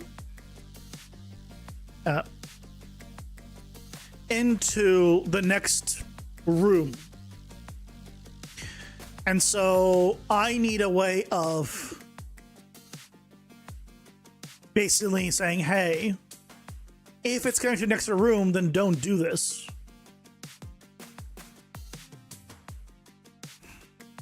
I don't know how though, because I don't think that needs to be like a dungeon architect thing, or I can detect it. The alternative is, oh, by the way, level instances don't work either, so that's also another thing. I'll probably need to. I can't collapse it to a blueprint to figure something out. There's just functionality that isn't working right now in Dungeon Architect. So what I'll probably end up doing is changing the dead ends.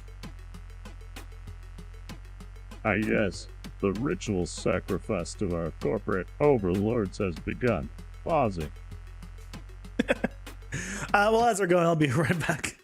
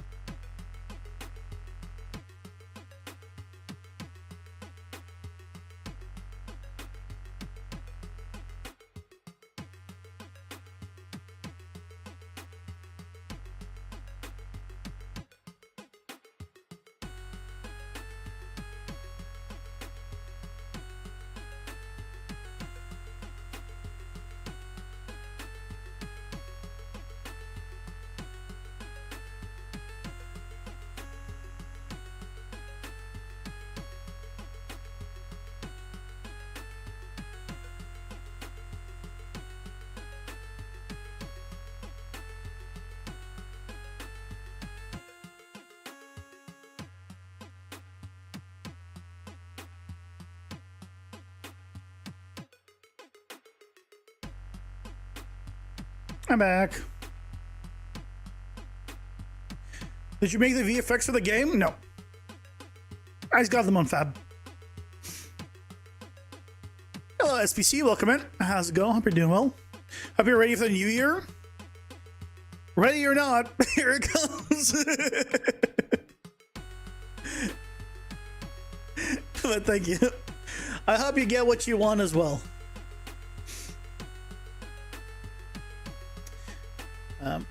Yeah, this is a problem. I need to fix from the Dungeon Architect dev. Hopefully we'll get that, and that will be resolved. I guess it won't be a problem in the package builds for now, because he doesn't even appear in the package builds. How'd you make the floating cubes? Are they being spawned using PCG? No, I just placed them.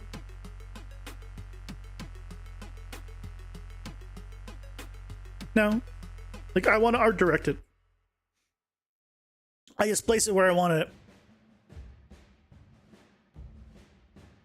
PCG is great for, like, this. You just need the floor, and where this square is and this square is doesn't really matter. But, like, stuff like this, I want to specifically put these swords where they are. I want to art direct it because I want it to look a certain way. So when you want things to be, like, in certain locations, you don't use PCG because it's easier that way. You could do it with PCG. It's 5.7, but I haven't, like, this was all created before 5.7. So with the PCG mode, it is better. Awesome. Okay. Let me just check that this is working. Temp. Yes.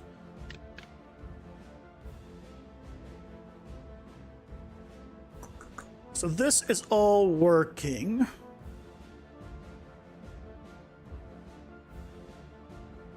So if I want...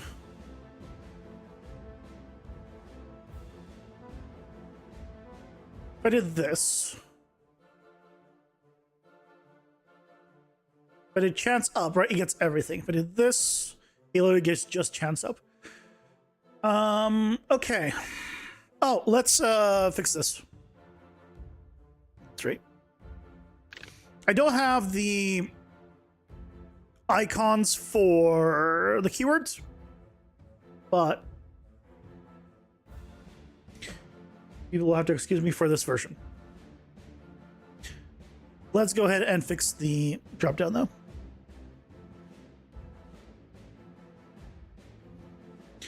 Let's do that.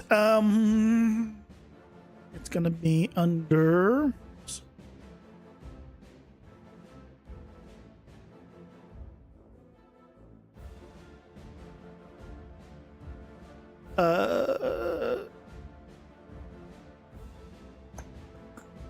deck builder. Search box. There it is.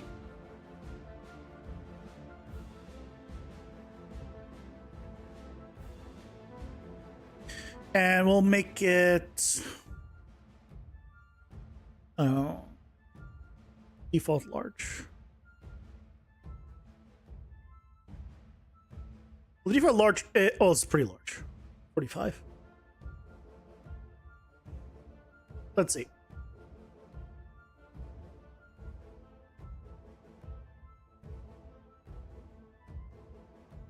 That is quite large.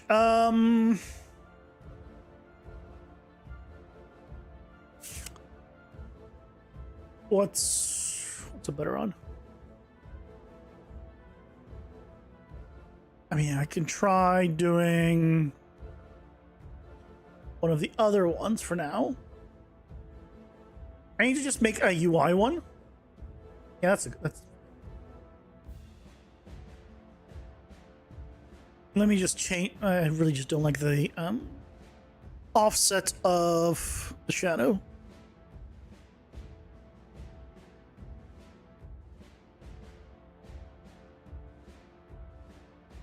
There we go. At least that's better.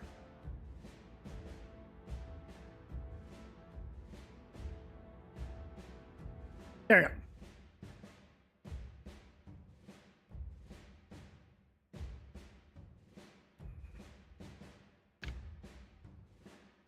So now under here, yeah, that's no longer tiny. Good. This is all still working. Wanted to search for the weapons, right? It's still going to show up. It's just we don't have the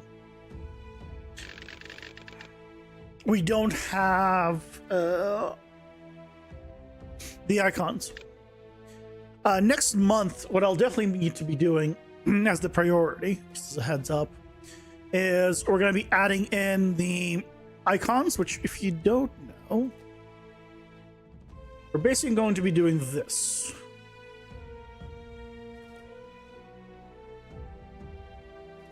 This will be like here. So the icons will be here. So this is going to be the icons for the different keywords. That, for example, they'll have a weapon here. One will be like unstackable, or one will be whatever. Same thing with curses. Curses will also be here. So basically, it will just add on to this as just little images that appear. I think they'll be nice and clean. And then obviously, this guy will be updated with whatever tier it is. So if it has a red curse, it'll obviously be red.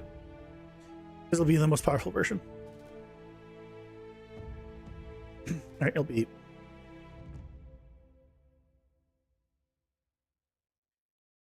Yeah. Give me that. Get over here.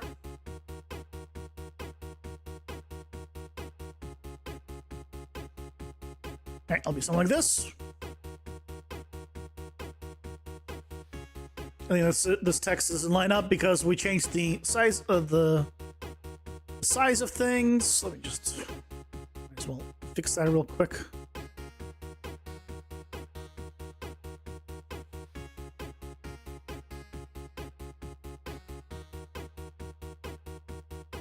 A little bit more aligned. I did make the text a little bit bigger. So I need to also set up, so we'll do this, and we'll also need to figure out a way of making it so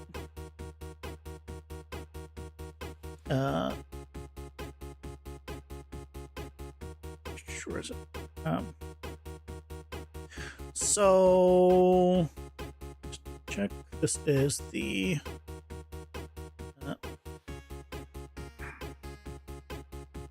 deck card title version. You figure out a way of getting different fonts because that's gonna be a pain in the butt.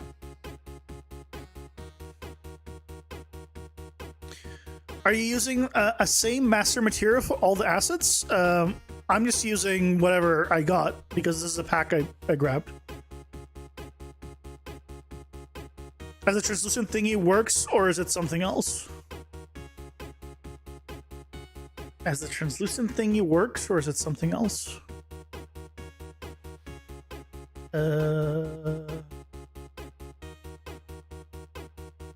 Are you talking about how this becomes transparent? This is not. This is like the same master material, yes. Like for this and like for the trees, but it doesn't have to be. All this is I'm checking for a collision, and as long as my material function is in that material, it is just overriding the parameter there that is making it however much transparent. Yeah, so I'm doing just a trace from the camera to the character, and if something gets in front of it, then it becomes transparent. Now, it doesn't work great in certain scenarios, like if you have something that is blurry in front of it, right? You can see that it still makes the character blurry. But that's because it's blurry. So here, right, the character is still not really visible, but it's visible enough. I can adjust it, obviously, and certain. So I might also make it a little more transparent. That's something I've been considering. Honestly, I might just do that right now. Why not? Because I have kind of been thinking about making it more transparent.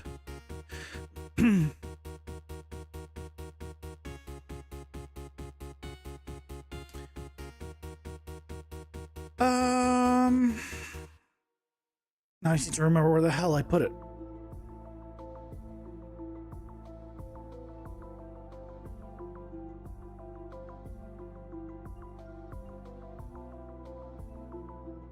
Okay, 1.0. Okay, so instead of 40%, 40% is too high. Let's make this like 30%. So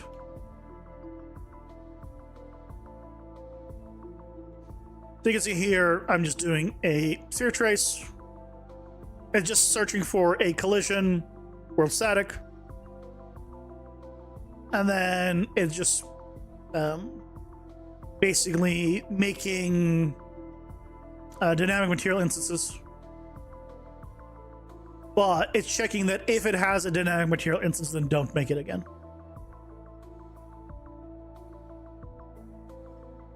It's checking for static mesh actors or instance actors.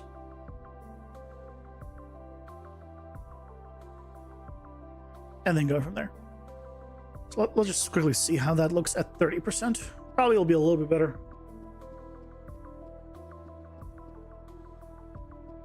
Yeah, I think that's a little bit better.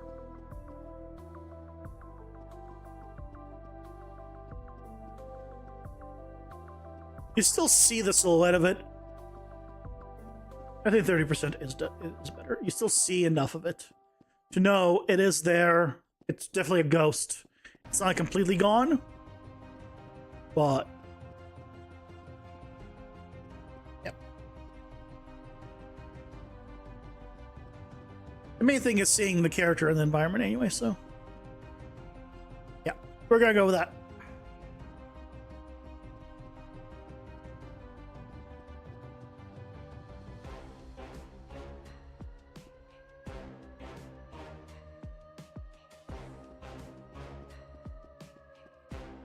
Okay.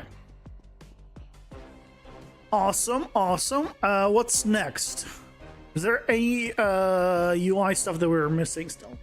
Obviously, I'll say different stuff that we need to still add.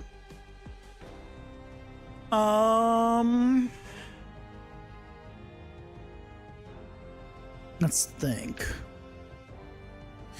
Right, we're adding this next. Oh yeah, I wanted to see maybe if turning this icon off for these starting cards.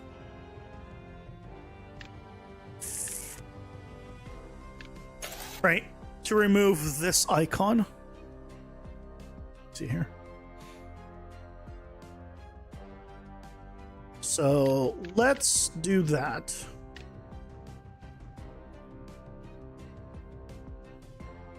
What we can probably do is here.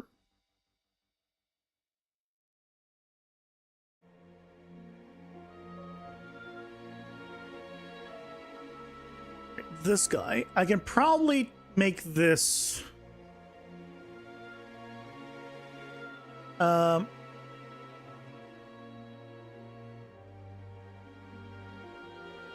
collapsed. And then when we set the info for it, we can make it no longer collapsed.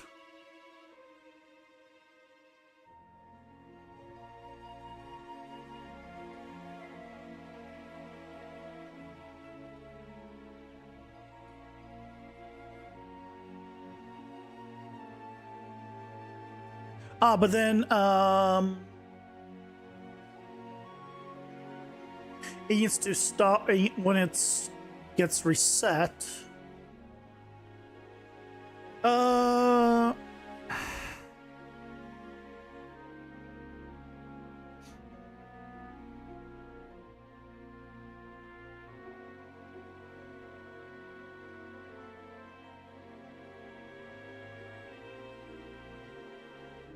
Where's the starting cards? Do I still have this open? I don't, do I?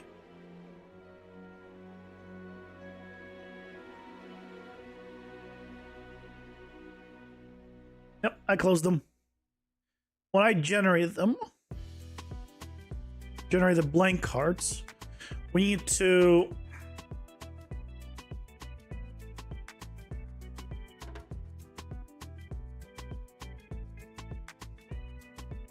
because this is a new set in card info. Get tier background color. Set its visibility to collapsed.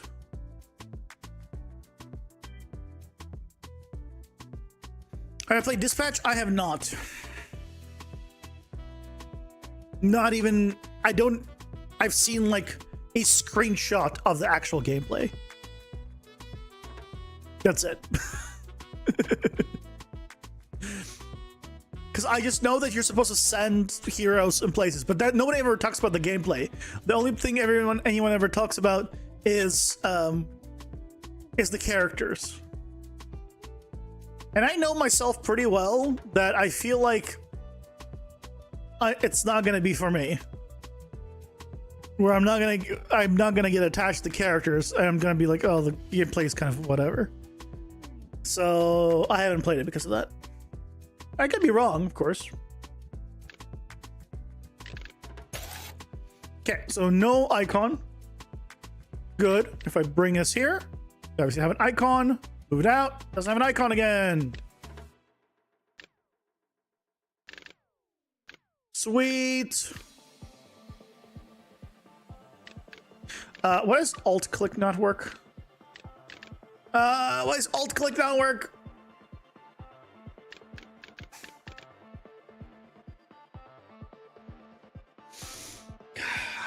God damn it. I take it you have played Dispatch though, Leo. And I take it you like it probably.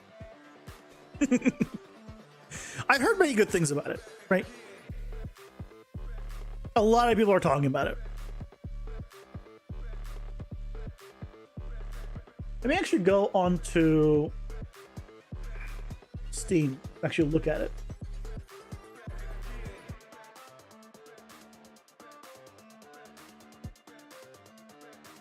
It's 10% off. What a big sale. I know it has very many like popular voice actors. It was quote unquote saved by Critical Role. Like I know like good amount of it about it. But right, no one ever talks about this. This part. Everyone's talking about this part.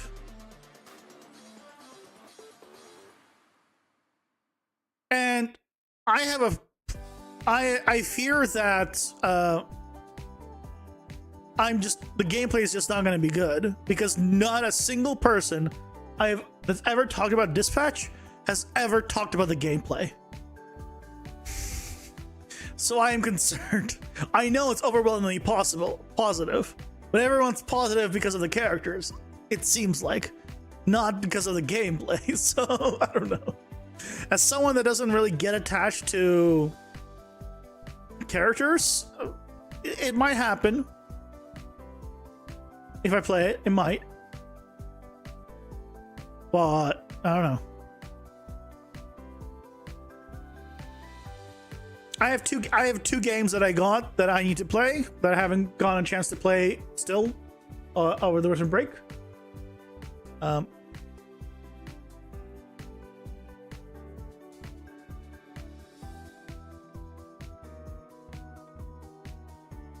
was playing Belotro in the airport. I got Crisis Core finally. It's been on sale so many times that I finally got it. I got Stellar Blade, so I need to play those. 60 gigs. How much is this? It's 18 gigs. A little bit smaller. Probably Crisis Core first because I think it's a smaller game. And then I finally need to play Stellar Blade. Maybe I'll play it on stream, but I don't know. Problem with playing games on stream is I just don't have a lot of time, like that I want to stream and play a game, which is really basically Sundays. So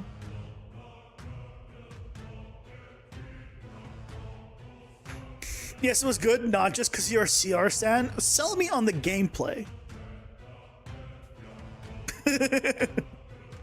Are you able to sell me on the gameplay of the game?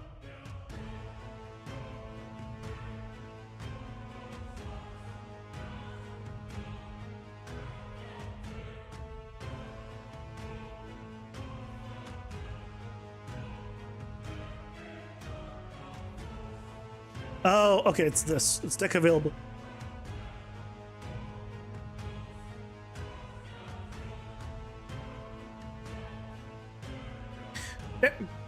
Duplicate. Control C, Control V.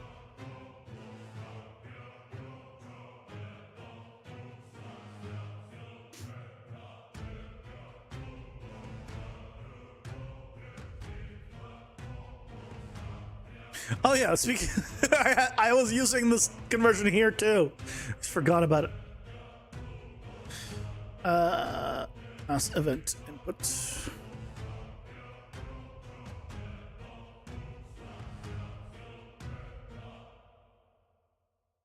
Clearly went through the same thing in the past and I forgot about it, but that's fine.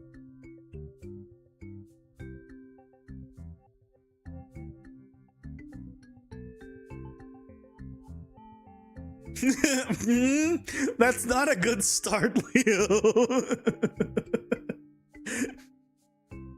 When you're asked to say, sell me on a game, and you're like, what's good about the game? It's not a good start.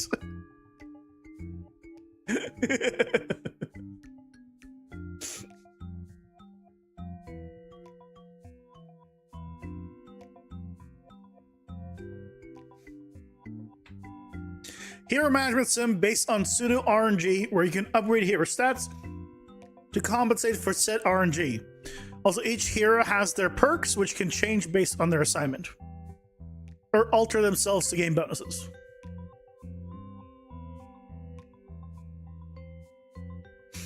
Okay.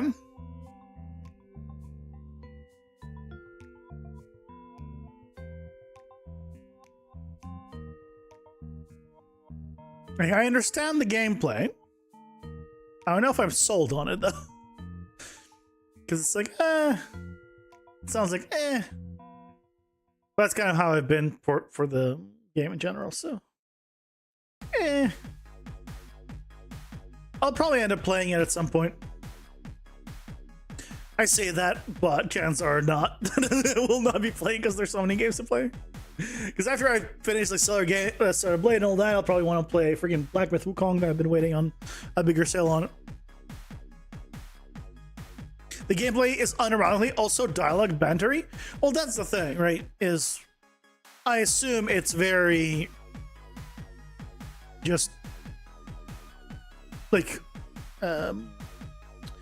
interactive story. You haven't played Black Myth Wukong? No, I haven't gone around to it yet. I haven't had time. It's on my to-do list, but it hasn't. I've been waiting for a sale for it. Look, just because I have the money to buy it doesn't mean I have. And two, I've been for the longest time I was playing Expedition 33, which took me a while. I got past it, but then the holidays came. Just haven't gone around it. Haven't gone around to it. That's on my list. On my short list. But once I finish the 2 games that I showed earlier, then it will go to Black Myth Wukong. So this hopefully fixes the freaking problem. Okay, this works. Alt click. Alt click. Good.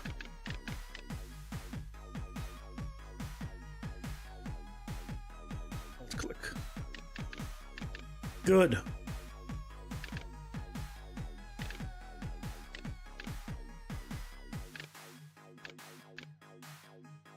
Good. It's working.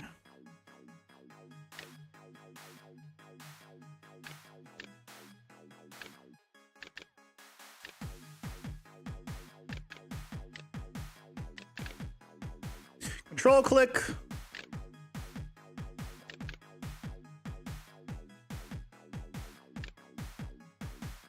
Alt click. Values are all updating behind me. Yes. Okay. Okay. We're good. We did it. I think we're in a good spot. Now, shall I try packaging this damn game? I think I also fixed the crashing issue. I don't 100% know. And unfortunately, the person that could tell me if I actually finished fixing it isn't around. So, also, I just learned about the project launcher like a week or two ago. I didn't know this was a thing. This is quite handy.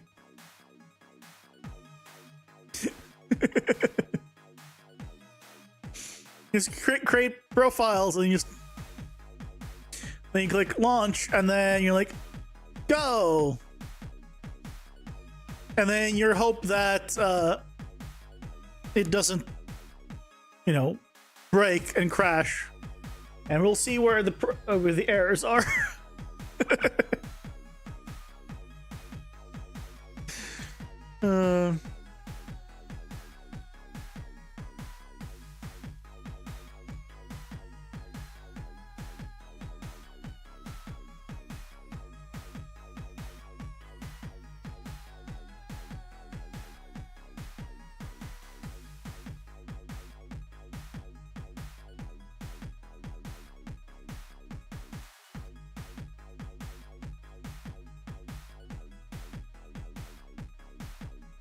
Come on, what are you waiting for git status command to complete? What is this git status?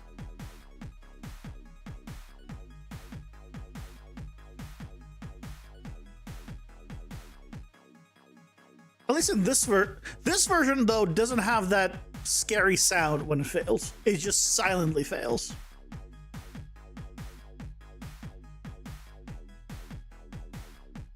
Errors. I only care about errors. So, swap to that.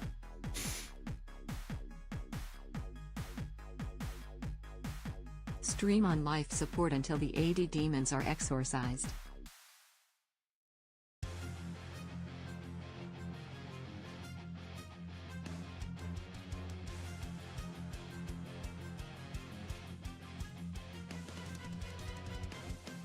What part is this? Build game.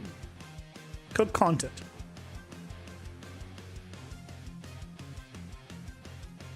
Yes, I don't know what build game is. Still waiting for git status command to complete. Great. Okay, well, how's it going, guys?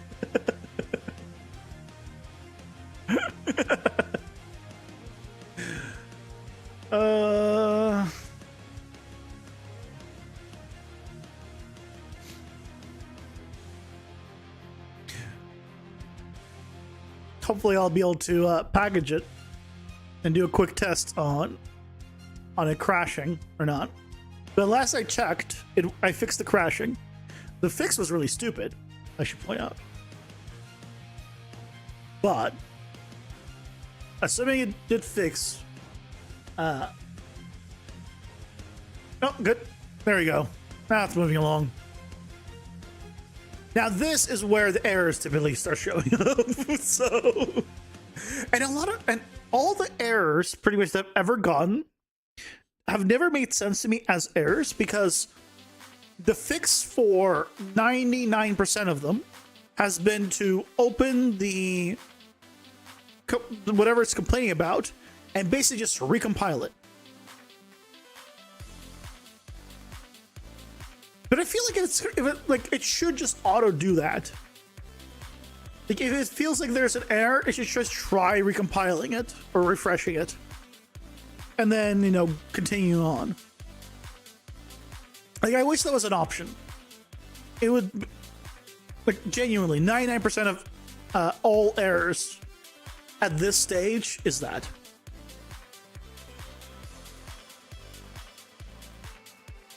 And it's all, by the way, caused by structs. Because the error that you get is unknown or invalid struct. I forget which one it is. We'll see if it happens this time. Oh, no. Okay. It'll go through. Because I guess I haven't done anything struct related since the last compile, which was like a week ago. So Makes sense. But a lot of times you'll get the invalid or unknown struct, I forget which one. And the solution is just to reopen it and just do like basically a refresh or recompile. Yay! It finished!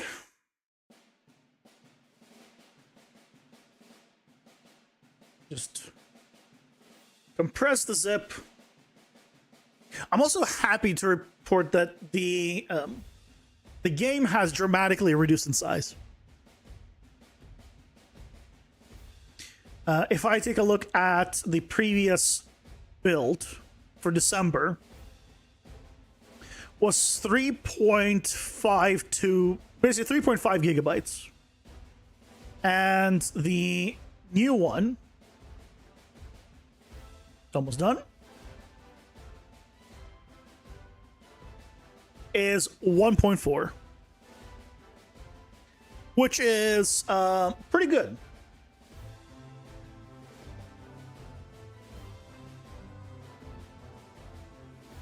If you're also wondering why it went from 3.5 to 1.4, it's because I removed all the actual those Japan environments that were great and were giant messes of like assets. And the ones I'm using are just far better in terms of like storage space and everything. So more awesome environments, less space. It's pretty good. So it's a win-win. Okay. Let's see if we get this to crash or whatnot. Let's go ahead and close this. Make room for on my computer to actually launch this. And we'll see if things are going to work.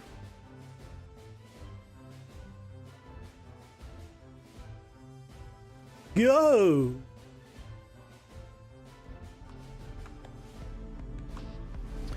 Okay, let's do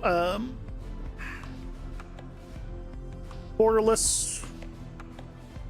Let's turn off the audio. The music at least. Let's go new game. Oh, and let me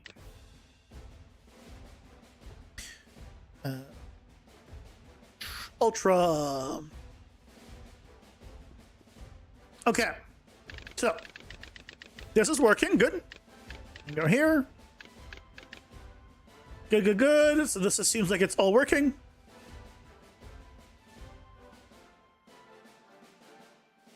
Yes, search is all working.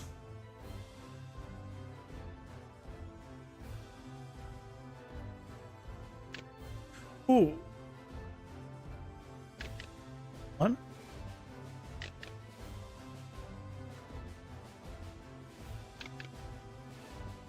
I thought it was no, it's working. Oh, I was pressing left. Left is a section that doesn't exist. Okay, that's good. And as a reminder, all of these are fully rebindable already in here. So here's all of the UI controls. We can close UI.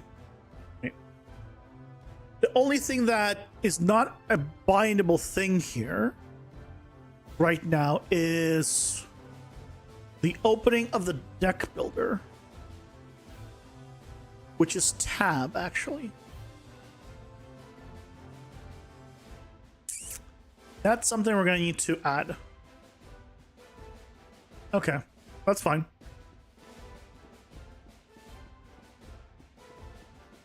But let's go ahead and just quickly run in here and let's see if we can get either progression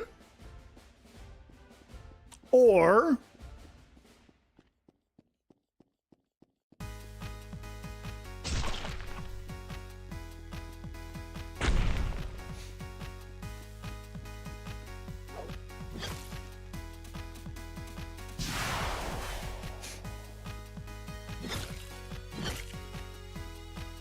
we get a crash.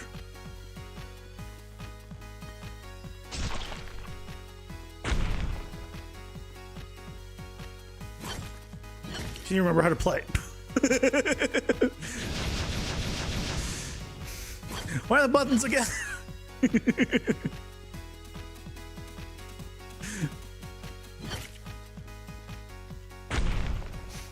Basically, they're rebindable, so.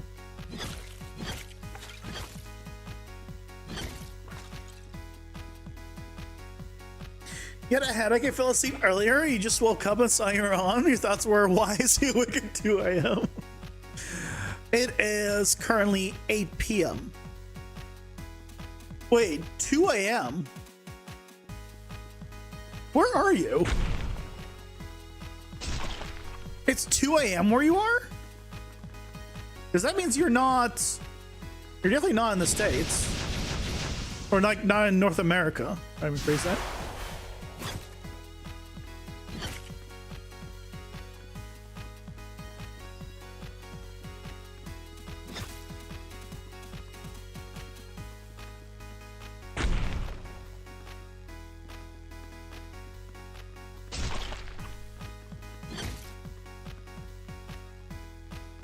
Ow.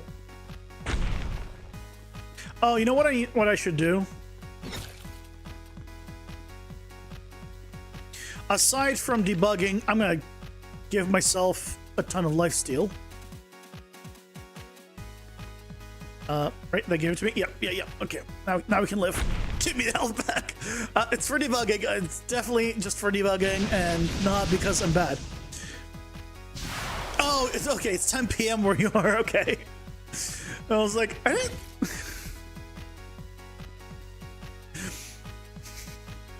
Wait, why did you think it was 2 a.m.?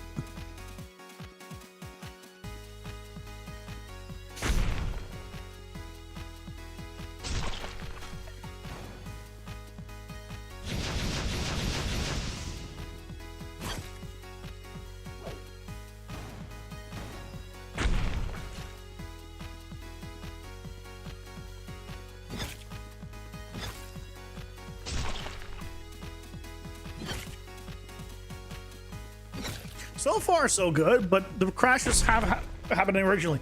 I'll explain why how I fixed the crash, but assuming it does not crash. And when I say crash, it is just a fatal error. I should pick these up. Yep. Top right. See, there's all my pickups. Good.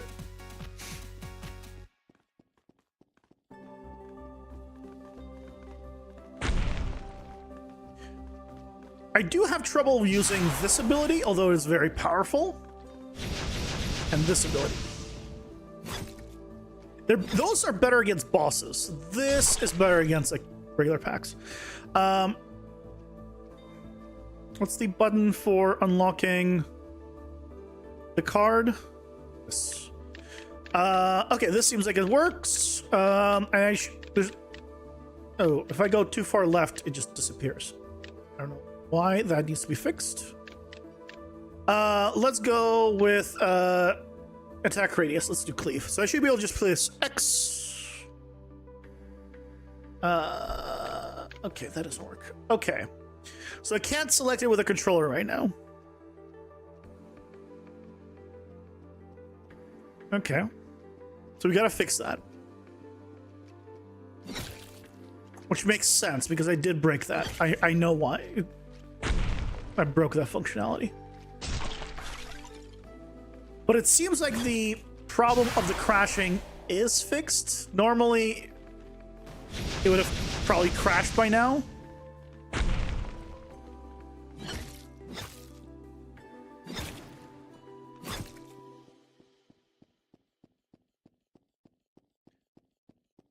I might just try getting myself killed. So that way I can make sure that I'm retaining the right information, but...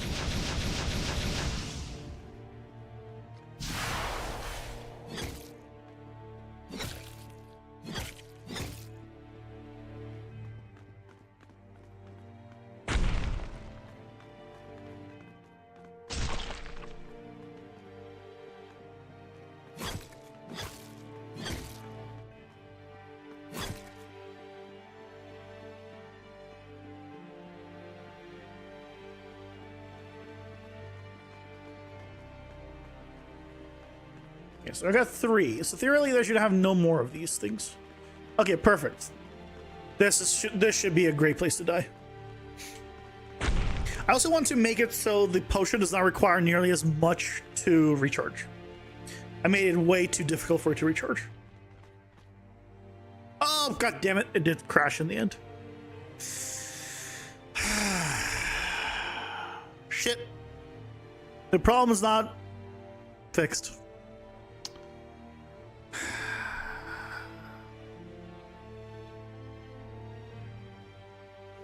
God damn it.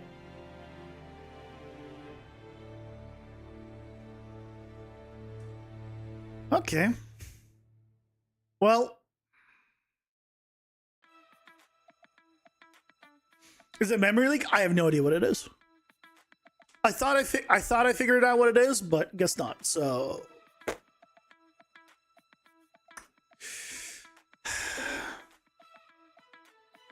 you're just delirious. Saw the video next to yours on YouTube that was said uploaded 2 days ago. I thought you could see it with a 2 on it. Oh, okay.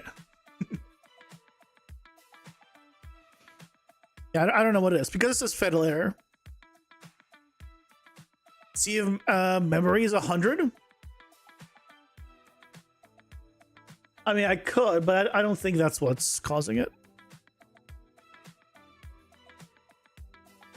I used to build it in developer mode and try to get it to crash, basically. Because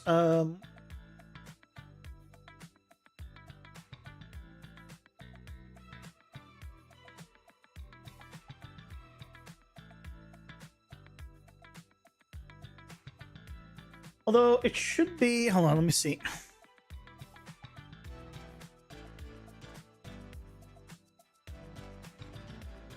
I don't think there's going to be a crash log.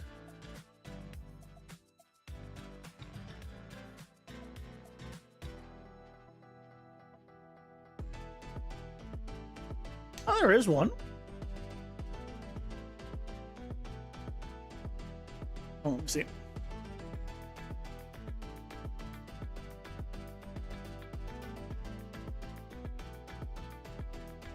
Crash report client, no. Maybe mini dump?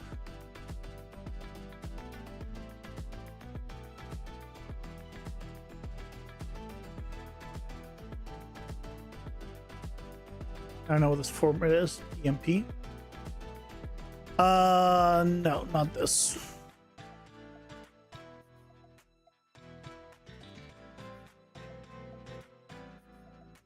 I don't think this is the right information. Logs, there's no logs.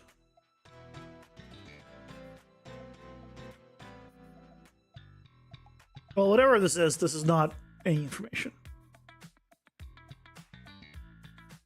Gives information about a bunch of DLLs, but doesn't. That's not helpful. I think I need to do a dev build. Basically, that way I can actually read.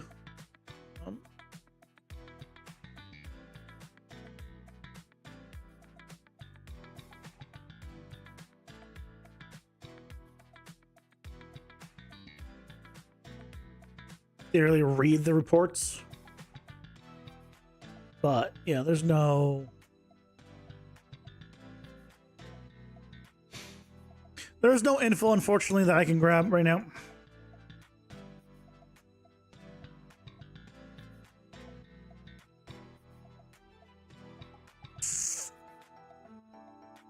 Unfortunately,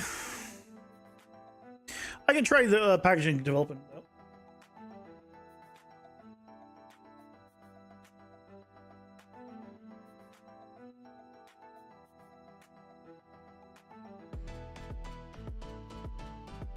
You run into a new PC, but in your old one you got fatal error, which error code to a memory leak a lot. It was like a year ago. You had to change something in the project settings. Maybe Fresh install fixed it for you though. I don't know.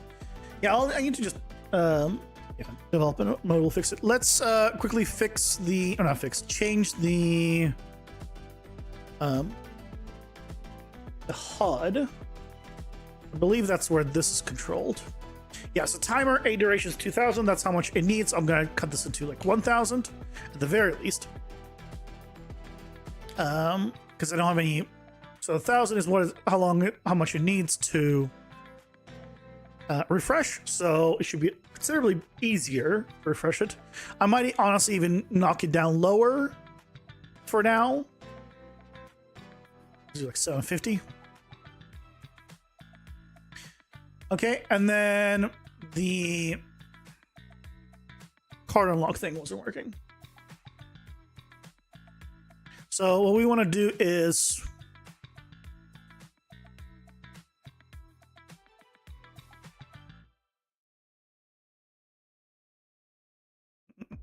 buying card selected. So what I want to do is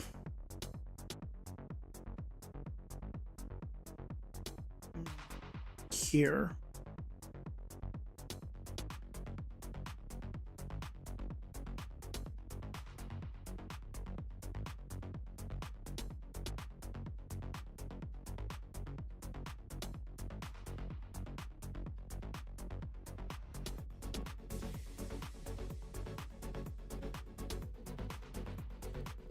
What is it set to? It's called selection. Okay. So when it is in selection mode, it says call card selected.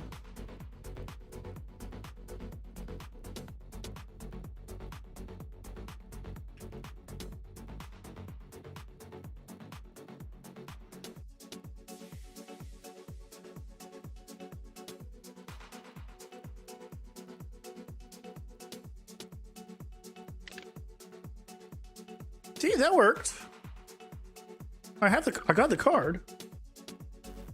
Oh, great. Is this going to be one of those that works in... Oh, I got the card because mouse. I need to get it with a controller.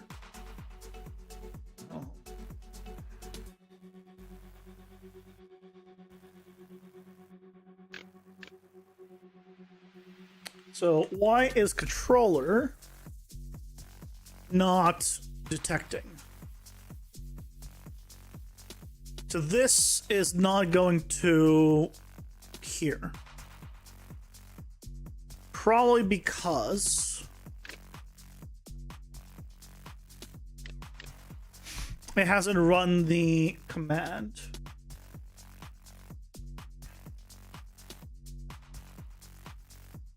Event graph. So what's probably needs to happen is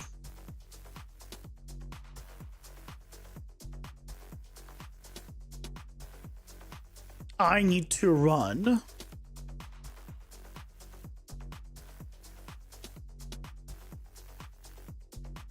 simulate left click.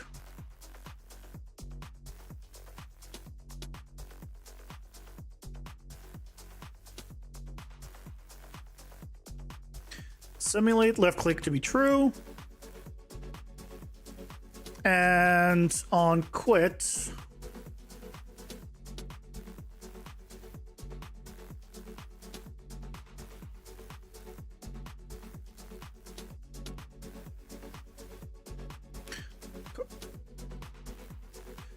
oh, that's a great one. Love that one. We've been breaking things. It's fine. On key down. When we do on quit UI, we also need to turn off simulate here, I believe.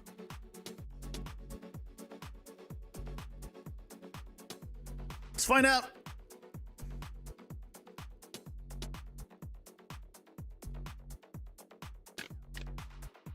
Yep. There we go. That was it.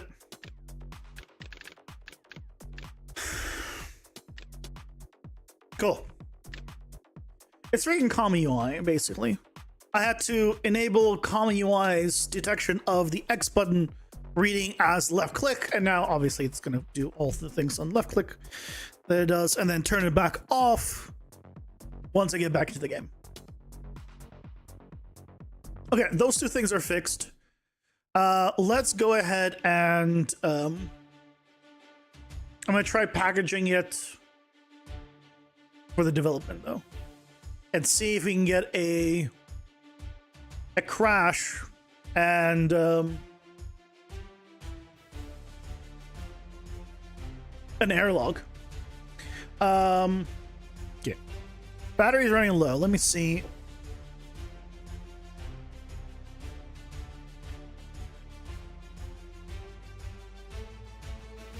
Grab my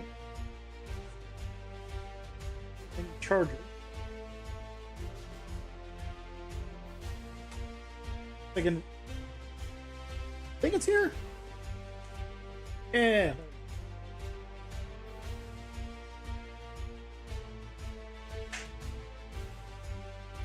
It's not very long. That's enough.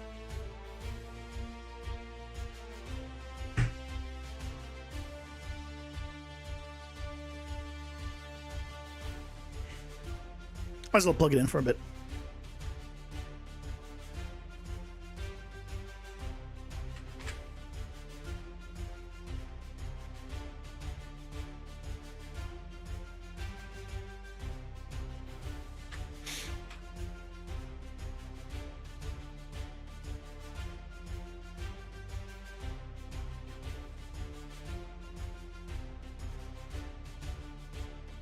Yay, done. Okay. There's no sound or anything with this one. It's the only thing. I wish there was.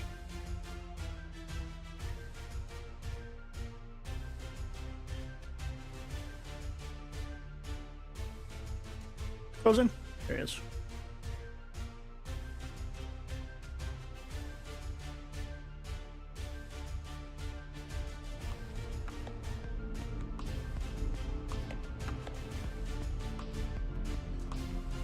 Let's reset this. Turn you off.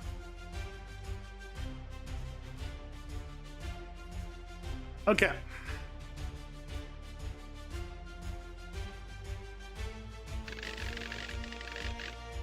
Oh, looks good.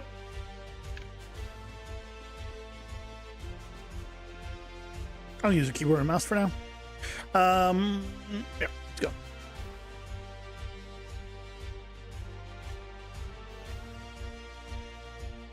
I'll also immediately give myself some lifesteal. And you know what? I'll just give myself some just damage stuff too. The point of this isn't to make sure that it all like I survive. I need to test for crashing. Now whether or not I can survive this mess. And you can give myself even more damage. Should be fine. Die already. There we go.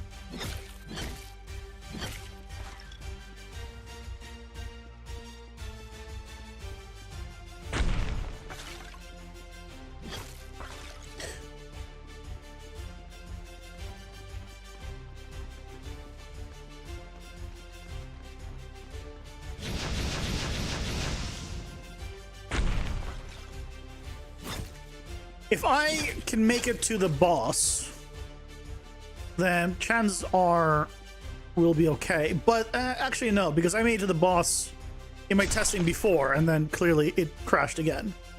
So, hard to say. Well, I guess then we won't be okay, because that means it didn't trigger, because I haven't changed anything that would make it not crash. Yeah.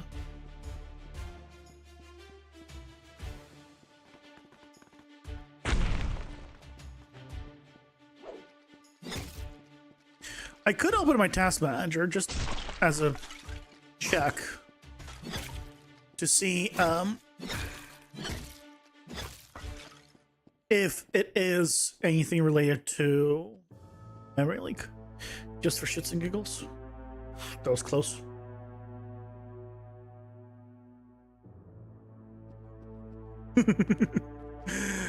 Those don't currently work, so that would have been just death. I don't like the fact that those abilities really cover the visibility, but I don't really have a good workaround for that. They just shouldn't last as long, but I just need to modify the effects, basically.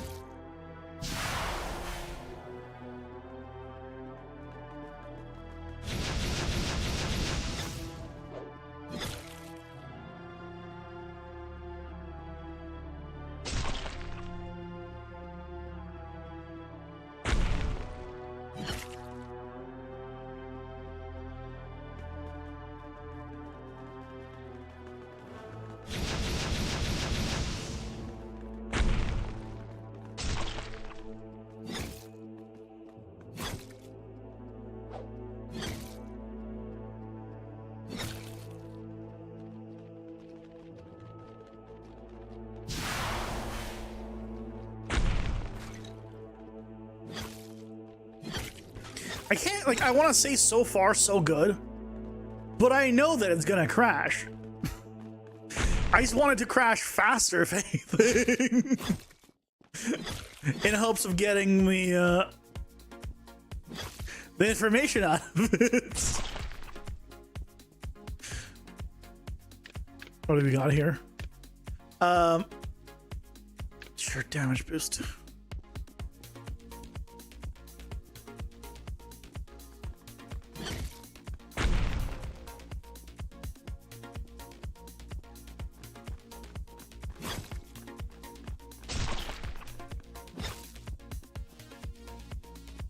It's just a dead end, yeah.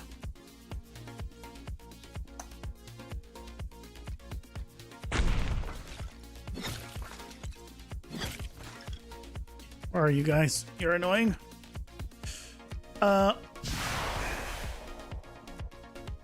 Stream paused because apparently Twitch thinks you need to buy a truck right now. Yep. Ads. It's ads. I mean, I guess I can pause.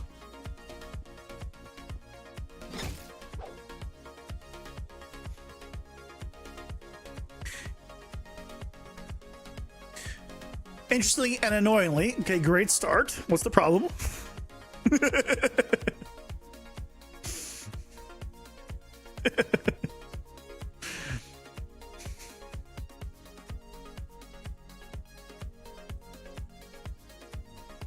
Using add actor rotation, regardless of if it's relative, local, or world, completely borks the calculations of the collider.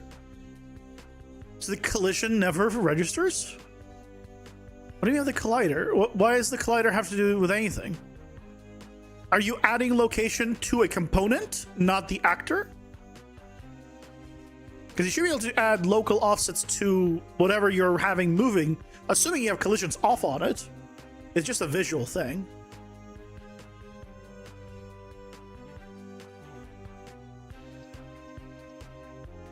Like, you should have no collisions on it. Make sure that's off. And that shouldn't have any problems with it.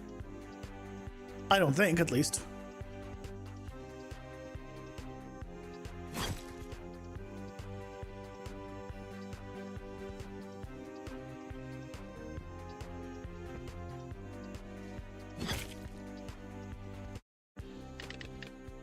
Speed.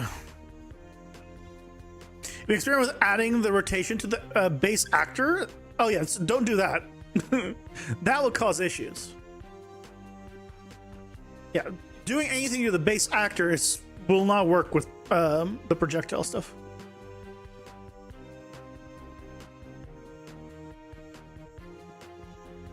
It seems there was 2 ways to go, and I chose the bad way.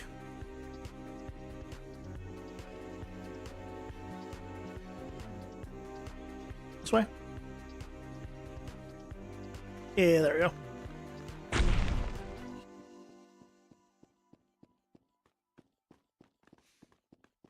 Yeah, you want to be changing the location of the components with no collision on them, and it shouldn't affect anything.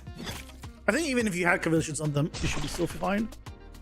But I'm not guaranteeing that. Why have we had no crash yet? It's gonna be one of those things where developer mode just doesn't want to crash now, isn't it? Oh, we found the shop. Hey, that's working. Yeah. The currency stuff needs a rework and how it looks. But theoretically, we should be able to pick up crit damage up. That ain't yet reduced. That's not being reduced by the right amount. You don't see it, but these are 300. This is 442. I got removed 30.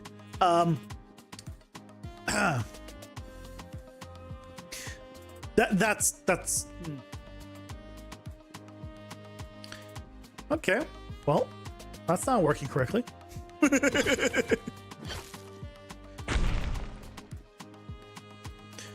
Okay, good to know. Right now things are cheaper, but that's fine. They work. You know, like better than it works, but it's too cheap for some reason. Then it doesn't work.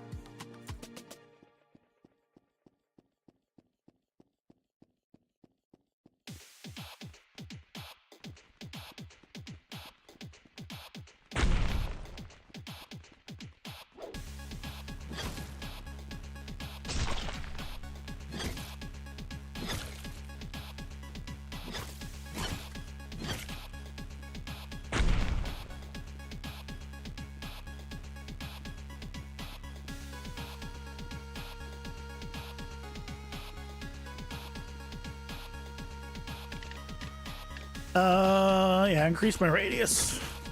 I don't really need it.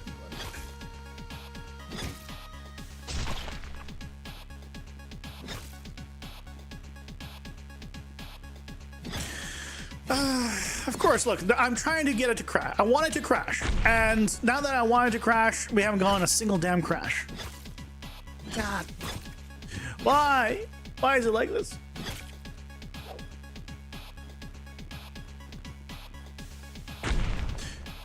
Why must it torture me so?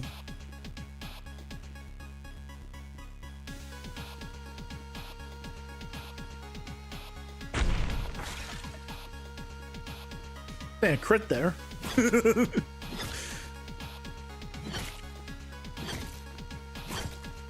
Man, I gave myself a good amount of crit chance. But guess it makes sense.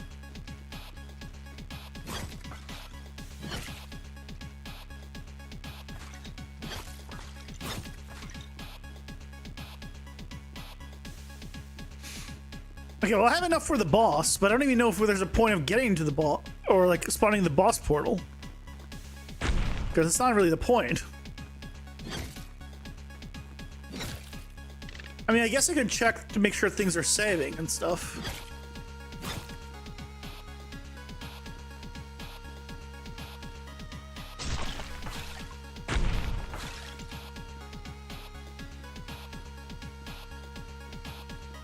Okay, let's spawn the boss portal. Still looks cool.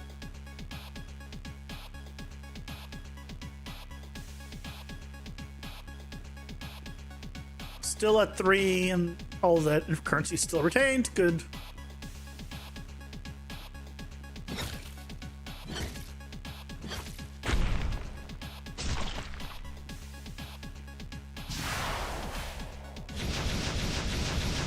Okay, kill me. Because it's no point of me. The problem is because it did occur.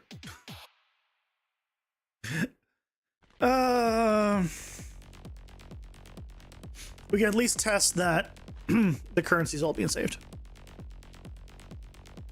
Attack me, you fool! Stop running around and attack me.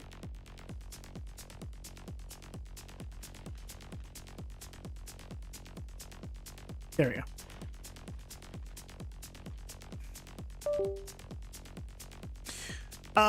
Well, few issues.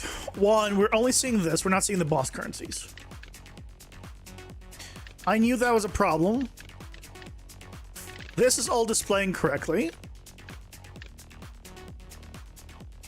So, but we're not seeing the boss currencies. If we go to here, we can see if we got actually retained the information. Yep, 3 there. So that did get saved. Good.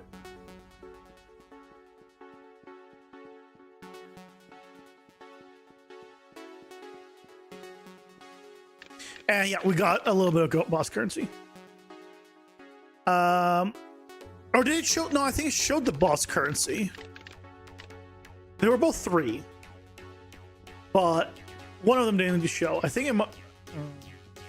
I need to double check the footage, but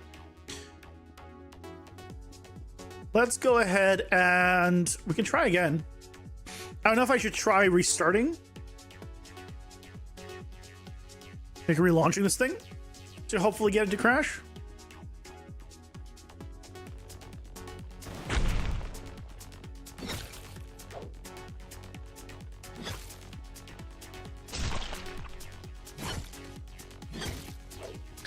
Let's go ahead and just give myself some lifesteal. Some health, sure.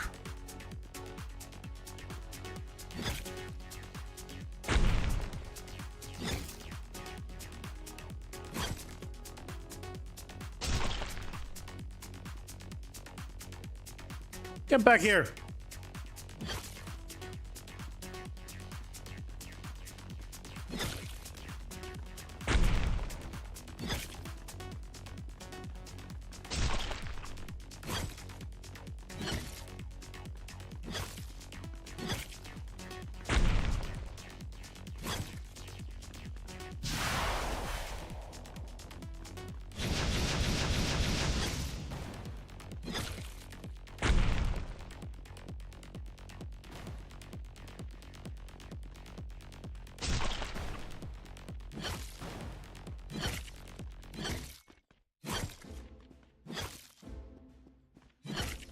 Crash! Do it!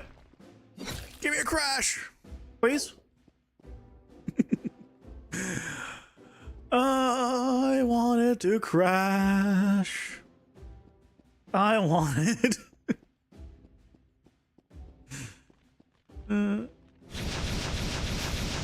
Bye. I'm so conflicted also on how many enemies I want. Like, I cannot, like, I don't know. Like, I think maybe the enemies are too aggro and I want maybe more enemies, but not have them be as aggro. Like, I don't know what the solution is yet for that.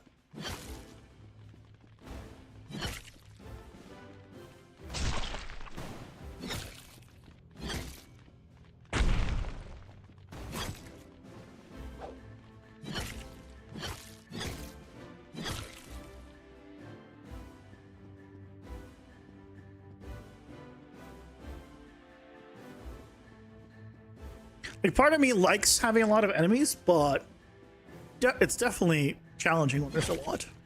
Like, you don't have that much AoE. But at the same time... Oh, there it goes. Finally. Okay, we got our crash. Okay. Now.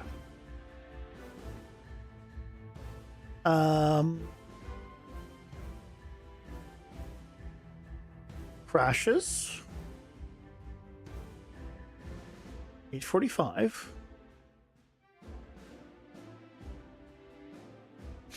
Hold on.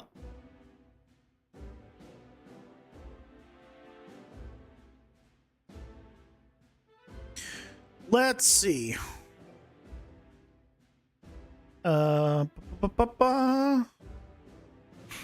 Okay.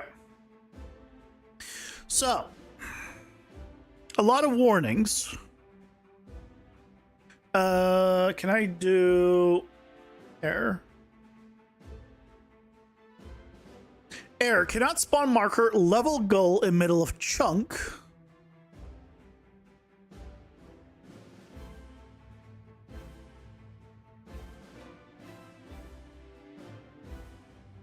Level goal in middle of chunk.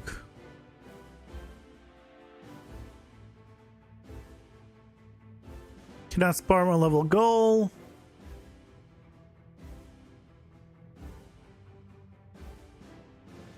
I have to focus a non-focusable thing. That wouldn't cause a crash. Okay, here we go. Submit error report. Here we go. Ensure condition failed as AI controller. Doesn't help me, but that's the error.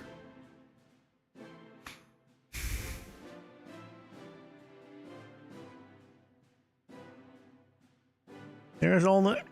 Right.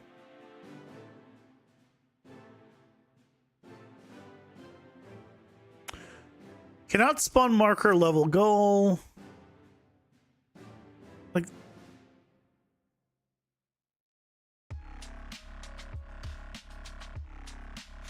So what's the problem?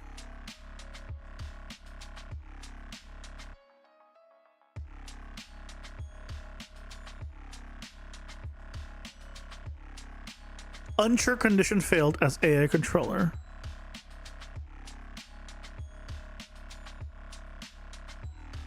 I mean, it's clearly AI thing related.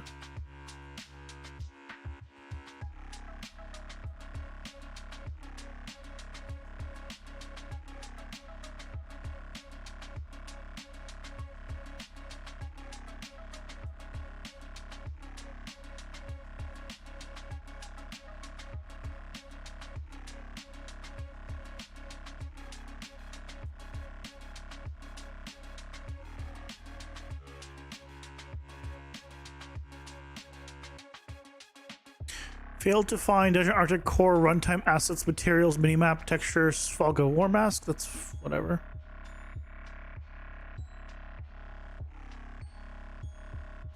So error crash here, but I can't. I genuinely do not know what the crash report is. What I could try doing is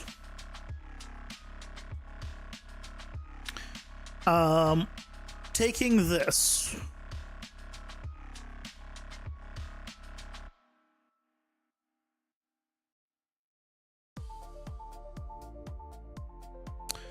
and trying to grab, I don't know, maybe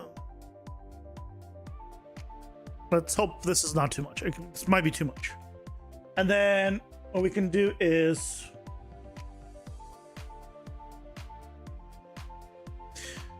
put it in here. I have a crash report from EA5. Here's a snippet of it from what seems like the crash time. Can you spot what caused the crash?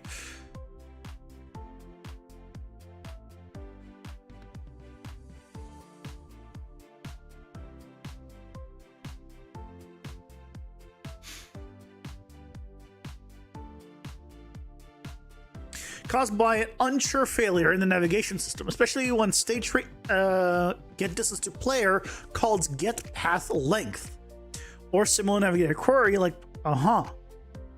This triggers during stage free execution. Okay, I know that specifically why it happens. The default navigation query expects the querying objects to be an AI controller upon control B1. It uses the controller settings like its default filter class to configure the query. Likely uses stage free component for AI logic. It does. Run with an owner actor. When the evaluator calls get path length to measure distance to the player via path, navigation system uses the default filter. The default filter asserts that Courier is an AI controller, but it's a pawn character instead, so to ensure fails. And in package builds, this becomes a crash. Switch to AI controller based AI. I don't really want to.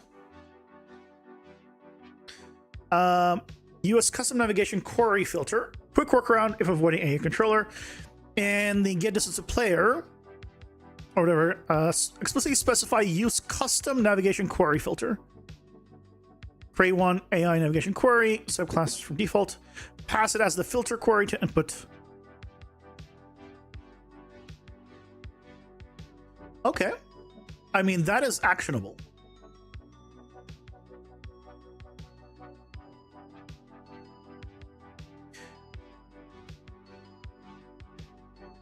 So you don't need to understand how to read that documentation. You just pipe it in and be like, it just tells you. Because I don't know how to read all that. I don't know what was important or what was not, but it found it.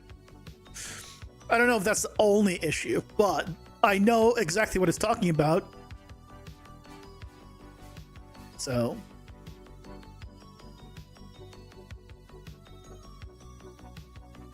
Okay.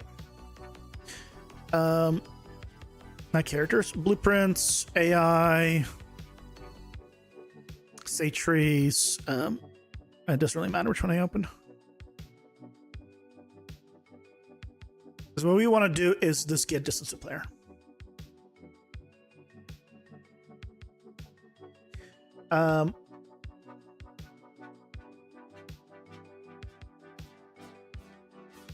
This.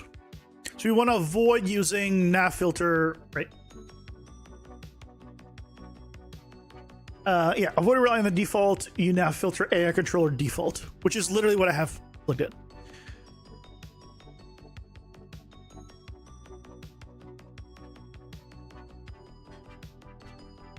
But you try and just swap into a different one, though.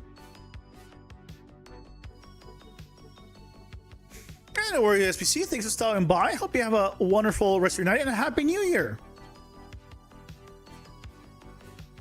You have to wait till next year to for the next video. True. Yeah, no videos this year.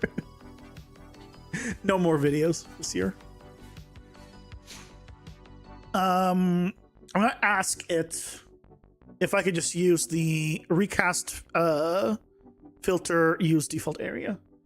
Can I use the recast filter use default area instead? Or the navigation query filter, or the navigation query filter, or custom one is required if not using a custom AI controller.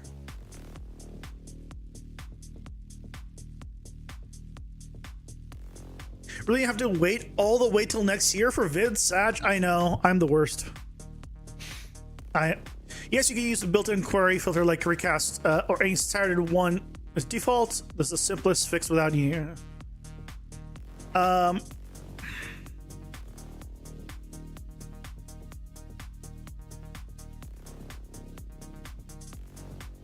Okay, so specifically the AI controller default one is the problem. So a recast one is fine. Okay. Recast does not require AI controller. I mean, although they technically have one, but I guess it's not on an AI controller state tree, so that's why it's a problem. But this one causes crash. Okay, so theoretically,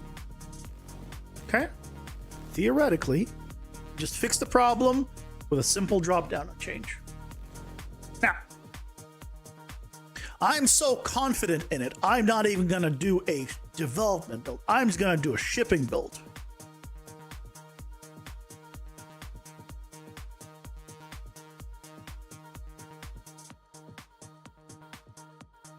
And we're going to get a wonderful, successful thing with no errors showing up here. But speaking of videos for the new year, the first video of this Sunday's video will not be a PCG video. It'll just be like, hey, first of the year, here's an update, here's the plans, that kind of video. It'll be more like of a chat video. So just as a heads up, there's no PCG video this Sunday.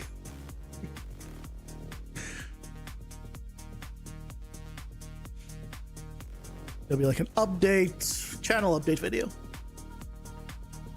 And then we'll go back to probably normally scheduled updates.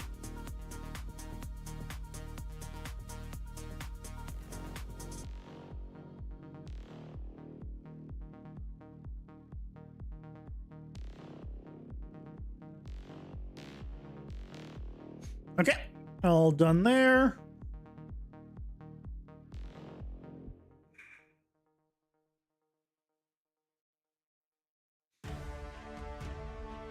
Just compress it to a zip, just in case.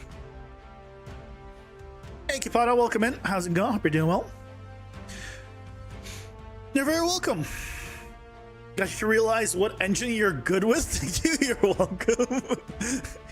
Is that engine that you're good with not Unreal Engine, or is it Unreal Engine?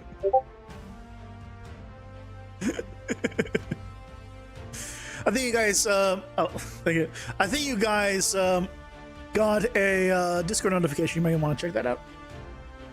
Channel update. We're switching to a drama farm channel, starting off with Prismatic and Dev.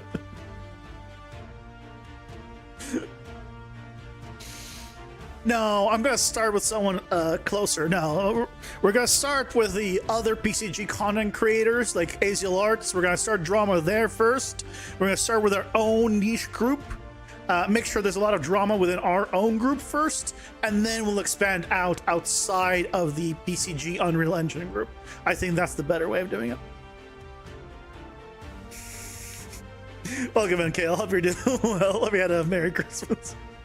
Next year you'll be less of a troll, maybe? I don't think you should be. If anything, I think you should be more of a troll.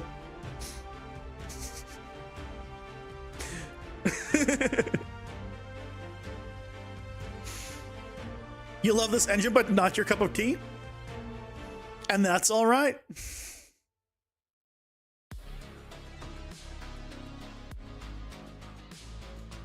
It works great for me because blueprints. That's pretty much the primary reason.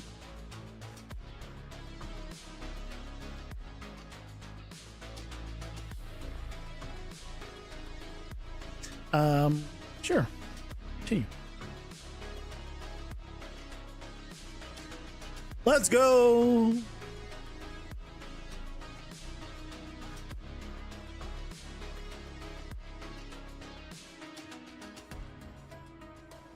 Okay. Let's give myself some lifesteal of this.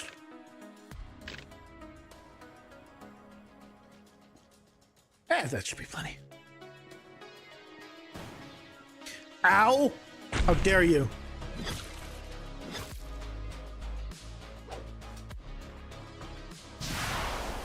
It's too far. Too far.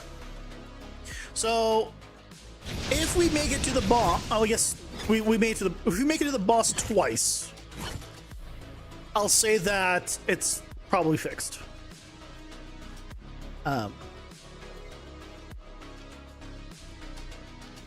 Because we made it to the boss once.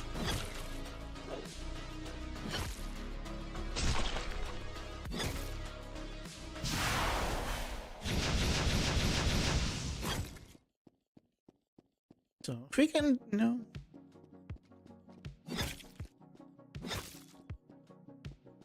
second time's the charm, maybe.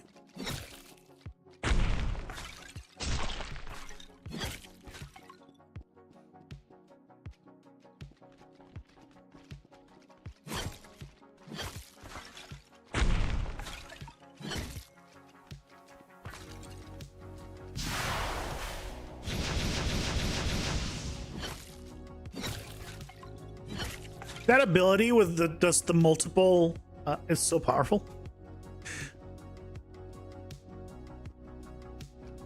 But it's definitely the hardest one to like use.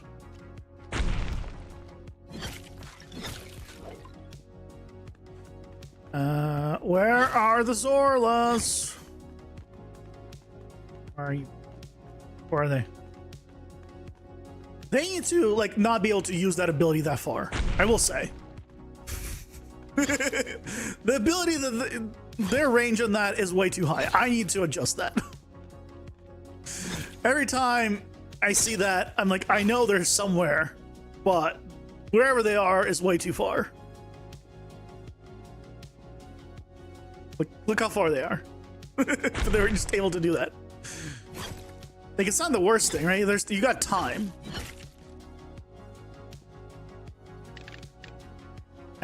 Sure, more radius. But still.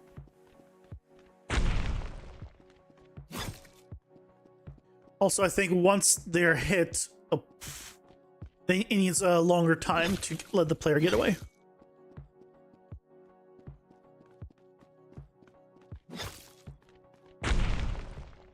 Right, because I couldn't get away there. Because of that animation locking. God damn it.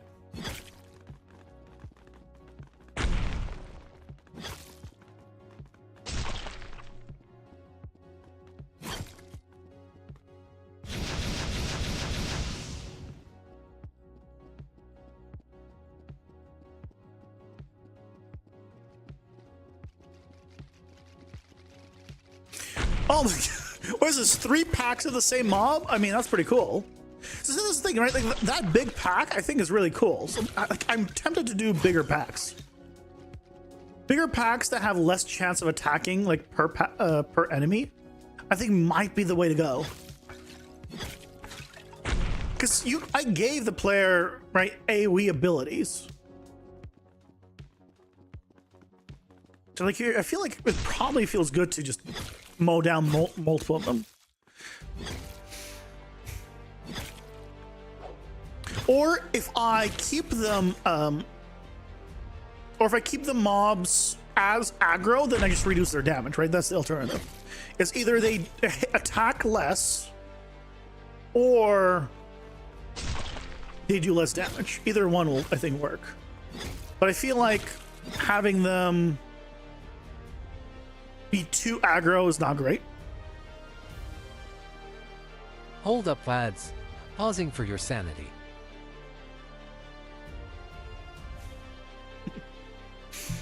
No crash so far, though. Doesn't mean much. But so far, so good.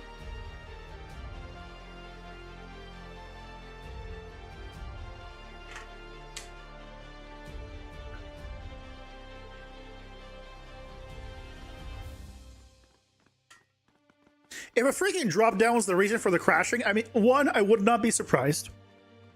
Yeah. That is very much like Unreal Engine. But also be sad about it. Because I wish I would have known about that one option drop down.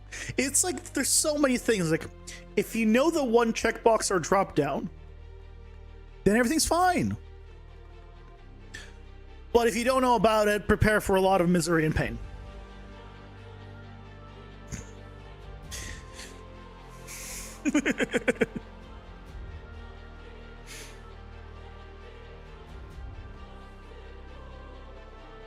And I experience a lot of misery and pain.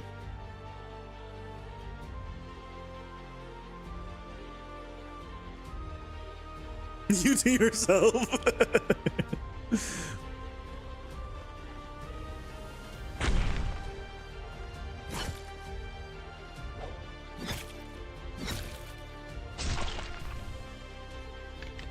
What do we want next? More damage. Why are collisions work? You double checked everything.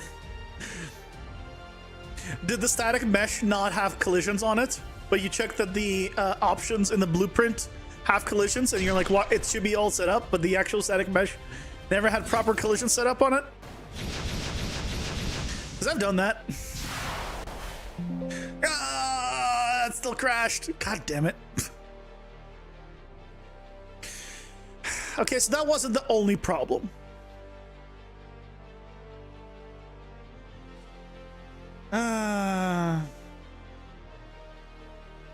That wasn't the only problem. There's more.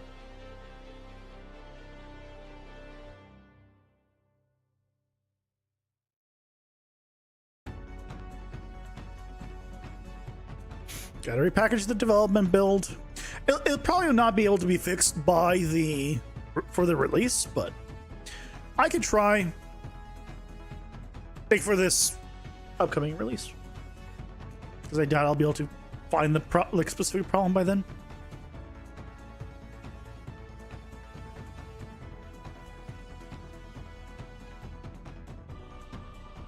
Binding for triggering damage on collisions disabled. Oh, that'll do it.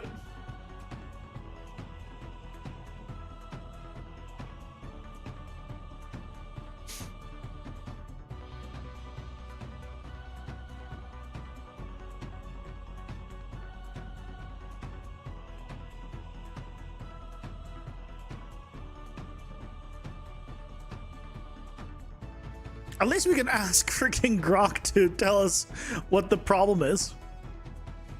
And at least it gives us a thing that it could be. It could be very multiple, like it could be multiple things, right? But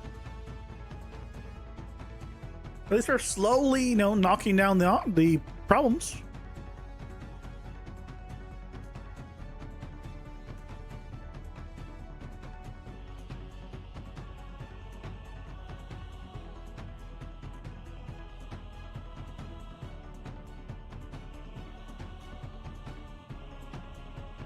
You fix it? No. I wish.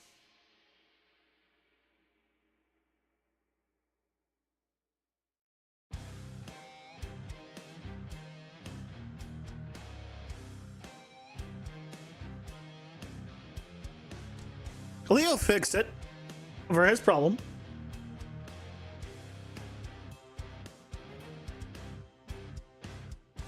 Okay, we need to crash now.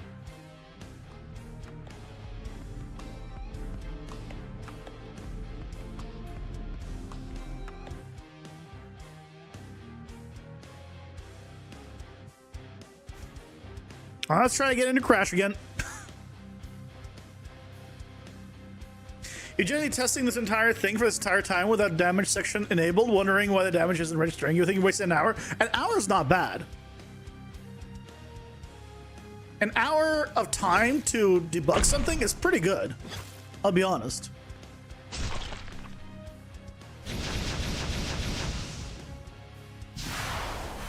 Let me just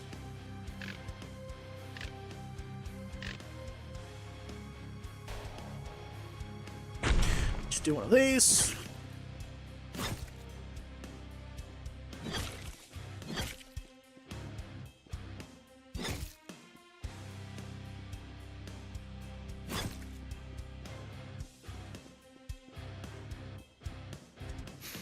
I think it's still right about it being an AI issue.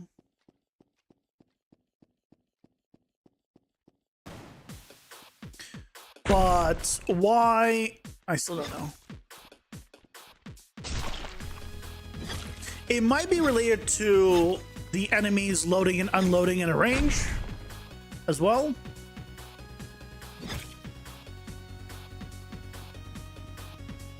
It's been a week before debugging things that were already working. See, that's one, like, okay, you know, that's like a reasonable, well, not reasonable. That's like an amount of time. I'm like, okay, yeah, that's unfortunate.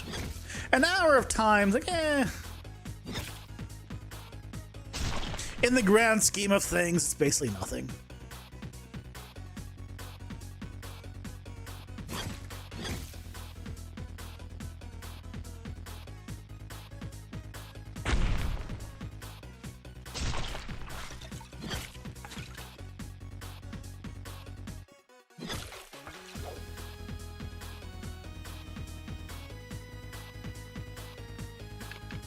Speed, yes, please.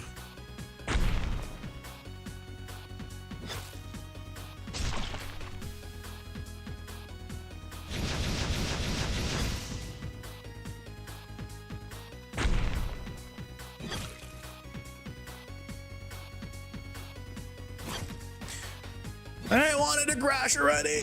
Please. Please crash. That should be transparent. I need to modify that.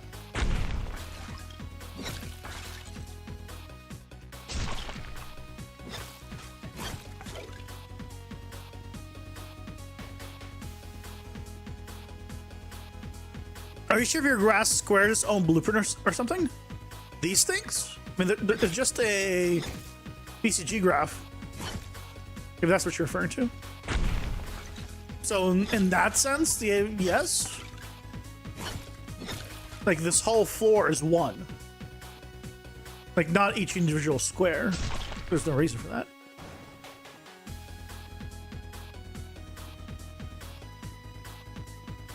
But each platform, right, is its own setup.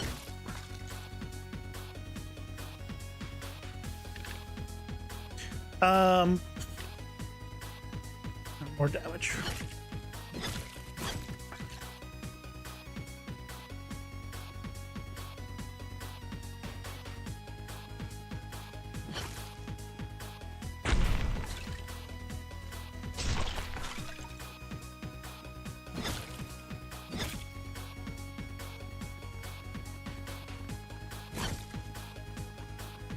Looks nice. Look how some race from the edges. Yeah. If you're talking about these, yeah. I have some that are like right the full size up, and I try to add areas where there's some broken ones as well. This is just a bug right now. Yep, that's a dead end. This one, does it have broken edges? It should. I feel like I missed the broken edges on that one.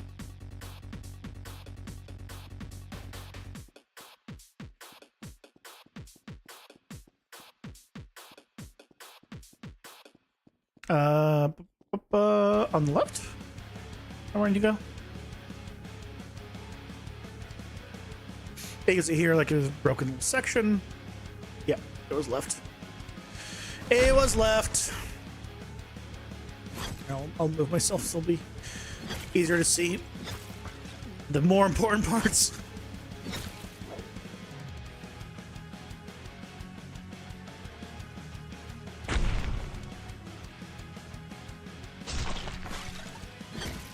I haven't seen one of the new levels that we made.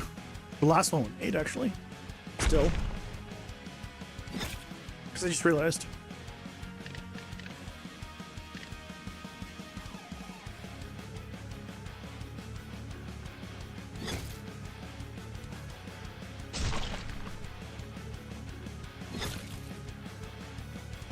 Okay, well, this is unfortunate. We still have no crash, and we're almost at the boss. Maybe I'll spawn the boss part of it, isn't it?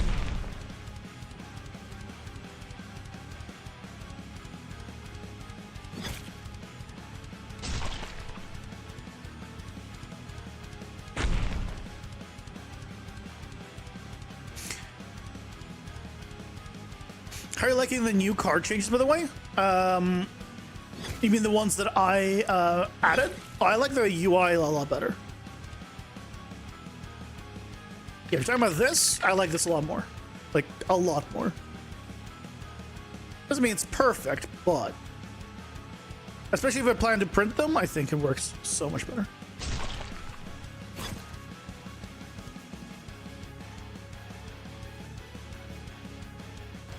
Do we stay on the level after death? After death, here, I'll show you. So if you look carefully at them, once they die, they start to desaturate. And when you see them start to desaturate, they effectively get swapped out for a card. Right, so this one is getting grayer, like the others. Like the color is leaving, right? They are gone desaturated. They're no longer characters. They got swapped to just an actor that's simplified. That just has that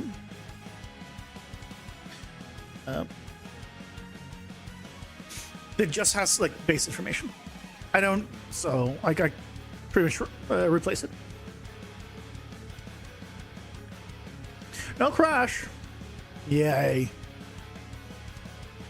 No, they don't become a decal, but they basically just, it's an actor with just a sprite and a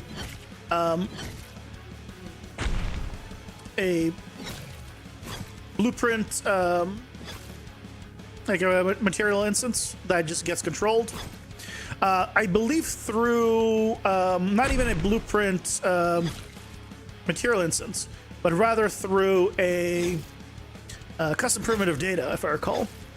So it becomes very lightweight. And then it adjusts that value to make it more desaturated, and then it just stays there. It has a little bit extra on it, but otherwise, that's pretty much it.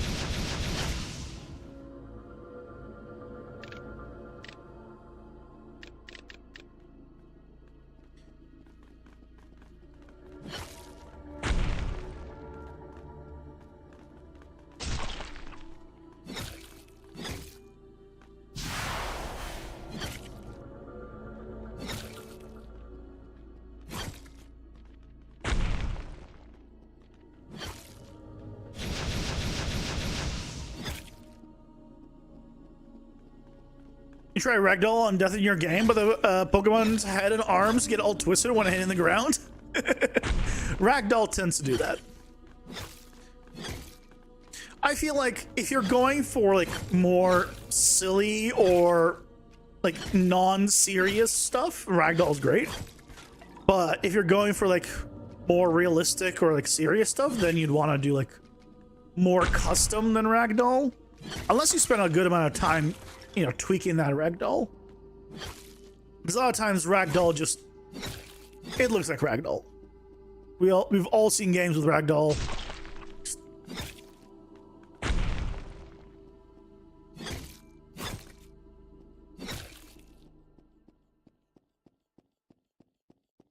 Right, it just reads that way.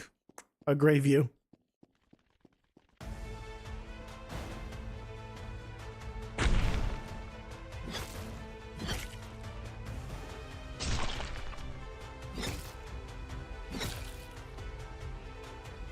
Okay, where are they? There they are.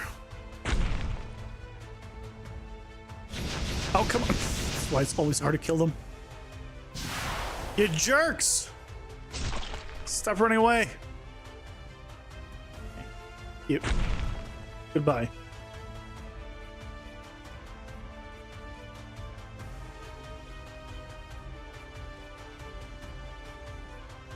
Oh, there's so many of them here.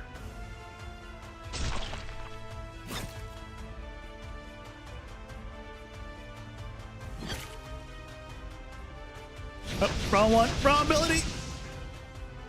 Whatever. Fine, you get away.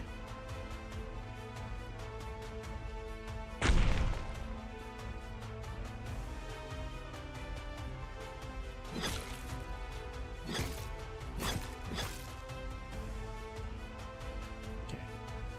I'm ignoring you guys. I don't need to kill every single enemy, thankfully, in my game. Because if I had to kill every single enemy, this would not be great. Also, can we get a crash, please? I would really appreciate a crash.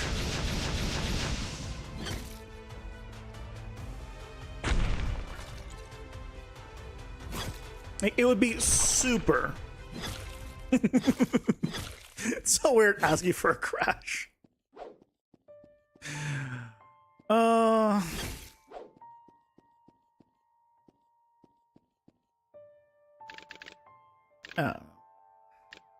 Sure, give me more health.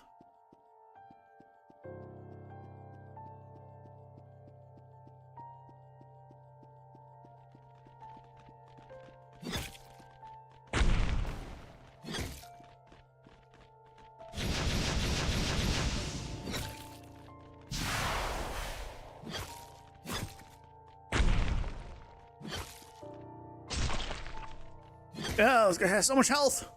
Or rather, I don't do enough damage.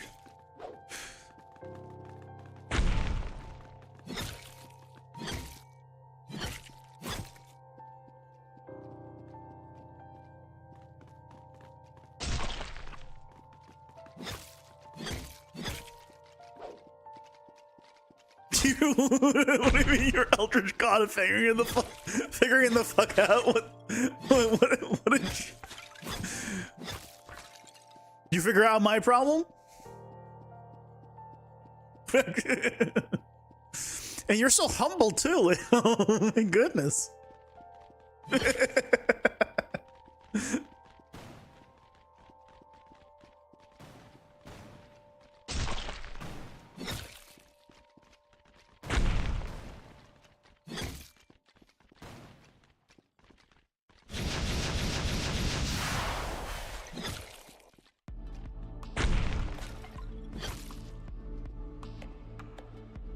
Crash, please.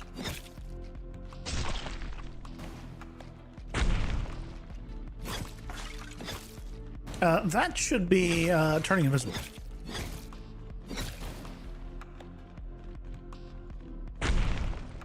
Also, I'm not gonna deal with that right now, but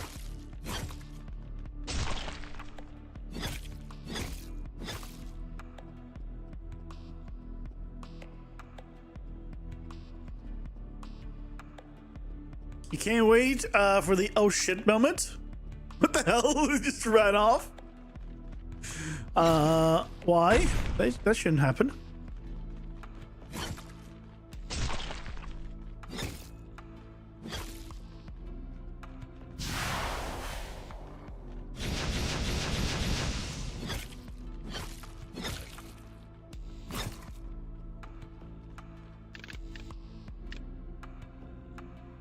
More radius.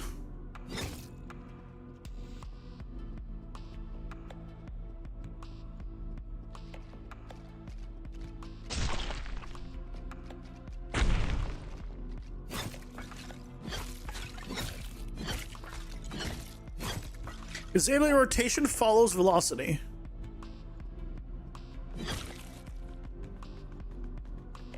Yeah, for the projectile. Yeah, you can tell the projectile component to either follow the velocity rotation or your own rotation. Yeah.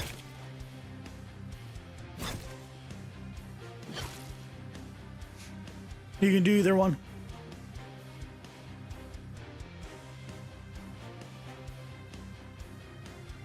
Found the shop.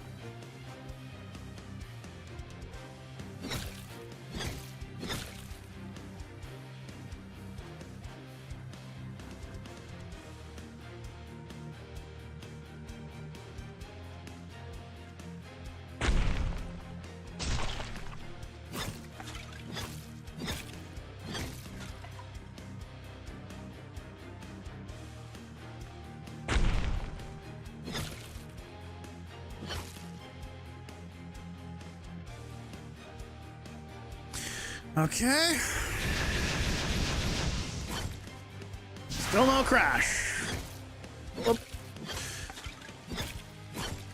This is gonna be it, right? I'm gonna make it to the boss. There's gonna be a single crash, and they'll be that. That's how it's gonna end up.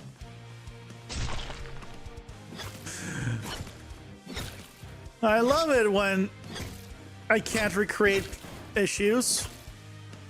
I love it so much. It's the best.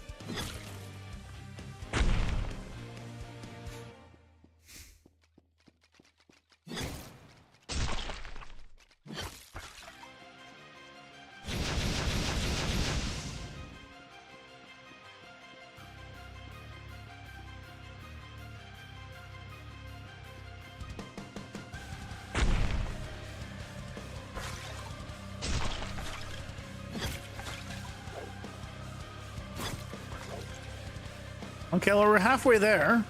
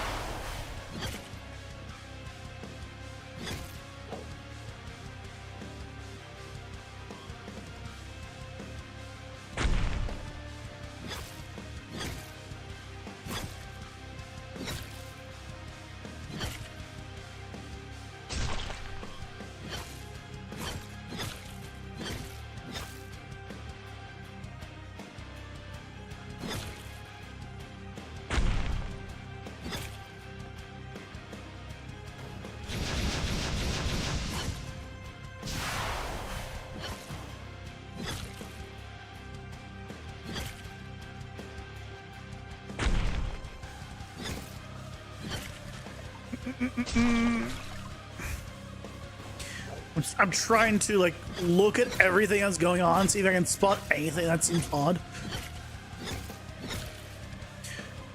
But no, I guess there's not really possible for me to ever spot what could cause it myself, because the issue is happening only in packaged builds. But it's not really happening in editor, because for it to happen in editor, it would need to crash the entire editor. And yeah, that's not happening. Thankfully. If it would crash the entire editor, that would be far worse. I guess. Yeah, so this is a dead end.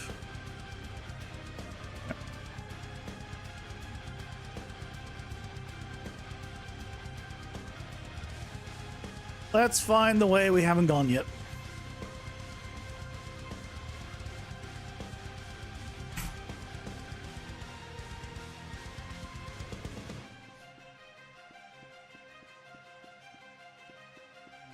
This way.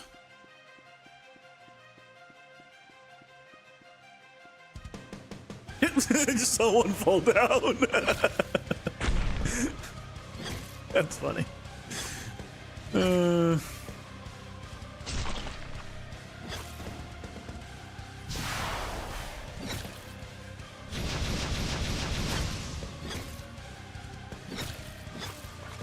Oh, 3/4 of the way through and not a crash. God damn it.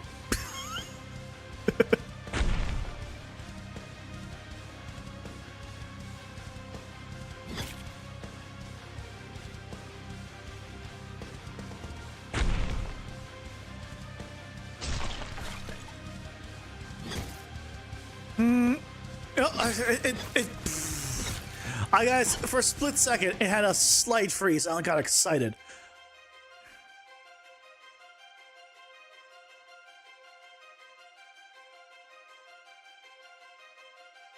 That's a bug.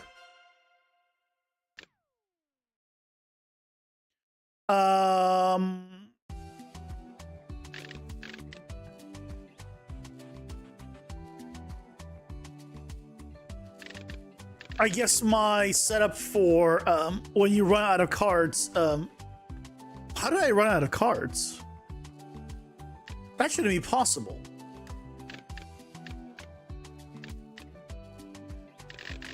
Something really bugged out. Oh, well, wonderful. We'll need to debug that later. For now, can you please crash for me? I would appreciate it.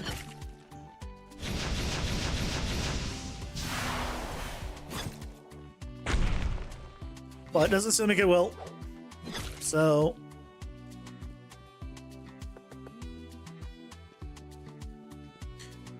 I guess that will be the end of that.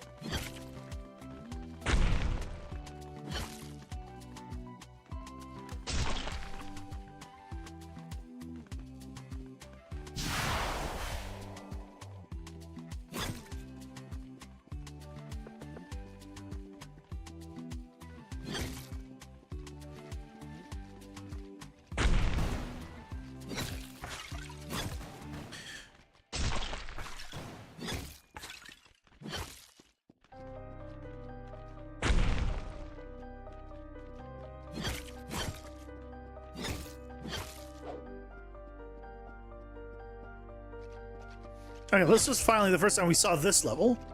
So it does exist. Good.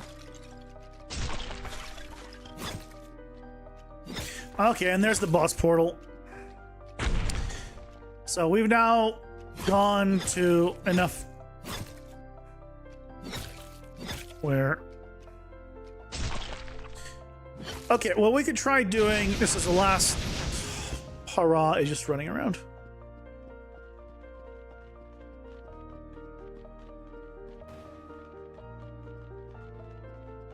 Oh, dead end. See if... Just running around and, I don't know, teleporting or whatever else we can do could cause any of the crashing.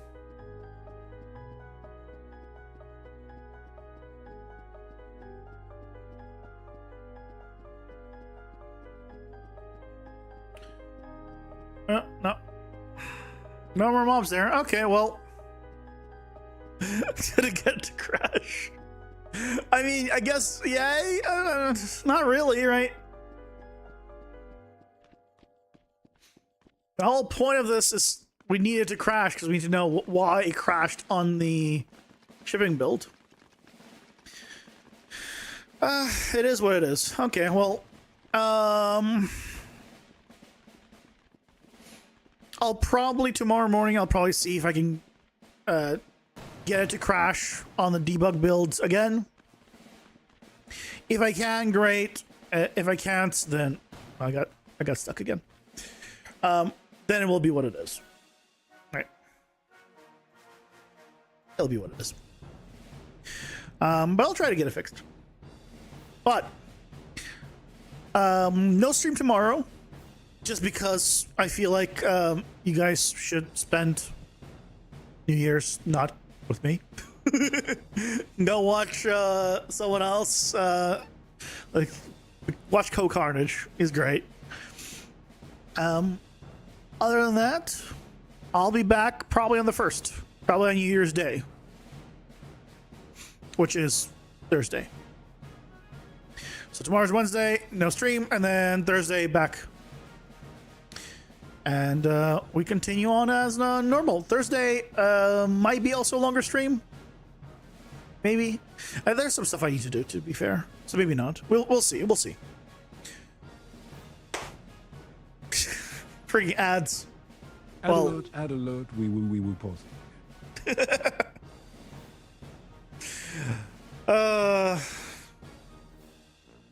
Not much to wait for ads. Do I wait for ads to call it a night?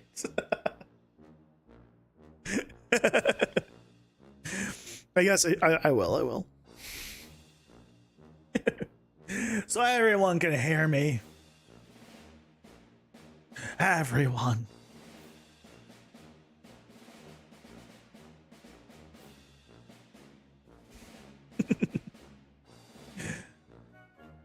Let's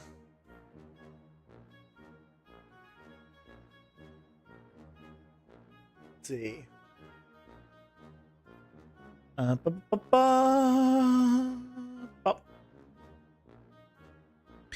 I really hope we can figure out the crashing issue. Fatal error is the worst. It really is. Like an error that does not specify is the worst.